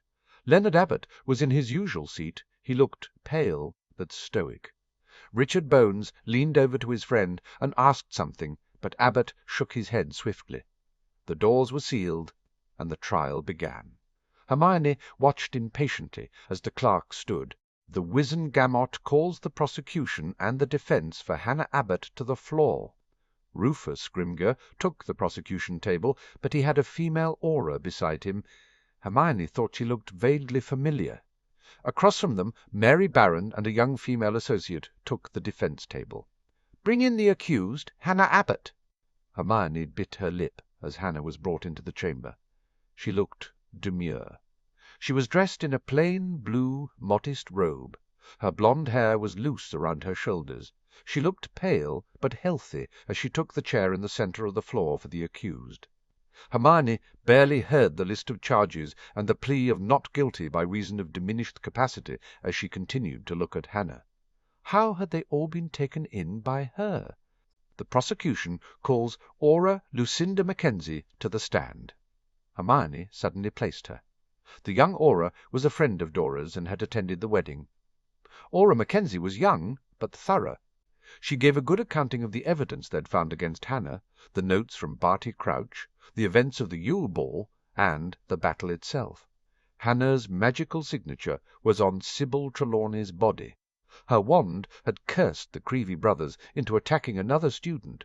She had assaulted her best friend, and left Susan tied up in a school where Hannah would bring vampires and mercenaries. It was damning. It was George Weasley who was called to the stand next. He recounted the events in the corridor when Hannah had turned on them, their rescue by Sue, and how they'd kept Hannah tied up and stunned during the rest of events. Scrimger provided written testimony from the others who had been present rather than call them. The defense conceded the point and confirmed it wouldn't require the prosecution to call the rest of them. Neville breathed out in relief beside Hermione. She knew he had been worried Hannah's defense was going to force them all to give testimony in person. The prosecution didn't take much longer, and Hermione watched as Mary Barron rose to begin the defense. "I call Healer Gale Mellow," Barron said. Mellow was a matronly lady who took the witness chair with a huff. Her steel-grey hair was pulled back into a severe bun. She looked completely no-nonsense. "Healer Mellow, please state for the Wizengamot your position and your relationship to Hannah Abbott," Barron asked politely. "I'm a senior healer associated with St. Mungo's. Hannah Abbott has been in my care since the 2nd week of July," Mellow stated briskly. "The prosecution gave testimony from your colleague Healer Spry that Miss Abbott was mentally competent to stand trial and did not meet the definition of legally insane." "What are your findings?" Barron asked. "Hannah is mentally sound. She is rationally aware of her actions, of right and wrong. She is therefore, by definition, legally competent. However, she had exposure to suggestion potions and compulsion spells for a period of 2 months. The trace of them was several weeks old, but their impact can still be seen active on her magical core." Mellow began. "In my opinion, she is as emotionally, magically, and mentally compromised today as though she was still in thrall of these potions and charms. Could you describe for the court how the suggestion potions work on a witch or a wizard's magic and mind?" Barron requested. "They are insidious." Mellow frowned. "They invoke a state not unlike the effect of alcohol. Inhibitions are lowered, responses are impaired, and the ability to make rational good choices is reduced." "And the compulsion charms," Barron continued. "These are, in my opinion, simply a lesser form of the imperious curse. The recipient is compelled by the charm to perform an act against their natural will," Mellow stated firmly. "And it is your testimony that the effects of both the potions and the charms remain active in Hannah Abbott's magic?" Barron asked. "That they still affect her actions and decisions today?" "It is," Mellow agreed. Barron nodded. "With this in mind, do you believe she can be held accountable for the acts she perpetrated since she was exposed to the potions and charms? I believe her actions have been beyond Miss Abbott's full ability to control since she was exposed." Mellow agreed. Barron nodded. "Thank you. You're excused with my thanks, Healer Mellow." Mellow left the chair, and Barron recalled Aura Mackenzie. Hermione bit her lip. She had some sympathy for the defence's position, but she knew most of her peers would be furious. "Aura, in your testimony you noted the DMLE took possession of a number of letters from Bartemius Crouch, Jr. to my client. Is this correct?" "Yes, ma'am." Mackenzie nodded. Barron handed her a list. "Is this a comprehensive list of the letters?" Mackenzie nodded, stating a "yeses" for the record. "What was the date of the first letter on the list?" Barron asked. "It's August 20th, 1994, Mackenzie stated. "Was there a compulsion charm found on the parchment?" Barron stated. "There were 2, Mackenzie said. "One to read it, and one to keep it a secret." "And the second?" Barron asked. Scrimger raised his wand. "The prosecution will concede that the first 10 letters have similar compulsion charms, and that 20 letters during the month of January and February also have charms which include a third variant to make Miss Abbott believe the content of the letters." Barron dismissed Mackenzie, and an unspeakable Limus Pilchard was called to the stand. His research was into suggestion potions, and he also gave testimony that he did not believe Hannah could act normally while under the influence. That his own studies showed that animals acted under the suggestions for durations which exceeded the potion use by some way. Under Scrimger's cross he was forced to concede that there was alternative research which was contradictory to his own view. Finally, the head of the hit wizards was called to the stand. "Head hit wizard Poole, your area of the DMLE specializes in violent and deviant crime." "You studied the case," Baron said. "Do you believe that Miss Abbott was the victim of a crime?" "Undoubtedly." Poole agreed. He was a burly man in his early 40s. Had Bartemius Crouch, Jr. lived to see charges, he would have been charged with multiple crimes against Hannah Abbott. "Please elucidate what charges he would have faced," Baron requested. "Multiple counts of abuse of a minor through application of potions and compulsion charms," Poole stated. "Statutory rape." Hermione winced. Harry had warned everyone in the Alliance, but it still shocked Hermione to hear it spoken out loud. Neville tensed beside her. They both wondered for a long moment whether the rest of it would be revealed. Hannah had been confirmed as pregnant 2 weeks prior. In the center of the chamber, Hannah was bright red. Her father sat stone-faced, staring down at his daughter. If Hannah Abbott had been found to be directly under the influence of a spell or a potion, would she have faced charges for her acts while under such influence? Baron asked. No, Poole said, although everyone could see he was reluctant. She would not face charges. Poole was dismissed, and Baron rested her case without calling Hannah to the stand. The chief witch called for a brief recess before closing statements. Hannah was led out. Hermione followed Remus down and to the small office Sirius had been allocated. She was relieved when she caught sight of Sue being led into her aunt's office rather than joining them. Harry greeted her with a small kiss on her cheek. "Hey?" He clasped her hand and drew her further inside, nodding hello to Neville. "How are you?" "It's weird." Neville sighed heavily. "I don't know whether to be rooting for her to be found guilty or hoping she'll be found innocent." Blaise nodded sympathetically. "I think it's an even split which way the Wizengamot will vote." "Mary Barron's very good," Hermione commented.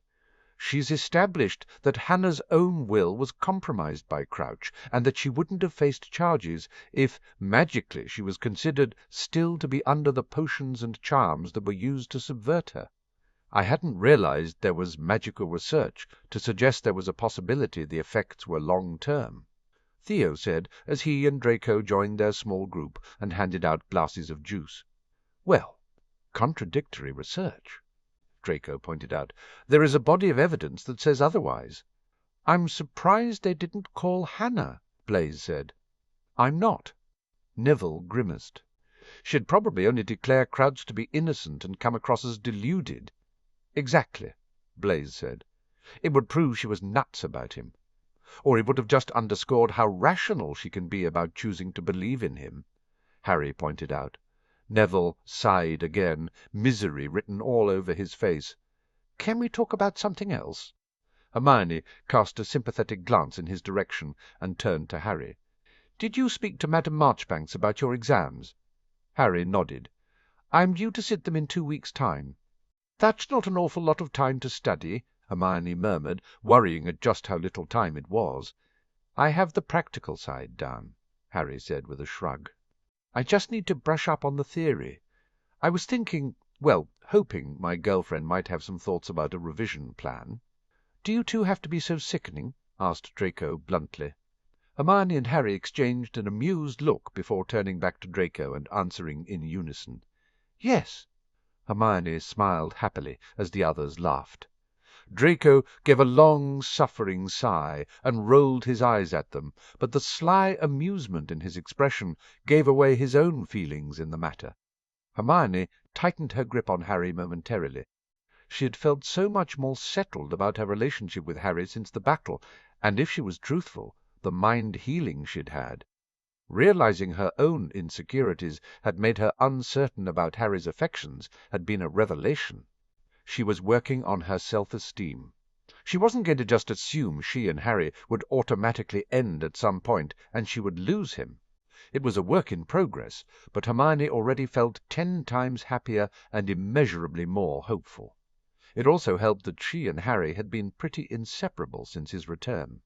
He turned to her for comfort and support, and Hermione turned to him. She had a sneaky feeling some of it was Morgana's protection and how she had used Hermione as her avatar. But if the protection was encouraging Harry to turn to her, she wasn't going to complain. "Has Weasley talked to you about his Quidditch idea?" asked Draco, changing the subject pointedly. Harry sighed and rubbed a hand over the back of his neck. "Yeah." Hermione grimaced. Ron's Quidditch idea was the only thing Ron seemed to want to talk about. The idea of playing a memorial pick-up game, similar to the one the school had played at Yule, once the pitch was rebuilt in order to reclaim the ground, was a good one. But Hermione could sense how uncomfortable it made Harry. "And," prompted Draco impatiently. "I think it's a good idea," Harry said cautiously. "So you'll be the other Seeker?" asked Draco. "Ron's asked, but I'm not sure." Harry shrugged. "I didn't play last year because of the tournament, and I haven't passed the exams yet to confirm my place in Hogwarts for next year." As excuses went, they weren't bad, but Hermione knew the boys around her were well aware that Harry's decision had nothing to do with fairness about who had played the year before and his exams. "We should head back in," Hermione said before they could get into a protracted discussion about it. They all trooped back to the chamber and retook their seats. Scrimgeour rose to give the closing statement for the prosecution. "Members of the Wizengamot, the prosecution acknowledges that Hannah Abbott was targeted by Bartemius Crouch, Jr. She was systematically groomed into being his spy at Hogwarts, and we acknowledge that she was subjected to both suggestibility potions and compulsion charms during the period Crouch was uncertain of her loyalty." Hermione worried her lip. Had Miss Abbott been arrested and found to have these potions or charms still being administered, she would have faced a very different past month. However, the potions and charms had not been used for months. On the night Miss Abbott attacked students on her way to perform her miserable mission for Crouch, on the night she attacked and captured Professor Trelawney, on the night she opened the door to the man she believed was her beau, and allowed him to bring an invading force of dark creatures and mercenaries into Hogwarts, on that night, she had no suggestibility potion present in her bloodstream, nor was she under the sway of any compulsion charm. Hermione darted a look at Hannah. She looked pale, her head bowed. "Do these things have long-term effects?" "Perhaps they do, and perhaps they don't." The experts seemed conflicted. "What I know is that the law currently does not acknowledge that there are long-term effects. It makes no allowance. You have the potion in your bloodstream and are compromised, or you don't, and your actions are your own free will. You either are under the compulsion, or you are not." It was a good legal argument. Blaise sent Hermione a quick look over Neville's head, which told her he thought the same. "Do I consider Hannah Abbott a victim?" "Yes. And when we get to sentencing, that is where we should consider how she came to make the decision she made and do the acts she performed. Do I consider her innocent? No. Long after Crouch stopped giving her potions and compelling her to silence, Hannah Abbott chose to stand beside Bartemius Crouch, Jr. in his criminal acts. People died and suffered injury due to her actions and decisions. They deserve justice. I ask you, find her guilty of all charges."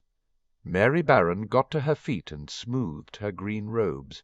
They were high-necked, sleeves down to the wrists, and a tight row of buttons went all the way down the centre. She looked coolly classy and professional.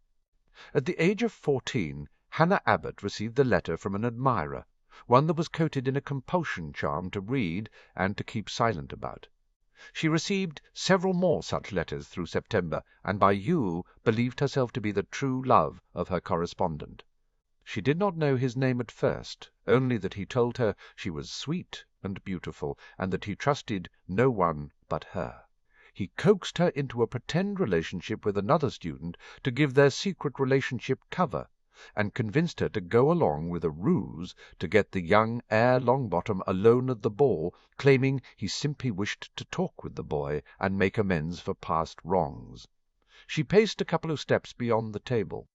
When it became clear she had played a part in getting the Longbottom heir kidnapped by Crouch, she tried to pull out of Crouch's grasp.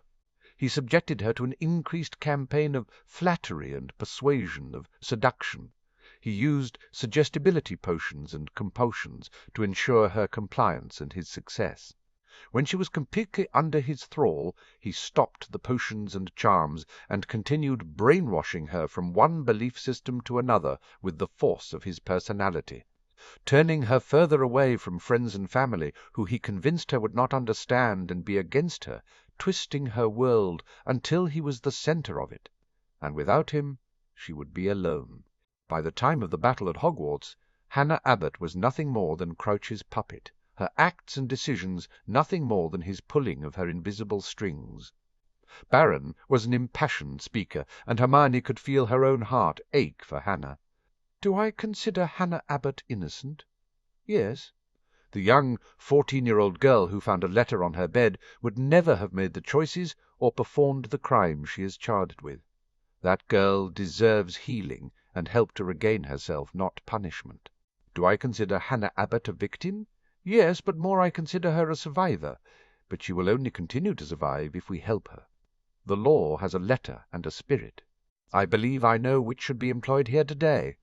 Baron returned to her desk. Hermione shook her head. She had no idea which way the Wizengamot would vote. Griselda got to her feet. "This is perhaps the most difficult of the trials we have faced. Both sides have argued well. We will now take a vote on each charge. Raised wands will signify a guilty verdict. Lord Abbot will not be able to cast a vote given his relationship to the accused. Lord Black will hold both the Black and Potter vote, as Lord Potter only sits his seat as a courtesy in this procedure. On the charge of conspiracy to kidnap Neville Francis Longbottom, how does the Wizengamot find?" Hermione's heart sank at the sea of wands. Sirius had raised his, as had Augusta Longbottom. Dullard rose from his seat. "The Wizengamot finds the defendant guilty." A murmur broke out in the public gallery. "On the charge of conspiracy to perform a terrorist act?" Hermione watched as Sirius lowered his wand. "The Wizengamot finds the defendant not guilty." A louder murmur erupted, and Griselda let off a small bang with her wand. "Do not make me clear the gallery!" she snapped. She glared everyone into silence and continued. "On the charge of casting an unforgivable on Colin and Dennis Creevey?" Hermione wasn't surprised at the not guilty verdicts that followed on that charge, on the charge of assaulting Susan Bones, on the charge of assaulting Trelawney, on the charge of performing a terrorist act in allowing the invading force into Hogwarts. It was far from unanimous, but it was enough to clear her. "Wow!" "I guess most went with Baron's argument," Blaise muttered. "I bet they found her guilty of colluding in your kidnapping because she did that before the potions." Neville's hands were in fists. "I can't believe they found her not guilty of everything at Hogwarts." "Lavender's going to be furious," Hermione noted. She glanced towards Sue, who looked angry enough to spit nails. Griselda called for order again. "The Wizengamot has found Hannah Abbott guilty of conspiracy to kidnap. All other charges are dismissed. Arguments will be heard in the matter of sentencing on the guilty charge." Scrimger looked unhappy, but got to his feet. "The prosecution asks for the maximum sentence to be brought to bear, a 10-year stay in Azkaban." Miss Abbott willingly conspired to ensure her young friend was placed in danger. Regardless of whether she knew the end game, she was aware of the dangers that night, as all members of the Potter Alliance were asked to ensure they were not alone at any time. Her lack of care for what happened to Neville Longbottom, a bright young man who believed he was engaged in a romantic relationship with her and who she was deceiving, is nothing short of heartless. He gave way to Baron. Miss Abbott was under a compulsion to stay quiet about the request to ensure her companion was alone. She was under a false belief that the reason was innocent. After the events, she attempted to break away from Bartemius Crouch Jr., so disgusted was she at her involvement. As a result, she was subjected to potions and charms which kept her under Crouch's control. I believe she has been punished enough.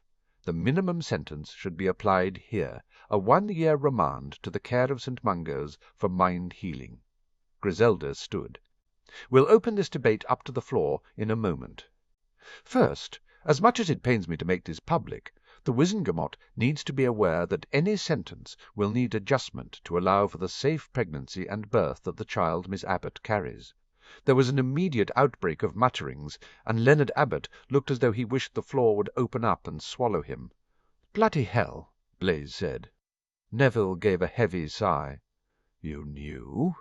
Neville nodded unhappily. "Harry forewarned me this morning."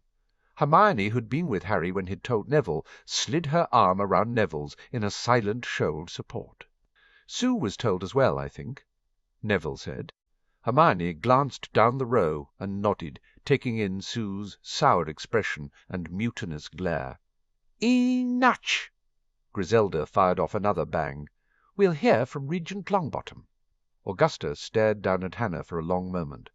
Mary Barron spoke well in the trial. "I cast my vote because I believe it is important we respect the spirit of the law, and there is no doubt Hannah Abbott was twisted by Bartemius Crouch, and that deserved to be recognized. The one act she remains guilty of performing is one which is close to me as it concerns the heir to my house, my grandson, Neville. It's true she lied to him about her interest, about her regard and affection for him. It's true she helped to engineer the circumstances which allowed him to be kidnapped. But I also believe she was horrified at the turn of events, and regretted her actions in the immediacy of the event, before Crouch convinced her otherwise with potions and charms. But whether she was naive or uncaring in going along with the request to ensure Neville was alone that night, she brought harm to the house of Longbottom. And while I do not believe the maximum sentence applies here, I would not see the harm done to my house dismissed by the awarding of a minimum sentence. Hermione nodded. "That was fair. Lord Abbot." Griselda recognized him respectfully. Leonard Abbot rose to his feet. "I know my voice is biased in these proceedings as her father, but I thank each of you for your consideration in voting. I know that the daughter I raised would be horrified at her actions at the Battle of Hogwarts. Her mother and I are devastated by the harm Crouch has caused Hannah. He has destroyed her as thoroughly as though he threw the killing curse at her. I offer a third way forward." Hermione darted a look towards Harry, but he appeared as surprised as everyone else. "Whether she ends up in prison or hospital, Hannah has no future here in Britain. If she responds to the mind healing and returns to her former self, albeit one scared by Crouch, her peers in time may forgive her, but they will not forget.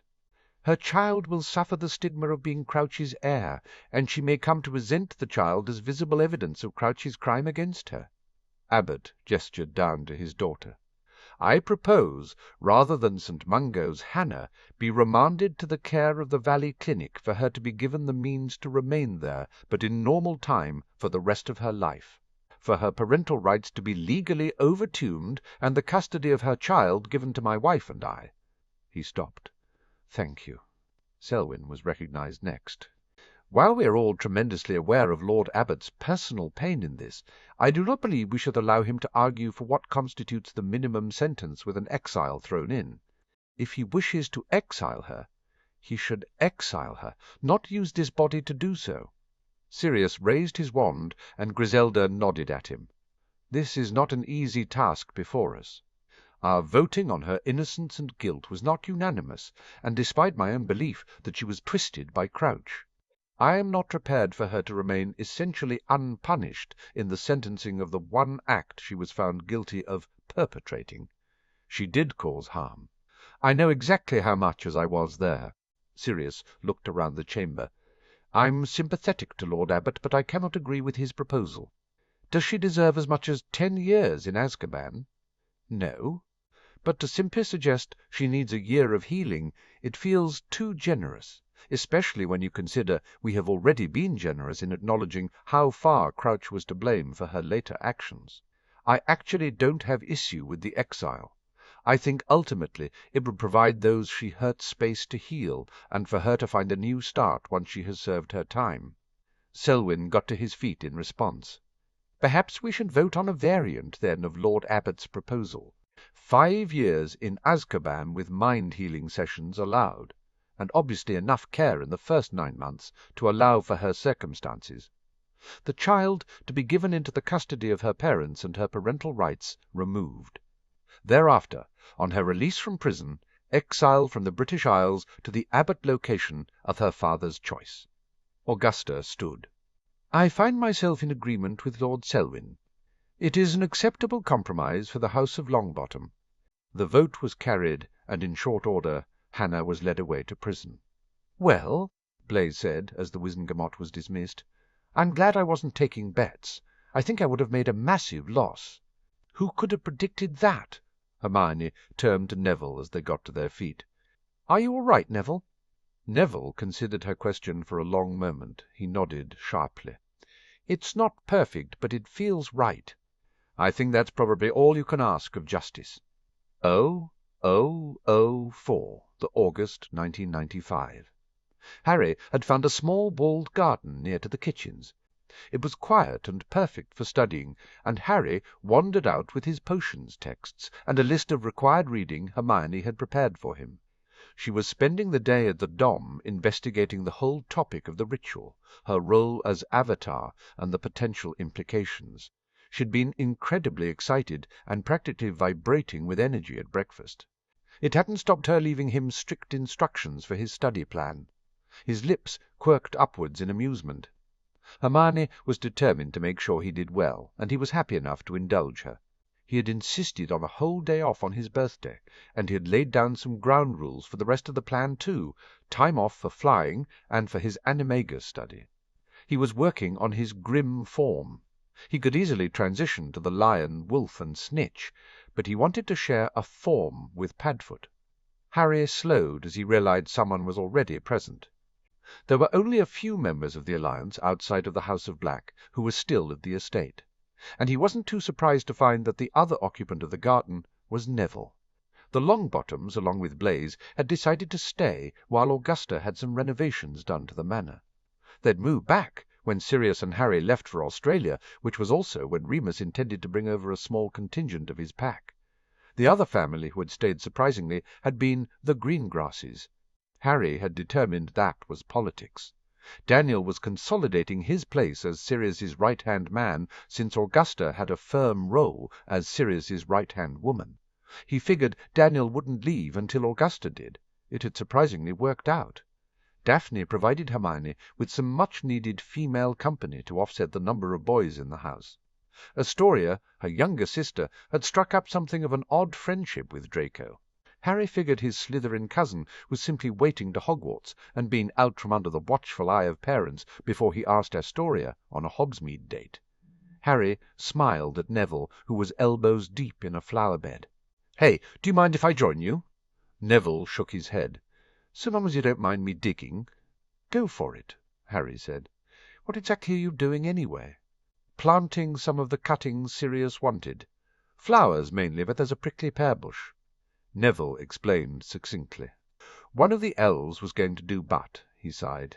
"I really miss my greenhouses." So Neville had co-opted the work. Harry winced sympathetically as he sat down on a nearby bench. "Not long now until you'll be back in your own place." Neville nodded. "Don't get me wrong, it's been great being here." He looked over his shoulder at Harry and grinned at him. "I think we needed it right after the battle and everything." He turned back to the flower-bed abruptly, and Harry figured he was thinking about Hannah again. "Are you looking forward to the new hothouse you got for your birthday?" Harry asked, subtly redirecting Neville back to his favourite topic. Neville immediately brightened and immediately began waxing lyrical about his plans. As some of Neville's experimentations were for their shared business ventures, Harry listened intently, even as he began to organize his books into order. Neville slowed to a halt and pointed his trowel at the stack of books. "Potions?" Harry nodded. "I really need to brush up on the theory. Hermione schooled me on the brewing all yesterday, but I realized I'd struggle with the essays." It had felt strange the day before staying home from the Wizengamot and watching Sirius go off alone, but it was what would usually happen, and Harry had simply been happy to have the time for studying. Neville grimaced. "Yeah, they were pretty hard in the exam we had." "Where's Blaise?" asked Harry. "Over at the Patilles." Neville waggled his eyebrows expressively. "Doing homework." Harry burst into a surprised huff of laughter. "Really?" "He's pretty taken with Padma," Neville said. "Actually, he wanted me to go with him. He thinks Parvati still likes me." "You're not interested?" asked Harry. Neville shrugged. Harry debated for a moment before he sighed. Not every girl is going to be pretending like Hannah was. Parvati really did have a thing for you at the beginning of the last school year. I know, just... Neville shifted to face Harry. It's difficult knowing the first girl I kissed was only in it, because Crouch was weirdly obsessed with me. Harry frowned. Hannah was interested in you before he got his hooks into her.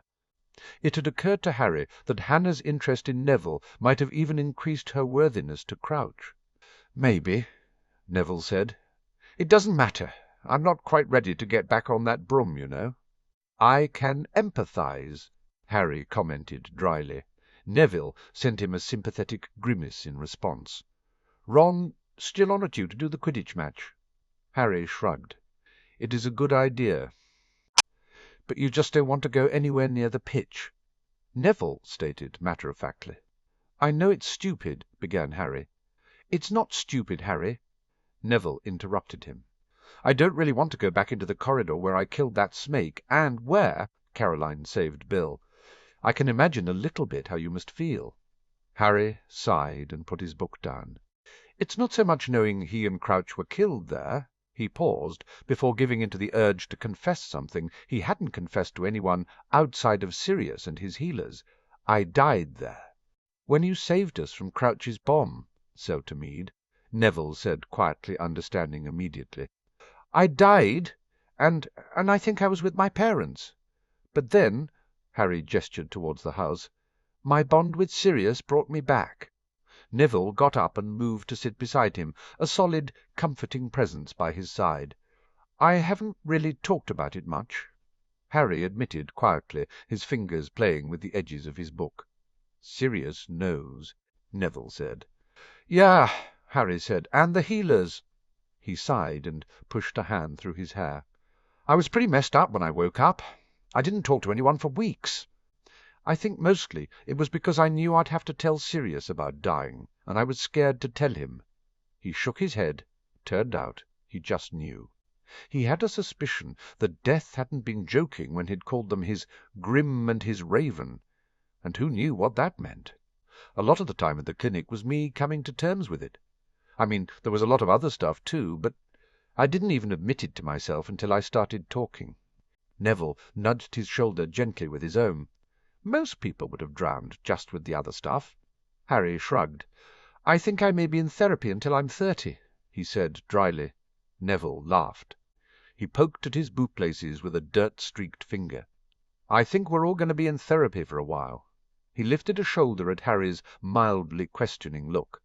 It's not just Hannah or what happened. I haven't really ever talked about my parents before. He ducked his head down. Harry placed a comforting hand on Neville's shoulder briefly. He wondered if he should ask, but then went ahead anyway, knowing Neville would tell him if he was being too nosy. Is it helping? I think so. Neville said a touch hesitantly. I mean, I think I get why I am about some things now. I don't think I ever really thought about it before. Harry nodded in understanding. The first time I was at the clinic it took a while for me to get how much growing up the way I did affected everything I did. He shook himself loose from the thought. He really didn't want to think about the Dursleys. That's just it. Neville said, I guess I realized I was really stuck on Hannah, on my relationship with her. Because everyone talks about how my parents were this perfect couple who got together at school, and I thought I should have the same. Harry nodded. He sometimes had wondered the same about himself and Hermione, and he was honest enough to admit that some of his want for them to make the distance was to emulate his own parents. I think I was more wrapped up in wanting that dream than wanting that dream specifically with Hannah, Neville continued. So, then I think, why am I so upset at her lying to me? Different thing, Nev, Harry said softly. Neville shot him a quick, sad smile. Yeah, I know. He sighed heavily. It's awful what happened to her. Awful what he did to her. It's weird thinking I'm never going to see her again. I just hope she gets better and starts over new somewhere fresh when she's served her time, Harry said diplomatically. He thought the sentence was a good compromise. Anyway, Neville said in a stronger voice. "I think maybe I need to get my head around everything first before dating someone else." "Sounds like a plan," Harry said supportively. "And maybe," Neville said, darting a look at Harry, "you need to get your head around everything before you can play Quidditch at Hogwarts again." Harry snorted, but he conceded with a sharp nod. "Yeah?" Neville's eyes stayed on him, though speculatively, as though he could read Harry's impatience with himself, his shame that it was still a problem. "You said you didn't talk for a while. Maybe this is like that. Maybe you just have to wait, and one day you'll be ready." Harry nodded slowly, agreement and acceptance stealing over him. "Thanks, Nev. Hello." Luna's voice heralded her arrival as she poked her head around the entry to the garden. "Hey, Luna!" Harry waved her forward. He vaguely remembered Sirius telling him at breakfast there would be reporters over to do an interview about the estate becoming a werewolf sanctuary. Luna had probably come over with her father. Neville grinned at him and went back to his gardening with a shy smile of welcome for the bubbly blonde Ravenclaw. Luna settled into Neville's vacated spot and picked up the textbook. "Studying?" "Potions." Harry made a face. "You want to quiz me?" Luna nodded and pulled up her legs, sitting cross-legged on the bench. She reached for his first book and opened it up and tapped the author's name. "Did you know Professor McGonagall convinced Pierre Fume to be our new potions professor? She might have crowed about it a bit at dinner last night," Harry said with a laugh. He was just happy it wasn't Snape. He was grateful to the other man for everything he'd done to help defeat Riddle and keep Harry safe in the effort, but he couldn't forget Snape had pointed Riddle at them in the first place. "I'm going to be the Care of Magical Creatures professor," Luna said matter-of-factly. "And you'll be the Defense Against the Dark Arts before you become headmaster." Harry's lips twitched, amused. "What about the others?" "Draco will be the Charms professor," Luna said. "He wants a wand subject, and Charms is his best. Sue will take over from you. She'll be in the Auras until then." "And Ron?" Harry prompted. "Will help revolutionize physical education," Luna said cheerfully. "He'll take over from Madam Hooch, but he's going to introduce lots of new things, even though he'll still be obsessed with Quidditch." "No." Harry felt nothing but a warm contentment at the idea of the future. "I think I'm a little envious," Neville remarked. "You all have everything planned out." He grimaced and wiped his sweaty brow. "I don't know what I'm going to do." "Don't be silly, Neville," Luna said dreamily. "You'll take over from Professor Sprout once you're done being Minister of Magic." Harry and Neville exchanged a shocked look, but by the time Harry looked back at Luna, she was already blinking and turning to the book. "Are you ready for your first question?" Luna asked brightly. Harry stretched exaggeratedly and nodded. "Bring it on." He pushed thoughts of Quidditch and dying to the back of his mind. He had exams to prepare for if he wanted any kind of future. 00011, the August 1995. Sirius watched as Cornelius revealed the memorial in the Ministry reception hall with a flourish. It took center stage, replacing the awful statue of the magical creatures. The main part of the memorial was a wall. It stood 8 foot wide by 6 foot tall and a foot thick, a solid grey granite speckled through with gold. Etched upon the surface of one of its wider sides were the names of everyone who had lost their lives in the fight against Riddle on the side of the light. Sirius had requested both his grandfather's and brother's names be included along with the Potters'. On the other side of the wall, the surface was etched with all those who had taken part in the battle on the night of the solstice eve. Every being who'd fought, whether werewolf, elf, wizard, or witch, was mentioned. They'd insisted much to Cornelius's distress that neither he nor Harry were given any special treatment, just that their names were included with the others. Cornelius had reluctantly agreed. The only thing Harry had requested was the inscription at the top, "Where there is love, there is life." Cornelius had also reluctantly agreed to postpone any reward ceremony until much, much later. Sirius had been firm that everybody needed to heal first before they started congratulating themselves. The award recipients could be told in private to ensure they understood their contributions were being recognized, but a public ceremony would wait. He knew Cornelius wanted to give him and Harry an Order of Merlin. Personally, Sirius wasn't fussed about the award, and he knew Harry just felt a great deal of distaste at the idea of being rewarded for defeating Riddle. Harry was still recovering emotionally from the battle.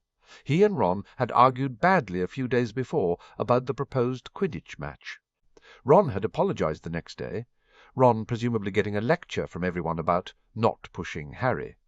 And Harry had forgiven him, as Harry was apt to do with Ron. Sirius suspected Harry had finally confided in Ron about just how much healing Harry still had to do. Ron had certainly been more sensitive about the entire topic since.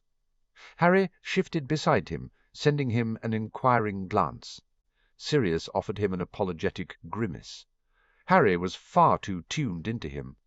He wondered if the tether had something to do with that. They needed to talk about it at some point, but Sirius had put it off, focused on getting Harry through immediate concerns such as his physical recovery, then their return and the trials, and finally Harry's delayed exams which would determine his schooling. But they were going to have the discussion some time, maybe after their Australian vacation and before Harry returned to Hogwarts. Sirius brightened at the reminder of their imminent trip. They were due to leave later that evening, arriving into Australia in the early hours of the morning. They'd go to bed and aim get up around lunchtime. Sirius had a feeling the time difference was going to take some getting used to, but it would be worth it. It would be good to catch up with Simeon, Anna, and Jason. He knew Simeon hadn't been too pleased to have been kept out of the battle, but they had needed someone safe in case the battle hadn't gone the way they had wanted. Simeon had requested some time to speak to Sirius one-on-one, and Sirius had a sneaky suspicion that Simeon was going to tell him that he was planning on transferring back to Britain. "And now," Cornelius announced, dragging Sirius's attention back to the memorial, "I'd like to ask Director Bones and Director Croaker to light the everlasting torches. The flames will never die, and their presence will remind us of all who sacrificed and fought for our peace." Sirius watched as Amelia and Bertie stepped up, one at each end of the wall. The gold holders were simple in shape, almost like oversized candlesticks. They were ornately etched, though, with beautiful calligraphy which told the story of Riddle and his downfall. Amelia and Bertie raised their wands to the cup part of the torch holder and silently lit them in unison. Two strong flames immediately sprang into life. It was a fitting memorial. "With the lighting of our torches, our main ceremony is now concluded," Cornelius said loudly. "I'd like to invite you all to stay. The Ministry Ballroom has been opened for refreshments and sitting." He stood down from his lectern and led the way out to the open door just behind him. Sirius wasn't surprised when Harry lingered in his seat rather than getting up immediately. He finally nudged him into motion, and they walked over to the wall. Harry reached out and gently touched his parents' names. Sirius swallowed hard against the lump in his throat. Bill stood at the other end of the wall. His eyes were pinned to Caroline's name. Sirius was pleased to see that there was more acceptance in Bill's expression than guilt. Bertie moved up to the young Weasley heir, and Sirius let his own gaze drift back to the wall. There were so many names. So many had given their lives. Hermione walked up to Harry and took his hand, resting her cheek momentarily on his shoulder. "You okay?" she asked lowly. "Yeah." Harry sighed. "It's a good memorial. It just doesn't seem enough." It was his turn to nudge Sirius. "Ready to head into the ballroom?" Sirius cast one final look at the wall and nodded. He glanced back to see the Delacours approaching Bill and wondered what that was about. Fleur's teaching him French. Harry explained, making Sirius realize he'd asked the question out loud. "Really?" Sirius drawled, amused despite himself. "She's the new Gringotts employee?" Harry nodded, and a small smile flitted over his lips. "I think Vivian's planning to matchmake once they get to France. Apparently it's rare. A Vila finds someone who doesn't have a reaction to their allure." Sirius agreed absently. It would be a good match if Bill allowed himself to fall for the girl. The Delacours were well placed in French society, and she would make a great addition to the house of Weasley. The ballroom was a press of people, and Sirius guided them through the crowd to the table Andy had staked out at the back. Theo sat sandwiched between her and Ted. Narcissa was in attendance, as the baby had been left in Dobby's capable care. Dora had also insisted on attending, despite being very pregnant. Sirius grimaced. Baby Lupin was due at the end of September, and since Narcissa had effectively taken part in the ritual during her last month, Dora had been insistent that attending a memorial was a piece of cake by comparison. Remus hovered at Dora's side, as though he was anticipating her going into labour at any moment, regardless. It would have been hilarious if Sirius wasn't also a tad nervous about the same thing. He was really going to miss Reggie during his vacation and on his return, when they'd head home to Griffin House. Narcissa and Draco were moving to a newly purchased black property near to Andromeda. Malfoy Manor was being locked down until Draco was old enough to take ownership. While Lucius was the head of the house, the wards would allow him to enter freely, and Narcissa wasn't prepared to place herself and her children into such a vulnerable position. Draco had accepted the move with surprising equanimity. He excused himself from the table once Harry was settled, sending his son a sympathetic look as Hermione started to quiz him again on how his final exam had gone the day before and started to make the rounds. He had barely said hello to 3 people before he turned around and found himself face to face with Severus Snape. Black! Severus sneered. Snape, Snape, Sirius drawled back. He raised his glass. "How's your new position?" Severus inclined his head, his heavy fall of black hair almost obscuring his face. "Acceptable." He glanced around swiftly, eyes landing on Harry. "You do not have to be concerned. I will not approach him." Sirius sighed. "He doesn't hate you. He just doesn't forgive you." "Like father, like son," Severus stated. Sirius almost bit his tongue in the effort to stop himself from snapping back. "I haven't had a chance to thank you yet for what you did in the graveyard, so thank you." Severus looked as though he'd been slapped. "Our paths may cross in future," Sirius pointed out. "We may still not like each other much, but we managed a civil, and even grudgingly good, working relationship there at the end. I'd like to think we can continue to be adults about this and leave our past in the past." Severus gave a slow nod. "A reasonable suggestion." Sirius breathed out slowly. "I should return to my work," Severus said, looking around with barely hidden horror. "Shanghaied, were you?" Sirius asked, keeping his amusement well hidden. "Director Croker is very much like Albus in some ways," Severus admitted dryly. He gave a short bow of his head. "Lord Black? Unspeakable Snape!" Sirius let him go with some relief. His interactions with Snape were never going to be easy, regardless of their mutual attempt to maintain civility. And Snape was right. He was never going to forgive him for telling Riddle the prophecy, his efforts to defeat Riddle, to keep Harry safe. They didn't wipe away that act. He figured Snape rather felt the same himself. Sirius took a sip of his drink and made for Daniel at the wizard's signal to join his group. It didn't matter in the end, any of it. Their schoolhood angst was buried in the past. Snape's sins, well, he'd answer for those when he met Lily in the afterlife. And while their paths might cross with Snape's new position with Bertie, Snape was gone from Sirius's everyday life, from Harry's. It was time to move on. 26th August 1995. Remus winced as Harry made another sharp turn in the sky and rubbed his head wearily. And then the shark turned pink with purple polka dots, Sirius said, finishing the tale of scuba diving in the Great Barrier Reef with aplomb. Or at least Remus thought that was what the tale was about. "Very nice pads," Remus said absently. Sirius snorted loudly, finally dragging Remus's attention back to his old friend and away from Harry's flying. "You weren't listening, Moony." "I was." Remus caught Sirius's knowing look. All right, I wasn't listening." "How can I listen when Harry is up there doing that?" "Flying?" asked Sirius dryly. "Have you seen the acrobatics he's doing?" Remus argued, turning away from the window and pacing back to his seat in front of Sirius's desk. "He's going to fall and turn into Snitch, and be perfectly fine." Sirius completed. He looked at Remus speculatively. "So, what's going on with you, Moony?" Remus lasted for all of a second before he gave a frustrated cry and collapsed into his seat. "She's driving me mad."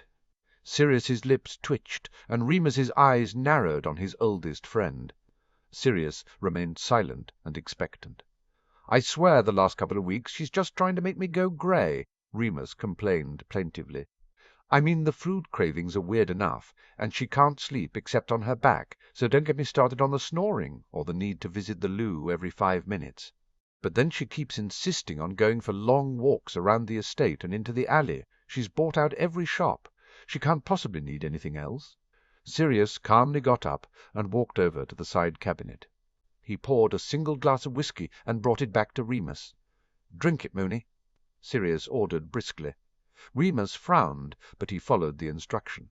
The warmth of the alcohol hit the back of his throat before flooding through the rest of him. He grimaced a little at the taste. "So, Dora's very pregnant, and she's driving you mad because you're in overprotective Mooney mode," Sirius summarized, sitting back down. "That's—" began Remus indignantly, before catching sight of Sirius's knowing grey eyes and deflating, "fairly accurate." "Look, you only have another month," Sirius said soothingly, "and you'll have a wonderful baby boy at the end of it." "I might not survive another month," Remus protested grumpily. Sirius coughed to hide a laugh. "I'm sure as my best friend you're supposed to be more supportive," complained Remus. "Honestly, if she's not driving me nuts with her independence, it's her cravings or her suggestions for names." "I thought you'd settled on John Theodore?" queried Sirius with a touch of bewilderment. Remus didn't blame him. They had settled on the name before Sirius had left for Australia, but then Dora decided it was too boring. Remus said tersely, "She wants to call our son Ziggy." Sirius wasn't quite quick enough to disguise the bark of laughter, but he waved an apologetic hand and gestured at Remus. "What can I do to make it better, Mooney?" Remus sighed. "You're doing it," he admitted. It was good just to talk to Sirius face to face. "I missed you these past couple of weeks." "The holiday was good," Sirius said, "for both me and Harry." Remus nodded. He could see it had been in the healthy glow of Sirius's skin, the peaceful look in his eyes, and the good weight he'd put on. "So is Simeon coming to Britain?" he asked, changing the subject away from his impending parentage and Dora's strange pregnancy quirks. "Yes," Sirius said. "He wants to come closer to the family. But Anna wants to stay in Australia until the baby is born, so they won't move until next summer." Remus nodded, remembering how chaotic his and Dora's move to the farm and back had been. "Makes sense. How about you?" Sirius pointed to the window where Harry's flying antics with some of the younger members of Remus's pack continued. "Pack settled in?" "Yes, although they're pleased we're still keeping the farm as a second sanctuary until things get settled politically," Remus said. "Patrick doing better?" Sirius asked. Remus smiled at the mention of his beta. "He's doing very well." "The prosthetic is great. He's getting better every day." "And getting closer with Siam." Remus was almost certain they were sleeping together. "I've been invited to an Alpha meeting in Paris early next month. I think Gregor and Robert are keen to make the alliance permanent." "Good," Sirius said. "Stability can only be a good thing, right?" Remus nodded. "But it will mean my duties to the pack will take precedence at times, and we should really discuss whether it's appropriate for you to stay as our steward." Sirius finished. "I'm staying," Remus said firmly, a stubborn glint appearing in his eye. "I just need help." He gestured with the empty glass. "If I was yours and Harry's steward only, it would be fine, but I also look after the Wenlock and the Malfoy estates, and now Notts and Dumbledore's." Sirius winced. Well, to be fair, Albus only really left a lot of books. His personal wealth wasn't all that much. Remus allowed. Sirius pointed at him. "What's your proposal?" "Patrick can cover the paperwork and most of the duties associated with my Alpha duties, and I get a secretary to assist him." Remus immediately began. "There's a young werewolf, Kevin, who has just joined us. I think he and Patrick would be a good team. That takes care of my pack's day-to-day needs." "Clara still helping you with the steward duties?" Sirius asked. Remus nodded. "I want to put her in charge of the Black Estates under my supervision. Sirius inclined his head in agreement. "I'll retain the Potter estates personally," Remus stressed. "He didn't want to put Harry's future into anybody else's hands." "That still leaves all the others," Sirius said dryly. "Christopher Wenlock begins his service at the beginning of September," Remus reminded him. They'd had a meeting with the Wenlocks just before the trip to Australia.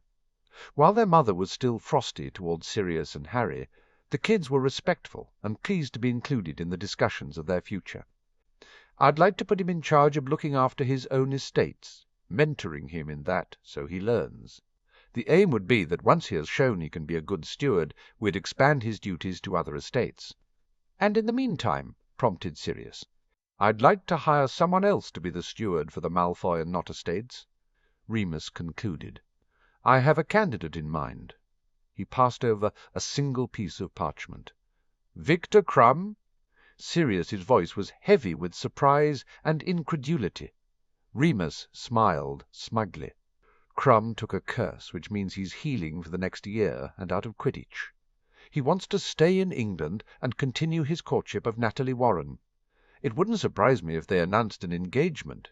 They've barely been separated since the battle." Sirius placed the parchment down. "So, you stay as steward, delegate more to your deputies, and supervise 2 juniors. This right?" Wenlock and Crumb both took estate management at Durmstrang. Wenlock was being groomed by his father to take over eventually, and knows most of the Wenlock estate. Crumb similarly has been taught by his father in regards to his own estate. Remus said firmly. "Neither are starting from scratch." "Fine." Sirius gave in with a huff. "I would have thought you'd be more pleased I've found a solution that allows me to stay on," Remus said, a touch aggrieved. Sirius sat forward, leaning on the desk and clasping his hands. "Remus, you and I both know that you only took the job because you wanted to help me and help Harry, and the steward's position gave you a way of doing that and earning your keep. Your words, not mine." His grey eyes pinned Remus's gaze, and he was unable to look away.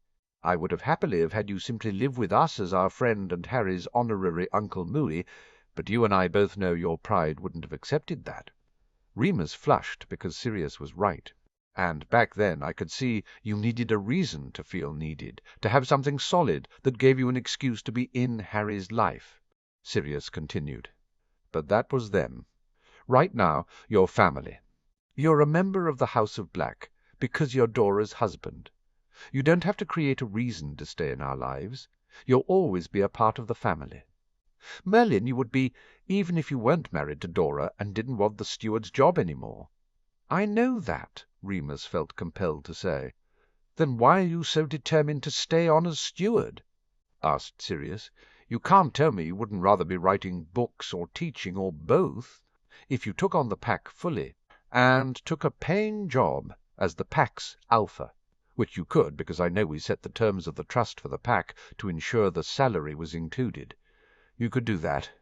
Remus sighed and slumped back in his chair. He gathered his thoughts into some kind of order before he looked back to Sirius and caught his gaze again. "I know in my heart that you'd never turn me away, that I don't need to your steward to be part of your lives. I know that. I also accept that there are other jobs I might prefer to do." "But," prompted Sirius gently, "but last year I promised you I wouldn't walk away this time, and not being your steward. It feels like walking away." Remus stopped there because the lump in his throat wouldn't let him continue. Sirius sat back and nodded slowly. "All right, but we'll review this when Harry graduates from Hogwarts." The relief almost turned his bones to jelly. Remus gave his own swift nod of agreement. "That sounds fair." Sirius gave a low hum. "When do we find out about his exam results?" Remus asked, changing the subject. Sirius shot him a look which told him he knew exactly what Remus was doing, but he cleared his throat to answer. "Tomorrow. We have a meeting with Minnie just before the memorial match." Remus glanced out towards the window where Harry was still flying. "Will he play?" "I'm not sure."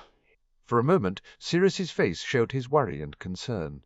"He'll play if he's ready." He glanced back towards the portrait of his grandfather. "Some things just take time." Remus frowned, wondering if he'd done the right thing to push Sirius to make peace with his grandfather's memory. Dobby popped in right beside him, and it took all of Remus's control not to shriek like a startled teen. He glared at the elf. Dobby glared right back at him. "Miss Dora be wanting something called Weetabix dipped into peanut butter sauce. Mipsy panicked called me. It's a Muggle cereal," Sirius offered helpfully. Remus got up, knowing his day was going to be spent hunting down his wife's latest craving in a Muggle supermarket. "Tell Mipsy I'll take care of it, Dobby." The elf assigned to the estate was wonderful with the pack, but she was always nervous about telling him anything that might even hint she was criticizing Dora. Dobby popped out, and Remus turned to leave. He was almost at the door when Sirius called out to him. He turned back inquisitively, one hand on the door. "I'm glad you're staying, Moony." Sirius said simply. "I love you too, Pads," Remus said. He cleared the threshold and started to close the door. It was almost closed when he heard a soft sigh and, "Time to wake up, grandfather." Remus closed the door and smiled. "Oh, oh, oh." Because he'd been watching him closely, Harry saw the moment when Dougal attempted to evade a bird and slipped from the broom.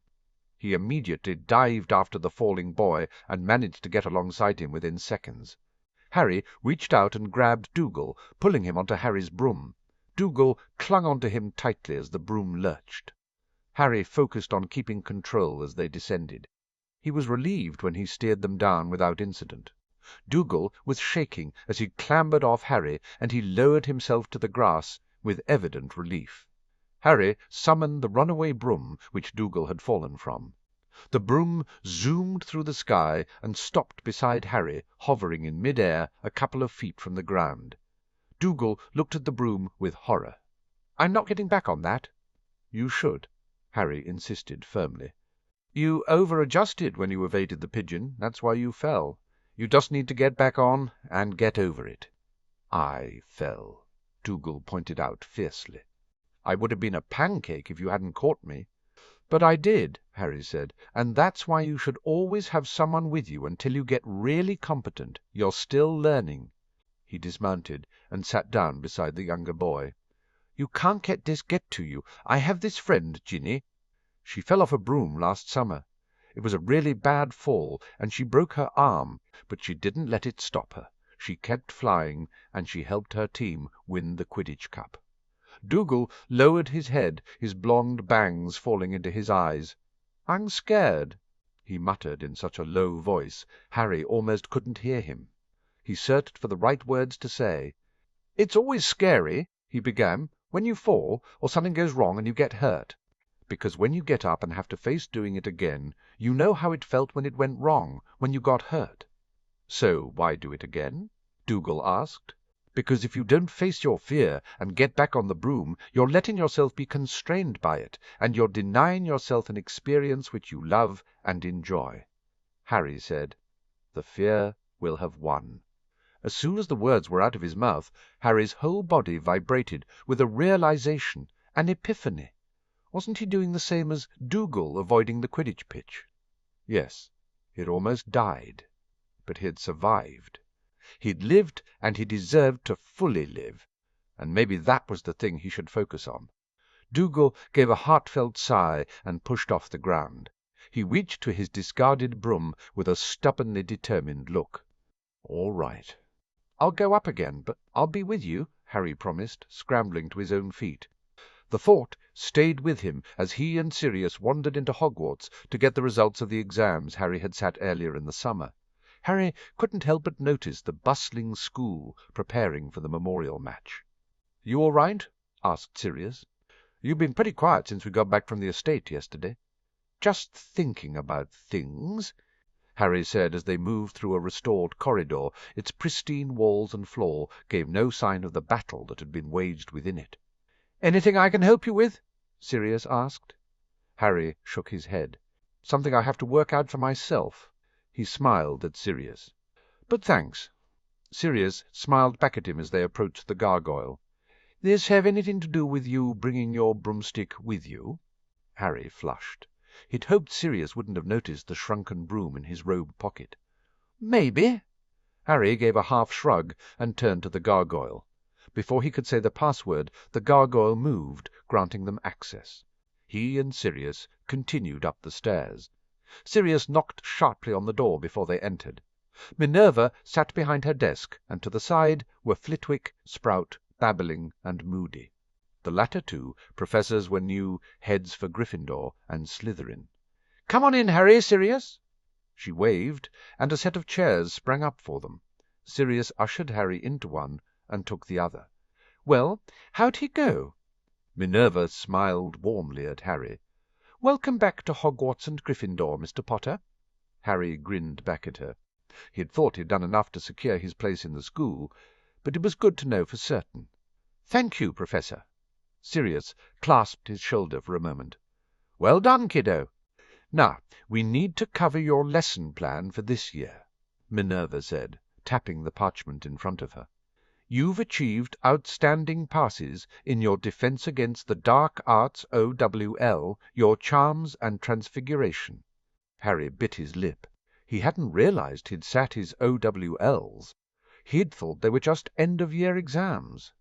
"Your practical in your Defense OWL is also noted as an outstanding grade at any WT level," Minerva continued. "But we need to bring up your theory knowledge before you could sit that." Harry darted a glance at Sirius, who looked torn between glee, pride, and shock. Sirius took a breath and seemed to pull himself together. "Independent lessons, then?" Moody nodded. "You'll be taking your defense with me, Potter." Harry gave the old aura a smile. He liked Moody, and he couldn't think of a better head of house for Slytherin in the wake of the battle.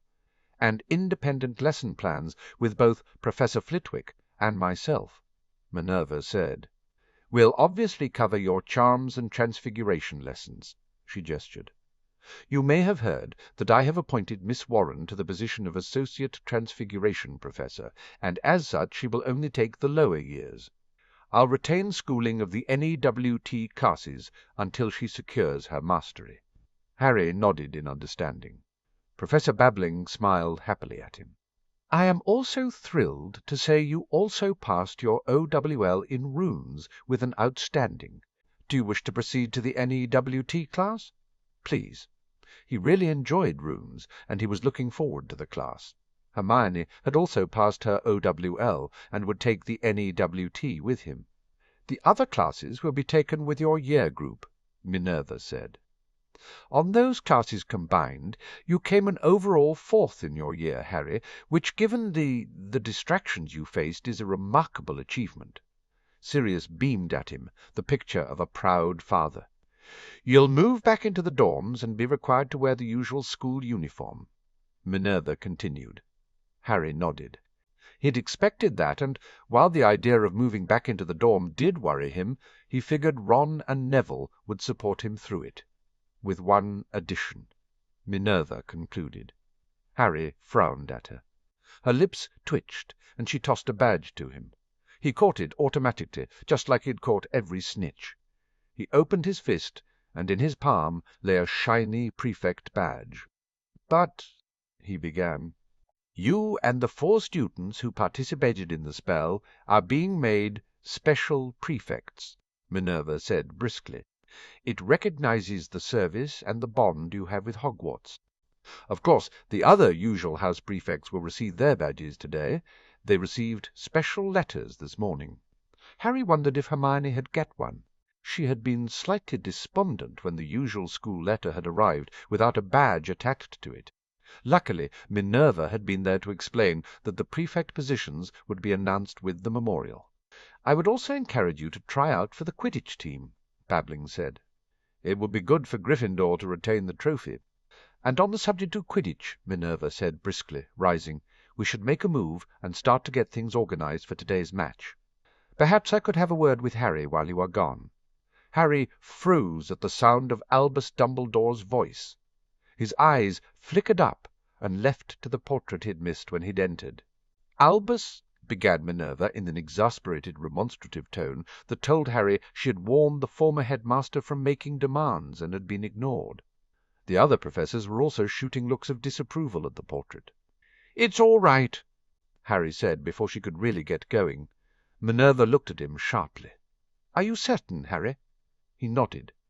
If he was going to get back on the broom, he wasn't going to do it half-heartedly. He had quite enjoyed talking with his Grandpa Black. Sirius's hand landed warm on the back of his neck. "Do you want me to stay?" Harry shook his head. Sirius squeezed gently and let go. "Actually, Sirius, I'd like to speak with you on something," Minerva said. "Why didn't we use your old rooms? Harry can join you there when he's done." Sirius nodded. "Lead the way." Within moments Harry found himself alone in the office. "I am sorry, my boy," Dumbledore's portrait said. "I did not mean to put you on the spot." "Yes, you did," Harry replied evenly. "If you really didn't mean to, you wouldn't have done it." "Perhaps," Dumbledore said quickly, "but I felt it was important we speak after what happened. When you didn't come to see me after the funeral, I believed I should take the next opportunity." "We have spoken," Harry corrected the portrait. "I spoke with you through the veil in my dreams. You told me you were ready for your next adventure, especially as you wouldn't have lived long with the injury you took, that I shouldn't feel guilty, that dealing with the aftermath of a war was tough." Dumbledore's portrait seemed completely taken aback. "Extraordinary!" Fawkes flashed into the office and flew to land on Harry's shoulder. He trilled at him gently. Harry let the bird soothe him. "I'm the Master of the Hallows," Harry said, rubbing Fawkes's head. "I'll always be able to call them and use their powers." "That amount of power," cautioned the portrait, "is dangerous." Harry nodded. "The wand and the stone will cease to work when I die." He knew that, like he knew the shape of his own hand, it just was. Their purpose will have been served. "Purpose?" questioned Dumbledore. Harry wasn't unaware their conversation was gathering attention with the other portraits. Hogwarts stirred, the dragon opening her eyes and staring out into the office. "The portraits are compelled to keep the headmaster's secrets. They will not speak of anything you say to anyone else." Harry raised an eyebrow. "I'm not the headmaster yet." "Yes," Hogwarts said dryly. "You are and have been since you appointed the four who woke me. You just haven't assumed the position formally yet." Harry accepted that. He guessed she would know better than anyone else. "I died," Harry said starkly. Fawkes let out another soothing trill. "I don't remember much of it," Harry continued. "Just overwhelming sense of peace and my parents' love, mostly." He hesitated and forced himself to say the rest. "And death." Dumbledore's portrait had finally lost his twinkling eyes. "You spoke with death?" "Not exactly." Harry closed his eyes. "I stood with death on every battlefield. I was the raven on his shoulder, the dead around us, and the grim at our feet. I was in every moment of time, every possibility that was and will be." He opened his eyes and looked at Dumbledore. "It's my past and my future. Death's champion," Hogwarts said solemnly. Harry nodded. "I thought it was just about Riddle, but it's more than that. Plans and actions put into motion centuries ago." He felt the surge of butterflies in his stomach again, because there were glimpses of the future he could only just sense, things to come that he'd seen. Things he'd been denying and blindly ignoring as his body healed and his mind tried to make sense of it all. But he was done being afraid. It was time to get back onto the broom. Harry tilted his head towards Dumbledore. "I want to thank you, both for Sirius and for me. We wouldn't be here if you hadn't stepped up." "The portrait?" Dumbledore looked pleased. "You are more than welcome." Harry turned back to Hogwarts as Fawkes remained a stalwart weight on his shoulder. "Hogwarts?" "Yes, headmaster," the dragon replied in Parseltongue, an amused understanding flitting across her reptilian features. "What can you tell me about Avalon?" Harry asked. The dragon stirred, wings stretching out for a long moment before settling again. She looked at Harry almost approvingly. "There is a tale of a once-and-future king," she began. Harry sat back to listen. It was much later when he left the office. He hurried to his and Sirius's old quarters, certain that Sirius was probably worried. He wasn't wrong. He found Sirius in his old room, looking out of the window at the busy, rebuilt Quidditch pitch. It was teeming with people. He saw Sirius's relief at the sight of him written as bold and brash across Sirius's face before his father managed to wrangle his expression under control. "Good talk?" asked Sirius. "Yeah," Harry smiled sheepishly.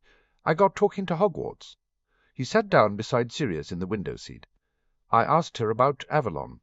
Sirius's eyebrows rose, and he peered at Harry speculatively. "I carry Merlin's legacy," Harry said. "Hermione now carries Morgana's. I don't think that's a coincidence." "No," Sirius agreed with surprising solemnity. "Probably not." He gazed at Harry with silver eyes that suddenly saw too much. "When you—" He stopped as though he was unable to actually say the words. "When you— How long did you spend with Death?" "A second," Harry said. "An eternity." He gazed back at his father. "And you were always there beside me." Sirius reached over and cupped his shoulder. "And I always will be." His lips twitched. "Whether magic tethers me to you or not." Harry leaned into the touch, relaxing for the first time in what seemed forever. A movement outside the window caught his eye. The Gryffindor banner had been raised and was flying high from the north corner of the pitch. Sirius patted his shoulder and slipped off the seat. "Try not to give Remus a heart attack with the tricks you do." Harry grinned, contentment that Sirius just knew what Harry intended, rushing through him in a wave of pleasure that Sirius knew him.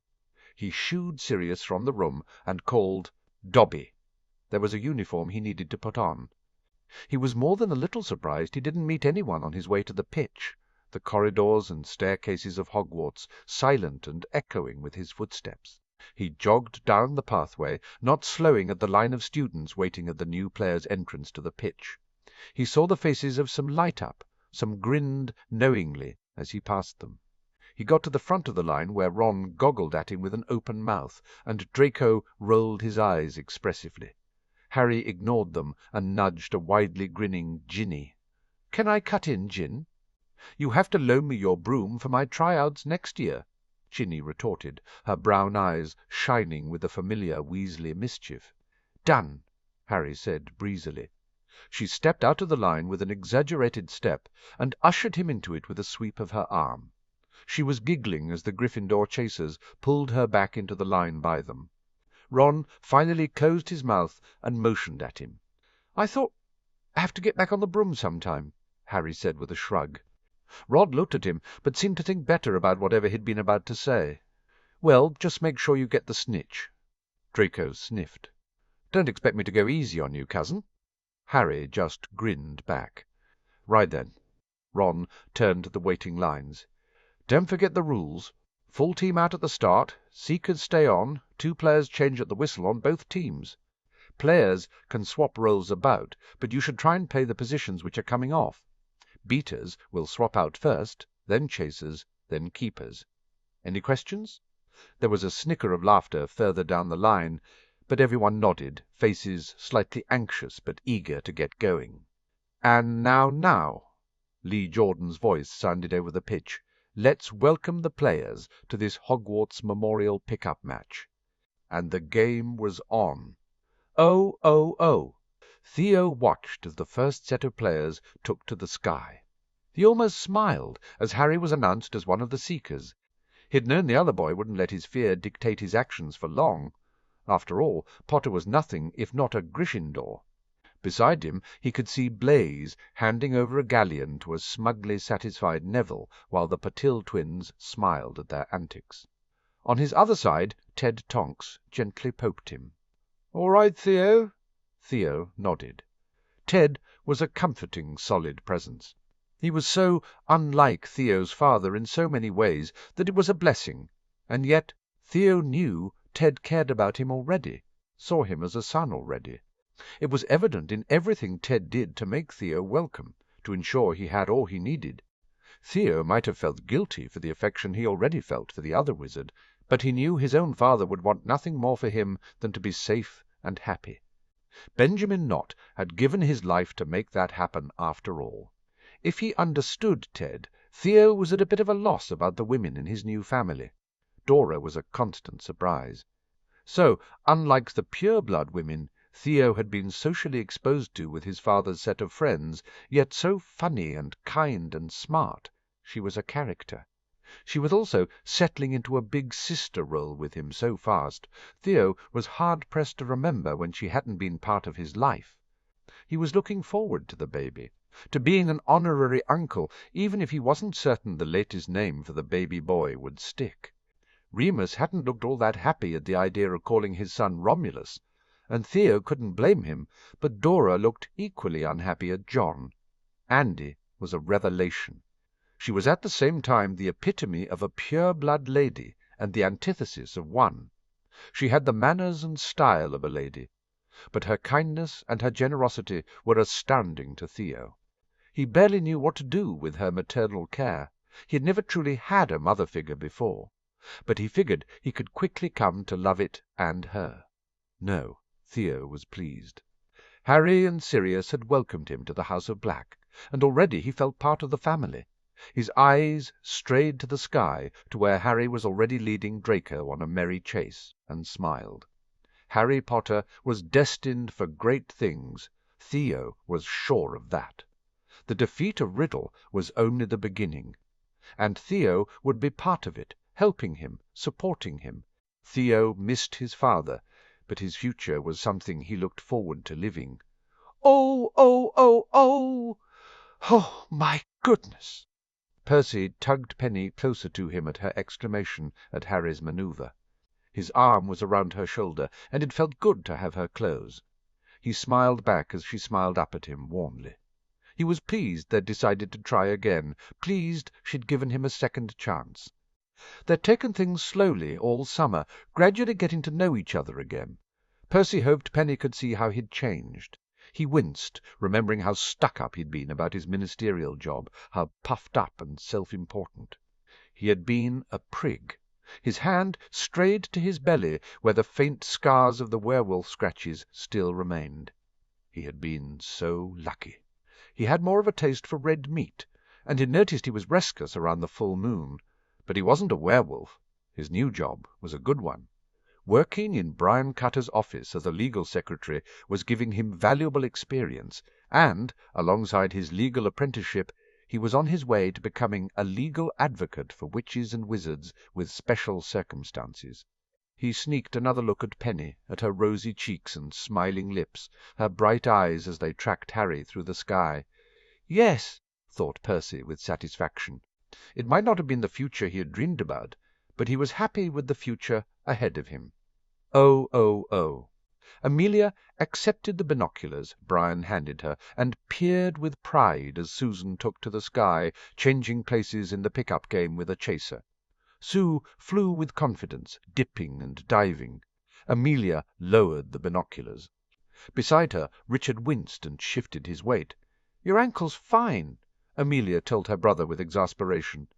"It hurts," Richard complained. "You haven't been doing your exercises," Flick said, tucking her arm around her husband and leaning into him. Richard grimaced. "They're silly. They're supposed to strengthen your muscles," Amelia retorted. "Honestly, Richard, if you don't want to start walking with a cane, do your exercises." "Yes, Mother," Richard said, and stuck his tongue out at her.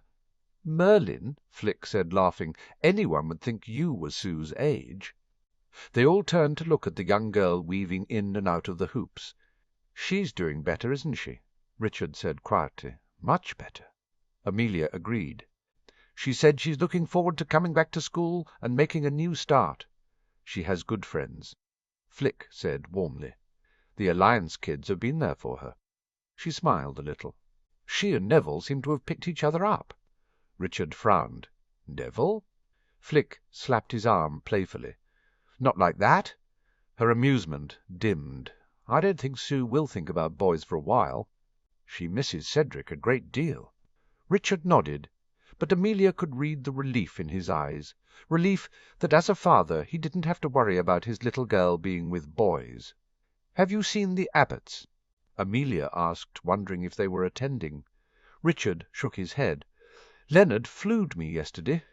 They're going abroad for a while. He's asked me to be his proxy."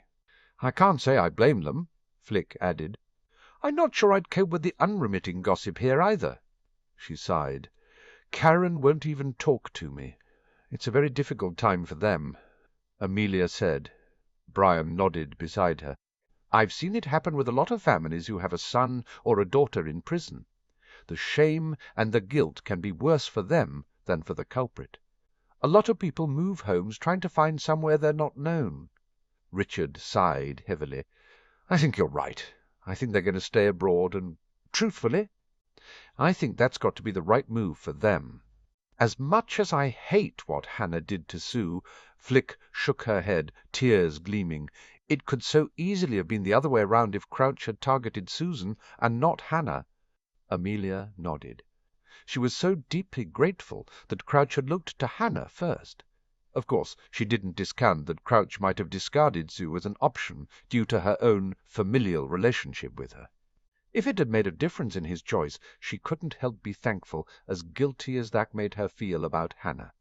She hoped the combination of prison and mind healing would be the right one for the girl who had spent so many years of childhood as Sue's best friend. Her thought drifted as her eyes returned to the game. It had been a long summer since the battle, but a good one. It had been difficult dealing with the trials and the fallout of the battle, but it had been worth it. On a personal level, her family was safe. Sue was healing from the wounds she had sustained with Hannah's betrayal and the death of her boyfriend. Richard was alive and well, his wife providing her family with love and support. Professionally, Amelia couldn't remember a better time. Politically, the landscape was stable, the Wizengamot revitalized and reformed. Cornelius was proving, with the right guidance, he could be a formidable minister. Bertie was reinvigorating the Dom with new blood and new ideas. Her own patch was also re-energized. The losses they'd taken in the battle seemed to have bonded the Aura and Hit Wizard forces. There were more new recruits than ever. She glanced over to where Sirius stood with the rest of the houses of Black and Potter. Her lips twitched. "What are you thinking?" asked Brian in a low voice, his mouth close to her ear. Amelia turned to him and smiled. "Do you remember telling me how you thought Lord Black would shake things up?" Brian's eyes widened as he recalled the moment in the corridor, just after they'd convinced Cornelius to give over the custody. "I do. You said you'd look forward to it." "How?" "Well, I might not have enjoyed every minute," Amelia said wryly, "but I'm so glad he did it." Brian gave her an understanding smile, his arm sliding around her waist. She gave in to the urge to lean against him. That reminded her. "Brian," Amelia whispered, "how do you feel about a trip to Italy?" "Oh, oh, oh." Bill rocked as Charlie punched his arm with overexcited enthusiasm. "Did you see Ginny make that turn?" Charlie shook his head. "How did she do that?" I'll," Bill stated, staring pointedly at his brother. Charlie didn't pay attention, his eyes already back on the sky. "She's good. She's very good." "I'm sure she's going to go into Quidditch." "Ha!" his mother said loudly. Bill looked at his mum, shocked. He was beginning to think maybe the Wiccan ritual had given his mother a personality transplant. She had actually congratulated Bill on his assignment in Paris and had helped him pack. "We probably should look at getting her a better broom, Arthur." Bill exchanged a "did Mum really say that?" look with his dad, who shrugged and grinned, his freckled face alight with pride. "Right you are, Molly Wobbles," his dad replied. "She shoots, she scores." Charlie whooped, "Excellent play." Percy agreed, dragging his attention away from Penny for a moment. Bill shook his head and returned his own attention to the game where Ginny was exchanging high fives with another Gryffindor teammate, Katie Bell. Across the pitch, Fred, George, and Ron were applauding their sister's run, even if they had ended up on the other team. "Your sister is a natural non," Fleur said, suddenly reminding Bill that he'd played host to his French tutor. "She is," Bill said. "I don't think my mum's wrong. I think she's headed for a Quidditch team." Especially since his sister had embraced finding her own path and stopped focusing on becoming Lady Potter. "She is good," Fleur said, and huddled into her coat when a blast of wind caught them by surprise. Bill offered up a warming charm, and Fleur smiled at him prettily. She was stunning and smart, very smart. When they'd been introduced at Gringotts, they'd immediately recognized each other, and Fleur had apologized for her behavior at the school when she'd had a crush on him. He had suggested they begin with a clean slate. They'd started a friendship which Bill was already coming to treasure. Fleur had provided him with a sympathetic ear about Caroline, and had been a stalwart support as he had adjusted to working for Gringotts again and prepared for his latest assignment. He enjoyed her company, but he wasn't ready for anything more than friendship, and he rather thought Fleur was happy with the status quo too.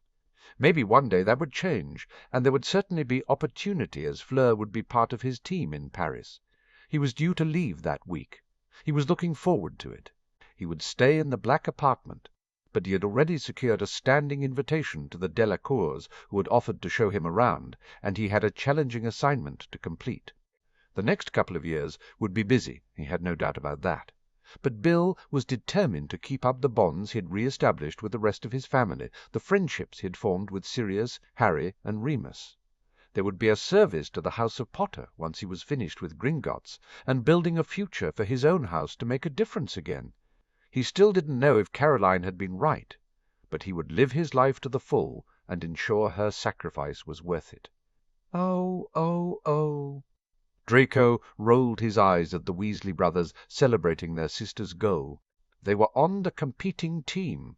Still, he couldn't deny that the Weaslette was proving to be a very good chaser. The Gryffindor team was going to be hard to beat in the coming school year, especially with Harry resuming his previous place as seeker. Harry was across the other side of the pitch, running interference with Fred and George to help Ginny and the Bell girls score. He wasn't actively looking for the snitch, which was so far remaining elusive. Draco was hovering and keeping a lookout. Well, he would have preferred to have followed Harry around as he had at the start, since he suspected Harry had some preternatural ability to spot the snitch, and therefore the best strategy was to follow him and hope he could beat him to it once it was spotted. But this was a friendly match, and he had eschewed his chase of Harry for a wait-and-see approach instead. He shook his head. He would never have believed that he would be so close to Potter, so close to Lord Black, so estranged from his father. But it had happened. His gaze drifted to where his mother sat in the stands, Regina in her arms. Draco wasn't ashamed to admit, if only to himself, that he was head over heels about his new baby sister. She was beautiful. A tiny, perfect human being who Draco was determined would never know. Lucius Malfoy. His father was banished to South America and a Malfoy plantation there. By all accounts he was drinking heavily and spending most of his days sozzled. Draco didn't wish his father dead, but he was happy the man was out of his life. He still had nightmares from the alternative events Hogwarts had shown to him. Hogwarts. It felt strangely right that his future was with the school. He was actually looking forward to teaching, to being a head of house. It would be a new start for the House of Malfoy, a better start. One that would give his baby sister everything she would ever need. A glint of gold caught his eye. The snitch! And Potter nowhere in sight. Draco dived after it gleefully. Oh, oh, oh. Augusta watched as Harry managed to intercept Draco's run and completely disrupt it, ensuring the snitch remained free. She rather suspected he'd done it so the game played on. It was a touching sight. So many students had turned up to take part in the pick-up game. They were all cheering each other on, regardless of the team. And so many parents were doing the same. Her eyes strayed to where Neville stood with Blaise. She felt a moment's satisfaction at how happy Blaise looked. He had stayed with them the whole summer, and looked better for it. She was quite certain the mind-healing had helped him come to terms more with his relationship with his mother. Nora Zabini was still abroad, and apparently seeing some Romanian duke. Blaise was quite enamoured with the Patil girl. But Padma had a good head on her shoulders, and it looked like quite a good match. Unlike her grandson and Padma's sister. Parvati was a nice enough girl, but not for Neville. Augusta smiled to herself. She wondered if any girl would ever be good enough for her grandson. But she hoped that once he was over the disaster with the Abbott girl, he would find a good match. the same way Frank had found a match in Alice. Her heart ached a little at the thought of her son and his wife. She had moved them with Neville's blessing to a care home near to their manor. They would be well taken care of, and they could visit often. It seemed a better environment than that of St. Mungo's. Neville was pleased with the arrangement, and that was the only thing that mattered to Augusta. She watched as Neville laughed at something Blaise said, but turned in a gentlemanly fashion to the girl beside him to include her in the joke. He was such a good boy, she thought on a swell of pride. He had come into his own that year with Harry's friendship, and the support they'd both received from Sirius and the House of Black. She believed Neville had a wonderful future ahead of him. She looked forward to seeing it, to being there to see it, to watch him as he did find a girl he loved, to watch him walk down the aisle. She would hold great-grandchildren in her arms one day, and she would happily tell them what a wonderful man their father was, what a hero he was on the day Harry Potter had defeated Tom Riddle. And so she would continue to build a world that would be safe for Neville and his future children. Her work in the Alliance was important, and she wouldn't step away from it until it was time for Neville to take her place. Neville turned to her as though he had felt her regard, and raised an inquisitive eyebrow, asking silently if all was well. Augusta smiled back at him and nodded. She had Neville, alive and whole. Her world was perfect. "Oh, oh, oh!" Neville smiled back at his gran, and turned his attention back to the game.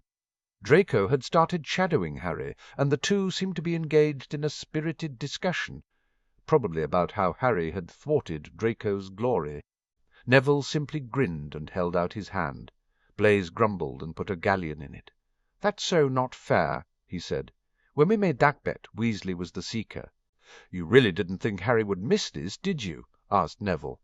He had been pretty certain Harry would overcome his trepidation and get back onto the Quidditch pitch. But he could understand the trepidation. Harry had died. Harry had died protecting them. If it hadn't been for his bond to Sirius, they would have lost Harry the night of the battle. Neville couldn't help feeling grateful at the quirk of magic that had kept his friend alive. He still felt his own trepidation about moving on and beginning to date again. He wasn't really on a date with Parvati. He was simply providing company for her, while she accompanied her sister as a favour to Blaise. He whistled as Harry dove for the ground, fooling Draco into following him and forcing the Slytherin Seeker to cut up his own team's run at the goals. Neville laughed and shook his head. "Draco is going to go ballistic," Blaise said, grinning widely. "Krum taught Harry that move when they practised together," Neville said cheerfully. Blaise nodded. "Well, I think I know how this is going to end." Neville didn't doubt the outcome either. Harry was going to win.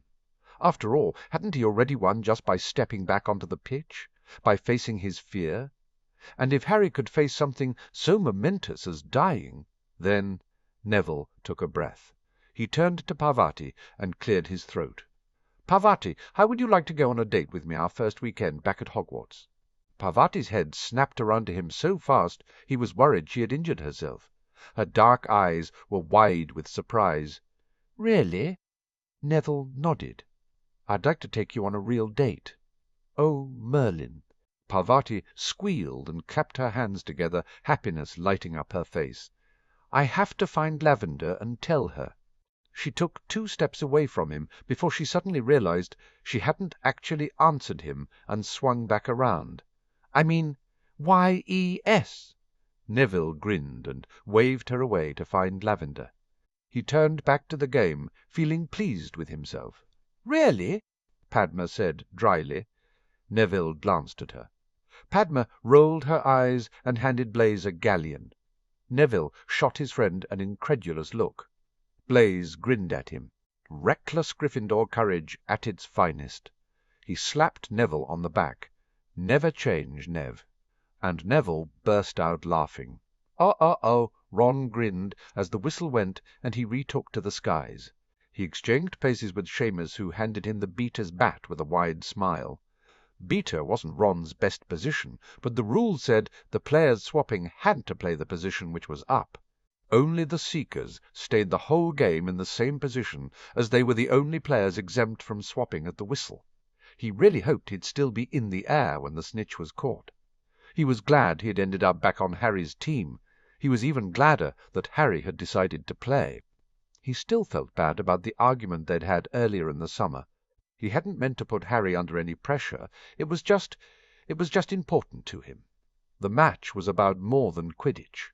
It was about remembering the night of the battle, and everyone who had fought, everyone who had lost their lives, making sure Riddle and Crouch didn't win, everyone who had succeeded and come away with scars. It was about retaking back Hogwarts and shouting aloud that the damage they'd done wasn't lasting, wasn't going to stop them. Ron knew Harry knew it was important, though, and he'd been stupid to push him. He had apologized, and Harry had explained enough that Ron had apologized again and backed off completely. Ron figured there was more to Harry's previous reticence than simply not wanting to step foot where Riddle had been, where he'd had to end Riddle. Ron was confident that Harry would tell him when he was ready.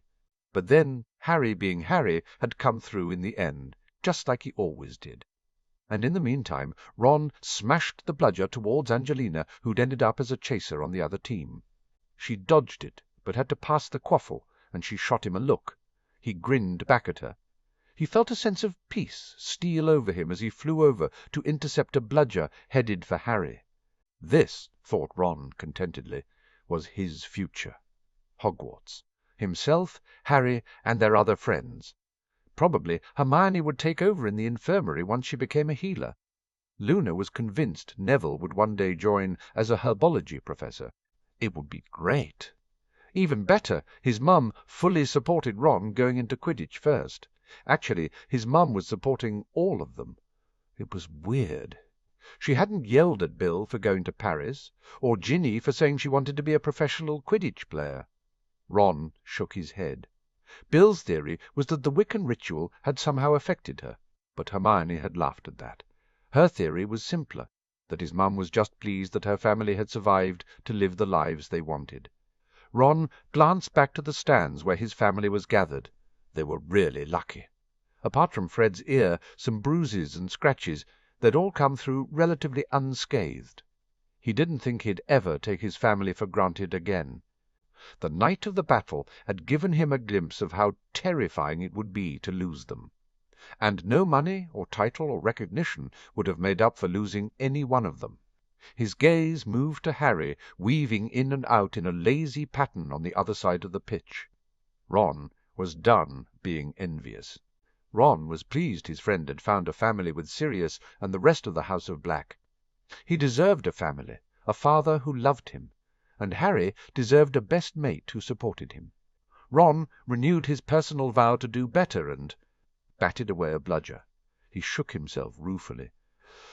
Maybe he'd better get his head back in the game first. His future could wait a while longer. Oh.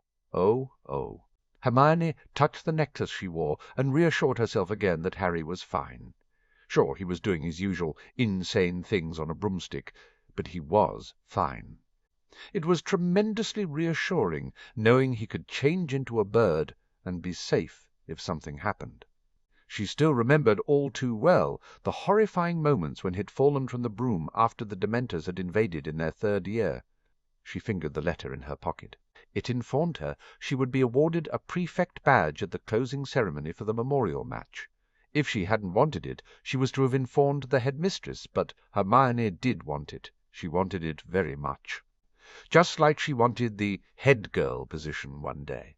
She sighed. She was prepared to admit her academic ambitions were probably not her most attractive feature. She was happy with the news in the letter that the usual prefects would be joined by 5 new special prefects: Ron, Luna, Sue, Draco, and Harry. Neville had been given the other Gryffindor 5th-year badge.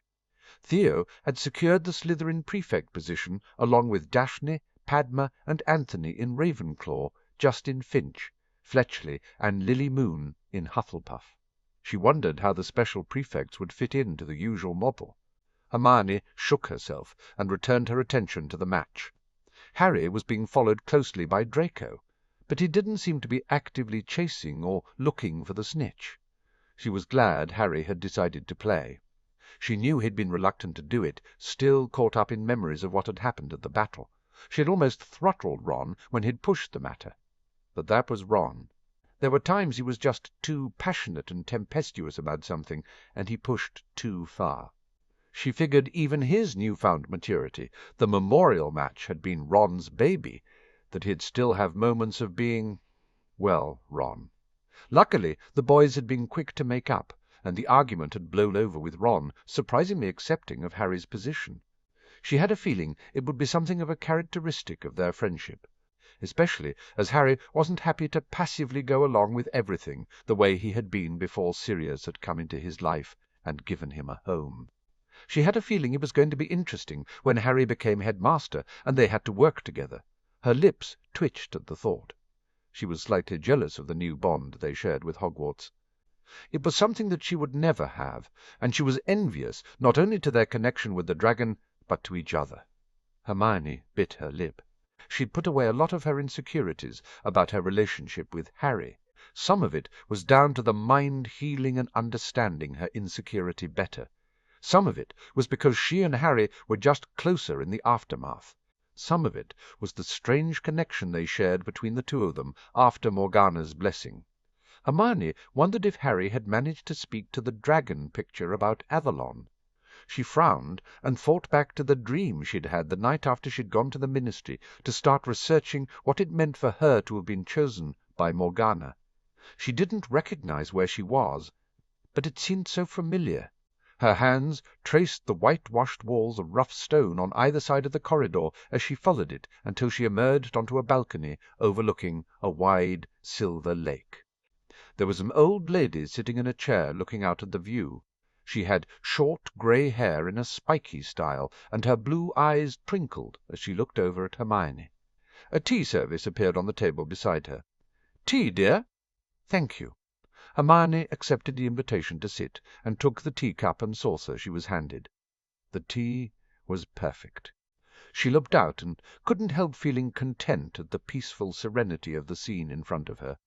"This is beautiful. Where are we?" "Where do you think we are?" the old lady asked. Slowly Hermione took note of the shape of the lake, the hint of mountains, and a familiar castle beyond in the far distance. "The Black Lake," she realized out loud. "A man's name." The old lady remonstrated gently. "What does your spirit tell you?" "Avalon," the word whispered through her. Hermione breathed in sharply. "Morgana's blessing granted you passage," the old lady commented, and set her tea aside to pick up some knitting in a basket that had appeared at her feet. "The first witch in far too long to make the journey."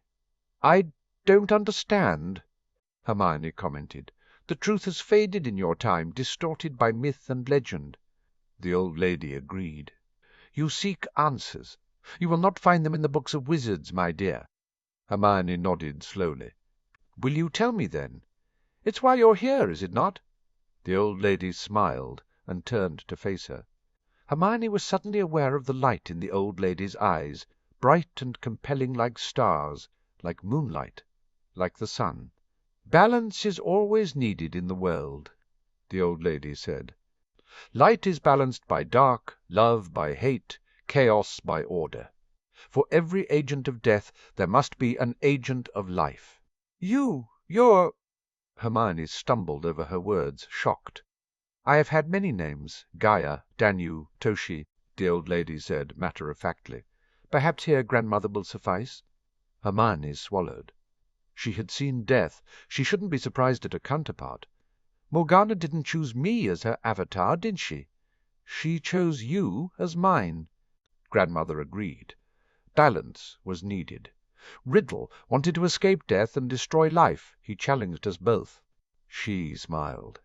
"When death sent his champion to battle, I always sent mine to stand with him. Lily stood the first time. You this time." Hermione reached for her tea, needing the normality of it to steady herself. "Why do you think you were chosen, my dear?" grandmother asked Hermione. "Because I knew Harry the best of those in the circle?" offered Hermione tentatively. Grandmother levelled a gaze at her that had Hermione flushing and squirming. "Because I love him, and he loves me," Hermione said quietly. "And love is life," Grandmother said with satisfaction. His mother's love protected him and guided him to the truth. It gave him the strength to stand, the strength to use the power he wields as Death's champion, as the one who can call on his father's and Merlin's legacy. Love led him to create the bond to the father of his heart and soul, to tie him to life. It allowed me to send you to shield him and restore the balance. I have walked beside him every day because Harry loves and is loved. And now? What happens now? Asked Hermione. Now you are my champion, as Harry is Death's equals, the most powerful witch balancing the most powerful wizard, Grandmother said. Just as Morgana was Merlin's equal, so we're destined to be together. Hermione double-checked, unsure how she felt about that. Your relationship is your own, child, Grandmother assured her. You are no more likely to be with him than you are to be without him. It is your choice. Hermione breathed out, relieved. But I am your champion. Wiccan magic will bloom again under your hand, Grandmother said, a balance for the magic of wizards for the challenges to come. What challenges? Asked Hermione, alarmed. Grandmother's blue eyes twinkled. Now that would be telling, my dear. And she had woken up. Hermione had told Harry about the dream, but he was the only one. Harry had smiled at the news. They formed some kind of harmonic balance, and frowned at the news of future challenges. But he hadn't been surprised. He'd just been pleased they would face them together.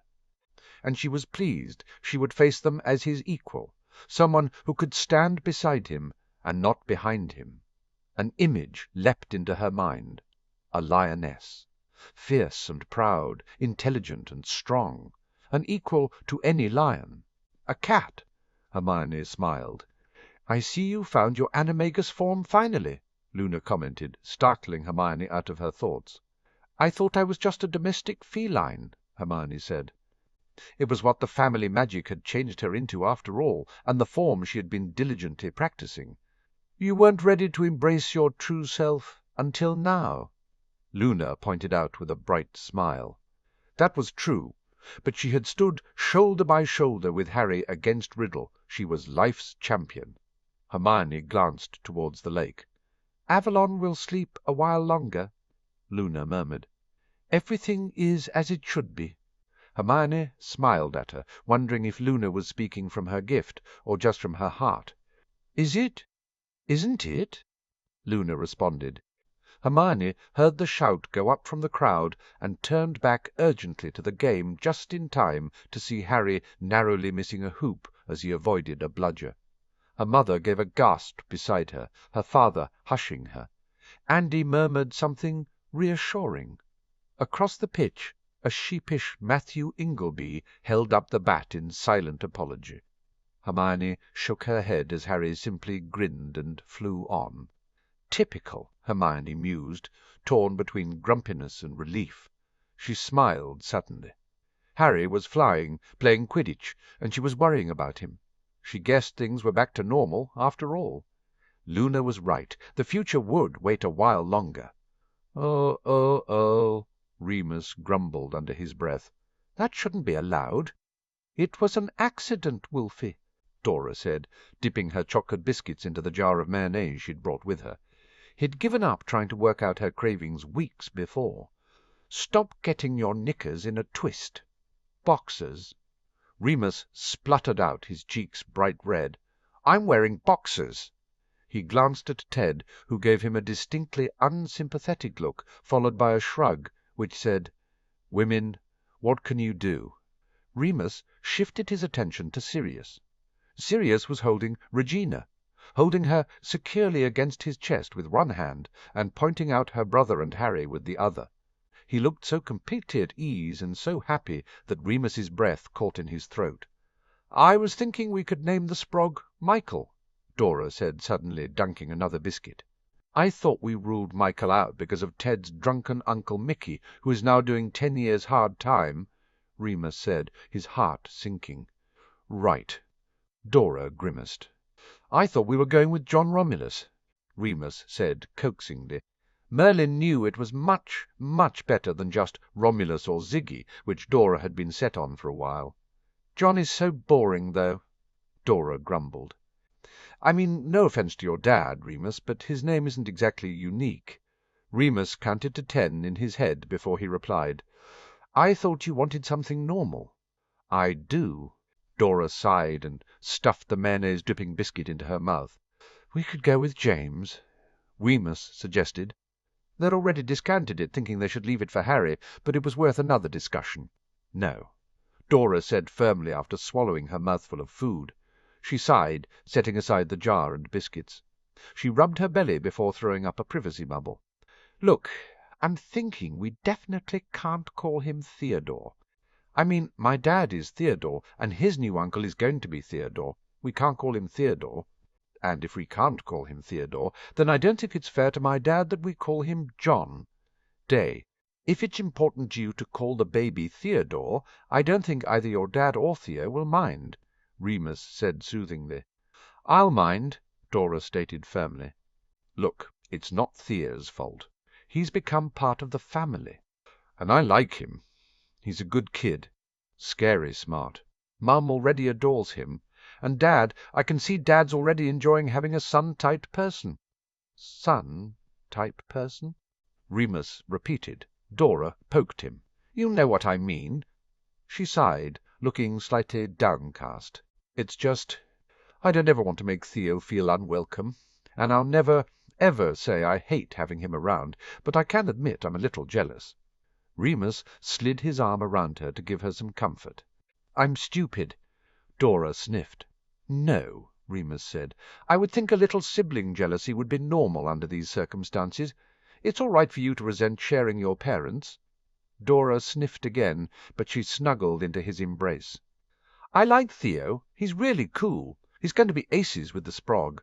She sighed. It's the name." Remus hummed under his breath. His eyes caught Sirius's. His best friend gave him a meaningful look, asking if he needed help. Remus gave an almost imperceptible shake of his head back. "You really want to call the baby Theodore?" Remus surmised. "Well," Dora said in too bright a voice, "not really Theodore." Her fingers caught hold of the buttons on his jacket and fiddled with them. "When I was little, I used to dream I'd call my baby Teddy, because I couldn't call him Ted, as that was my dad. But I wanted to call him after my dad, because my dad was the greatest. You know?" "I know," Remus said gently. Dora sighed and cuddled in. "You know," Remus said, considering the problem, "Teddy isn't only the derivative of Theodore, it's traditionally been used for Edward too." Dora pulled back out of his arms and stared at him open-mouthed. "Wolfie, you're a genius." She lunged forward and kissed him. She gave a squeal and tapped her hands. "Edward John, it's perfect." Edward John. Teddy. Remus could live with that. He nodded happily. Dora grimaced suddenly. "Damn, I need to pee." She took down the privacy bubble and started to gather her purse. "Bathroom?" asked Andy delicately. Dora nodded unhappily. "The new players' changing rooms have a visitors' set," Sirius reminded her. Dora beamed at him. "You're a genius." She waved a hand as she started to walk away. "Not as much of a genius as my Wilfie, but a genius." Andy gave a laugh and followed after her daughter. Sirius sidled up to him, and Remus realized his friend had relinquished Regina back to her mother. "Everything all right?" "Hormones, I think," confided Remus in a low voice that he ensured did not carry. "We agreed on a name." Sirius raised an inquisitive eyebrow. "Edward John," Remus informed him. "Teddy." Sirius gave a slow nod. "Good name." He nudged Remus's shoulder. "You're getting good at the husband and father thing."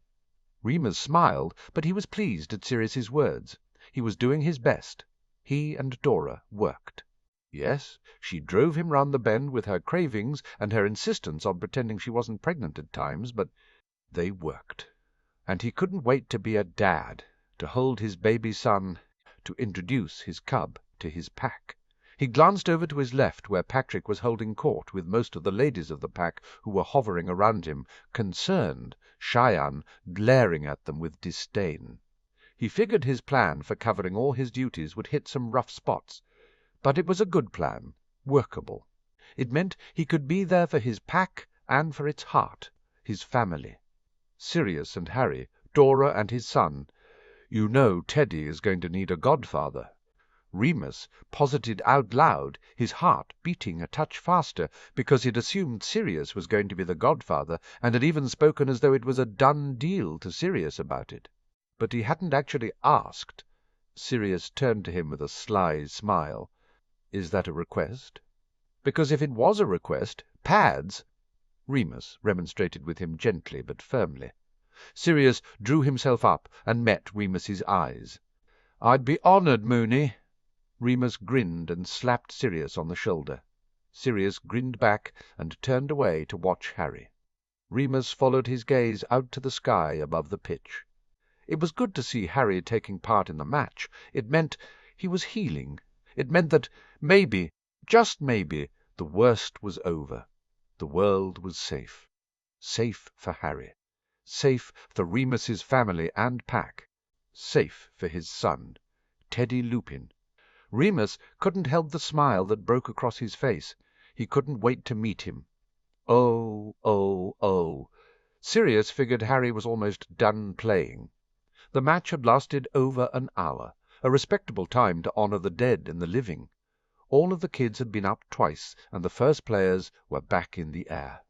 Harry would start actively targeting the snitch soon, Sirius was sure of it. He glanced around the stands. They were filled to the brim with a happy crowd. Over in the Slytherin stands, Sirius could see Selwyn chatting away with Wilkes and Gibbon. The traditionalists had reformed under Selwyn, and so far their agenda had been constructive. It would be interesting to see how the politics would play out in the Wizengamot. Sirius's gaze drifted to Daniel Greengrass, who was deep in discussion with Cornelius. The minister was in his element. He had certainly risen to the occasion, and his approval rating was through the roof. He'd go down in history as a good minister. Sirius couldn't quite believe he and Cornelius had such a solid working relationship, but he couldn't deny they worked well together. Of course, Sirius had a lot of help. Daniel was a good man. He was taking on more of a leadership role with the Potter Alliance, and Sirius welcomed his assistance. Not that they would do anything alone. Augusta would be their third. Her contribution couldn't be overstated as far as Sirius was concerned. He looked around the stands and found more members of the Potter Alliance conversing happily. His grandfather's portrait had been stunned at their political success and smugly proud. "I always knew you'd be a formidable Lord Black, Sirius." And there was acceptance there. He had spoken about the past with the portrait, and understood some of his grandfather's motives more. They'd talked of how he had been reluctant to simply take custody of Sirius and his brother because he'd hoped his son was a good father, despite Walburga's influence. How he'd realized too late just how much neglect and abuse had been in the home. Sirius had forgiven him because, truthfully, he wouldn't have changed where he'd ended up. He had loved the Potters and the Marauders.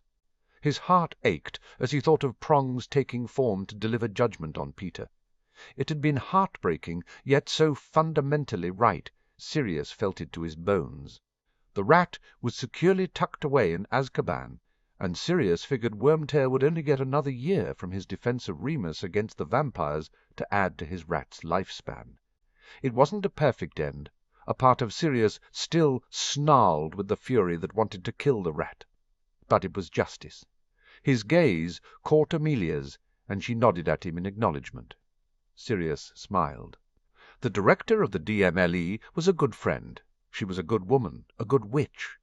He owed her a great deal, Sirius mused. She had provided him with stalwart support since she had cleared his name.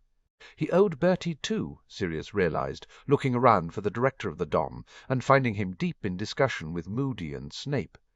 Bertie's company almost made him snort with amusement.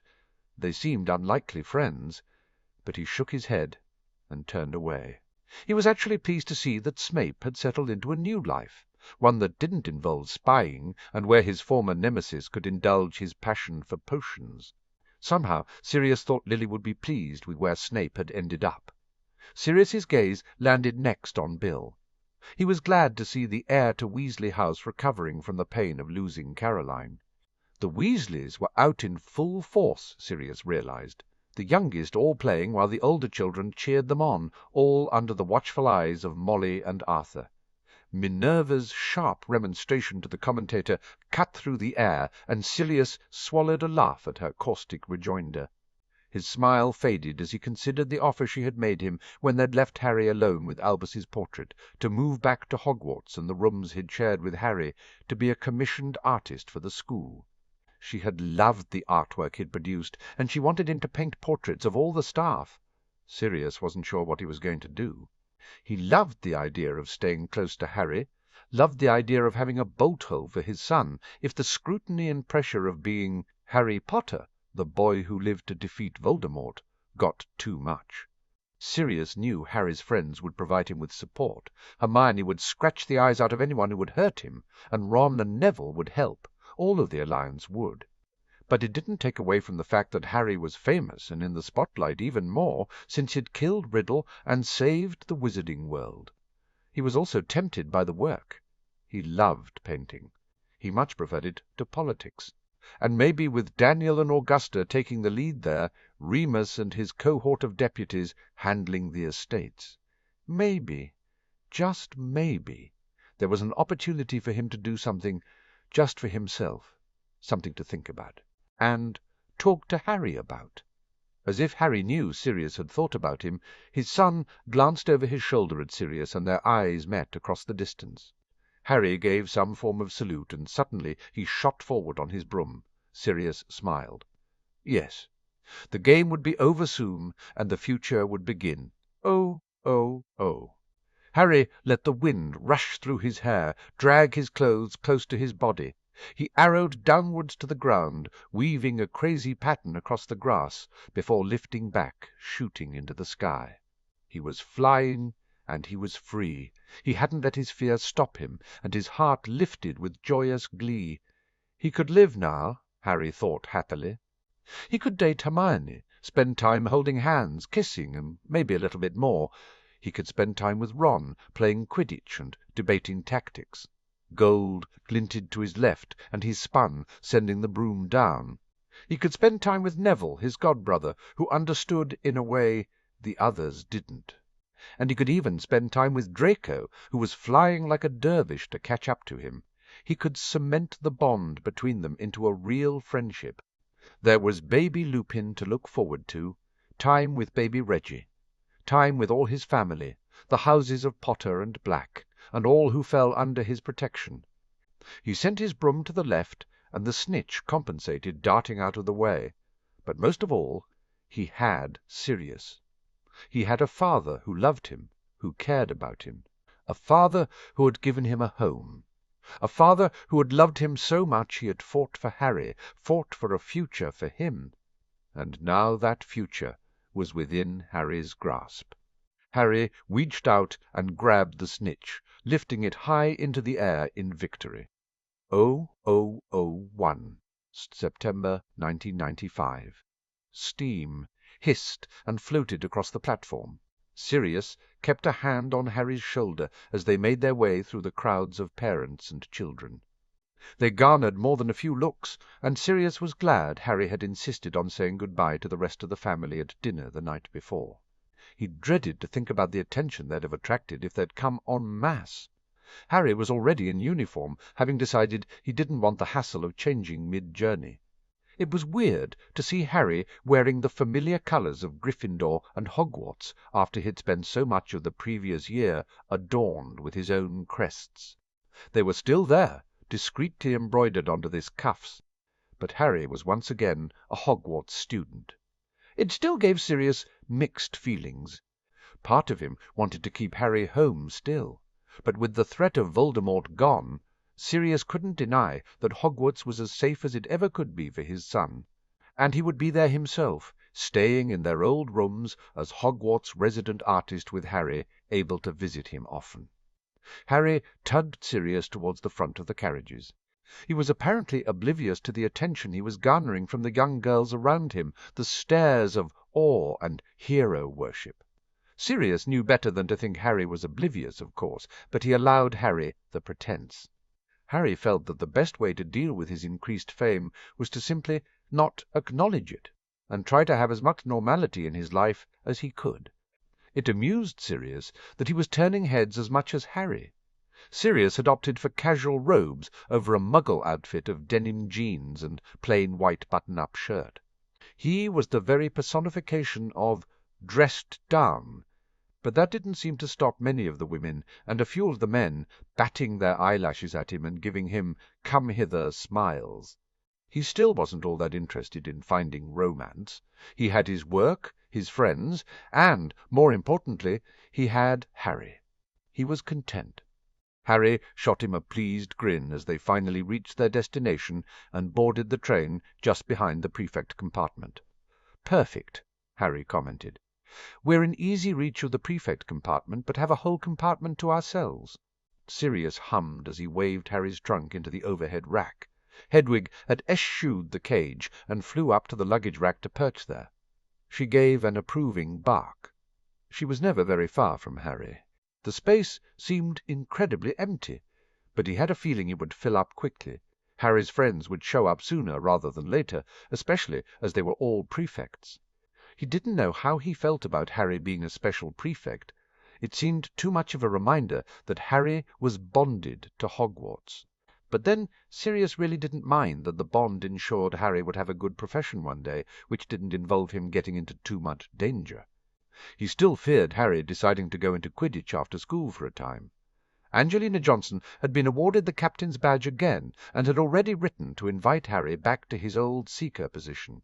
"Right then," Sirius said gruffly, knowing his time with his son was drawing to a close. "I've got my mirror," Harry reminded him. "I'll call you if there's trouble."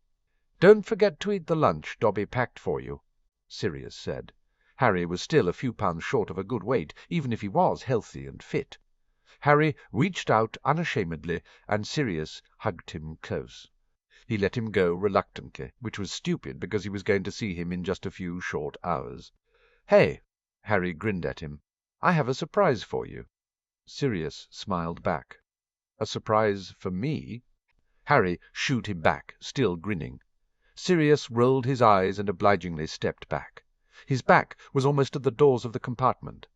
Harry took a deep breath and transformed. In his place was a young dog, a young Grim. Sirius's mouth fell open as the Grim's tail wagged happily, and he bounded over to him. Pronglet. He breathed out the name and ruffled Harry's head. The memory of Harry's first accidental transformation as a baby filled his head. Prong's panic and Lily's calm, his own delight that Harry had copied his form. Harry allowed a few moments of petting before wrestling himself away and transforming back. Sirius immediately hugged him again, a lump in his throat. "I love you, Pronglet." "Love you too, Padfoot," Harry replied softly. They stood there, soaking each other up in silence. There was a courtesy rap on the door, and it slid open to reveal Hermione. She stopped in the doorway as she took in Sirius and Harry, hugging. "Oh," Hermione said, blushing faintly. "I'm sorry. I just—" Sirius gave Harry one last squeeze and eased back to wave her inside. "It's fine, Hermione. We were almost done saying good-bye. Come on in." He took control of her trunk as Harry moved forward to greet her with a chaste kiss, tangling their fingers together. Sirius smiled at the sight. Ah, young love! A bitter-sweet memory of James and Lily doing the same thing in their 7th year drifted through his mind, and he shook it away. "All right. Be good, you two, and enjoy the journey," Sirius instructed gently. He ruffled Harry's hair one last time. Harry's amused expression lifted his heart. "See you on the other side, Padfoot," Harry promised. Sirius nodded. Pronglet. They exchanged one last smile, one last look. "All right," Sirius said abruptly, realizing the moment was lingering slightly too long, leaving now. He stepped back and out of the compartment to the sound of Harry chuckling and Hermione giggling. Sirius quickly made his way out of the carriage and down the platform to the apparition point. He nodded a few hellos, smiled in acknowledgment at Augusta, saying good-bye to Neville and Blaise further down, and hurried to leave before anyone could stop him. He just needed to catch his breath to adjust to letting Harry go, even if it was just for a moment and not really real, because he'd see him in a few short hours. He just needed to be on his own. He got to the apparition point, grasped his wand, and spun on his heel, his destination simply home, and landed outside Godric's Hollow. Sirius laughed weakly and pushed a hand through his hair. Despite everything, his heart still couldn't let go of thinking of the cottage as home. Griffin House was home too, but only because Harry was there. The cottage, on the other hand, he gazed at the broken-down house, and his memory erased the reality of the untidy garden, dirty windows and crumbling walls, replacing them in his mind's eye with immaculate whitewashed stone covered with ivy. A garden filled with lavender and honeysuckle, gleaming windows underlined with their boxes of flowers and herbs. Sirius could almost hear James's deep laughter, Lily's bright chuckle, the gurgle of a baby. He remembered the night of their deaths, remembered all too well the horror of finding them gone, finding Harry hurt. He remembered the poignant angst of showing Harry around the Christmas before, of telling his son the way the cottage had been before, of the happy home it had been for Harry and for Sirius. But then another memory landed at the forefront of his mind. A memory of himself standing in front of the cottage just over a year before and coming up with the most insane plan he could think of so he could raise Harry. "Told you I'd do anything, Lily-flower," Sirius murmured. "But it had been a plan of cunning and guile, built off a stupid, brave and reckless decision to tear down one world and rebuild it for Harry, using all the power Sirius had never wanted, but all the power he needed. A plan to keep Harry, to keep Pronglet safe. It was a good plan in the end, Prongs," Sirius said out loud. "He's safe now, and he's alive, and he's happy." A breeze floated over him, the scent of lilies heavy in the air, the sense of love, family, and safety. Sirius had always associated with Prongs.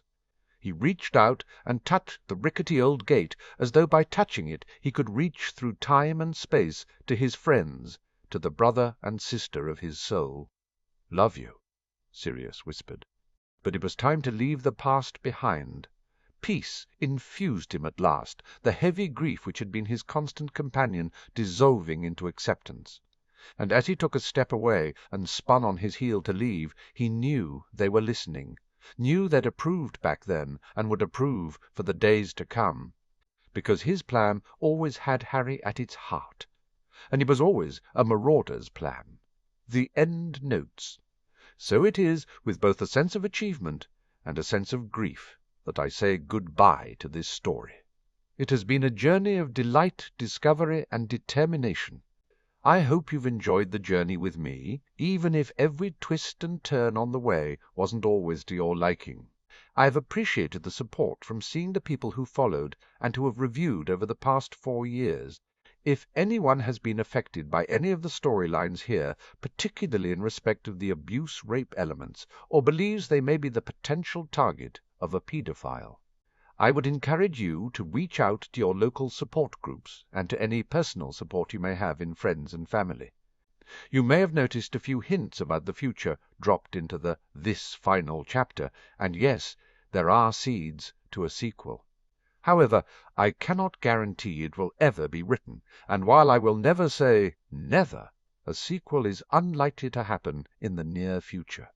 I may do some Harry Potter one-shots, but the immediate couple of months are going to be focused on finishing some other work which got pushed to the side for this story and which are under different pseuds, and trying to finish and publish an original novel. Once again, many thanks to you, the reader who sometimes had to wait an incredibly long time for an update, and to you, the reader who has just found and finished this story for the first time. Good luck with your future reading, and much happiness to you and your family in life.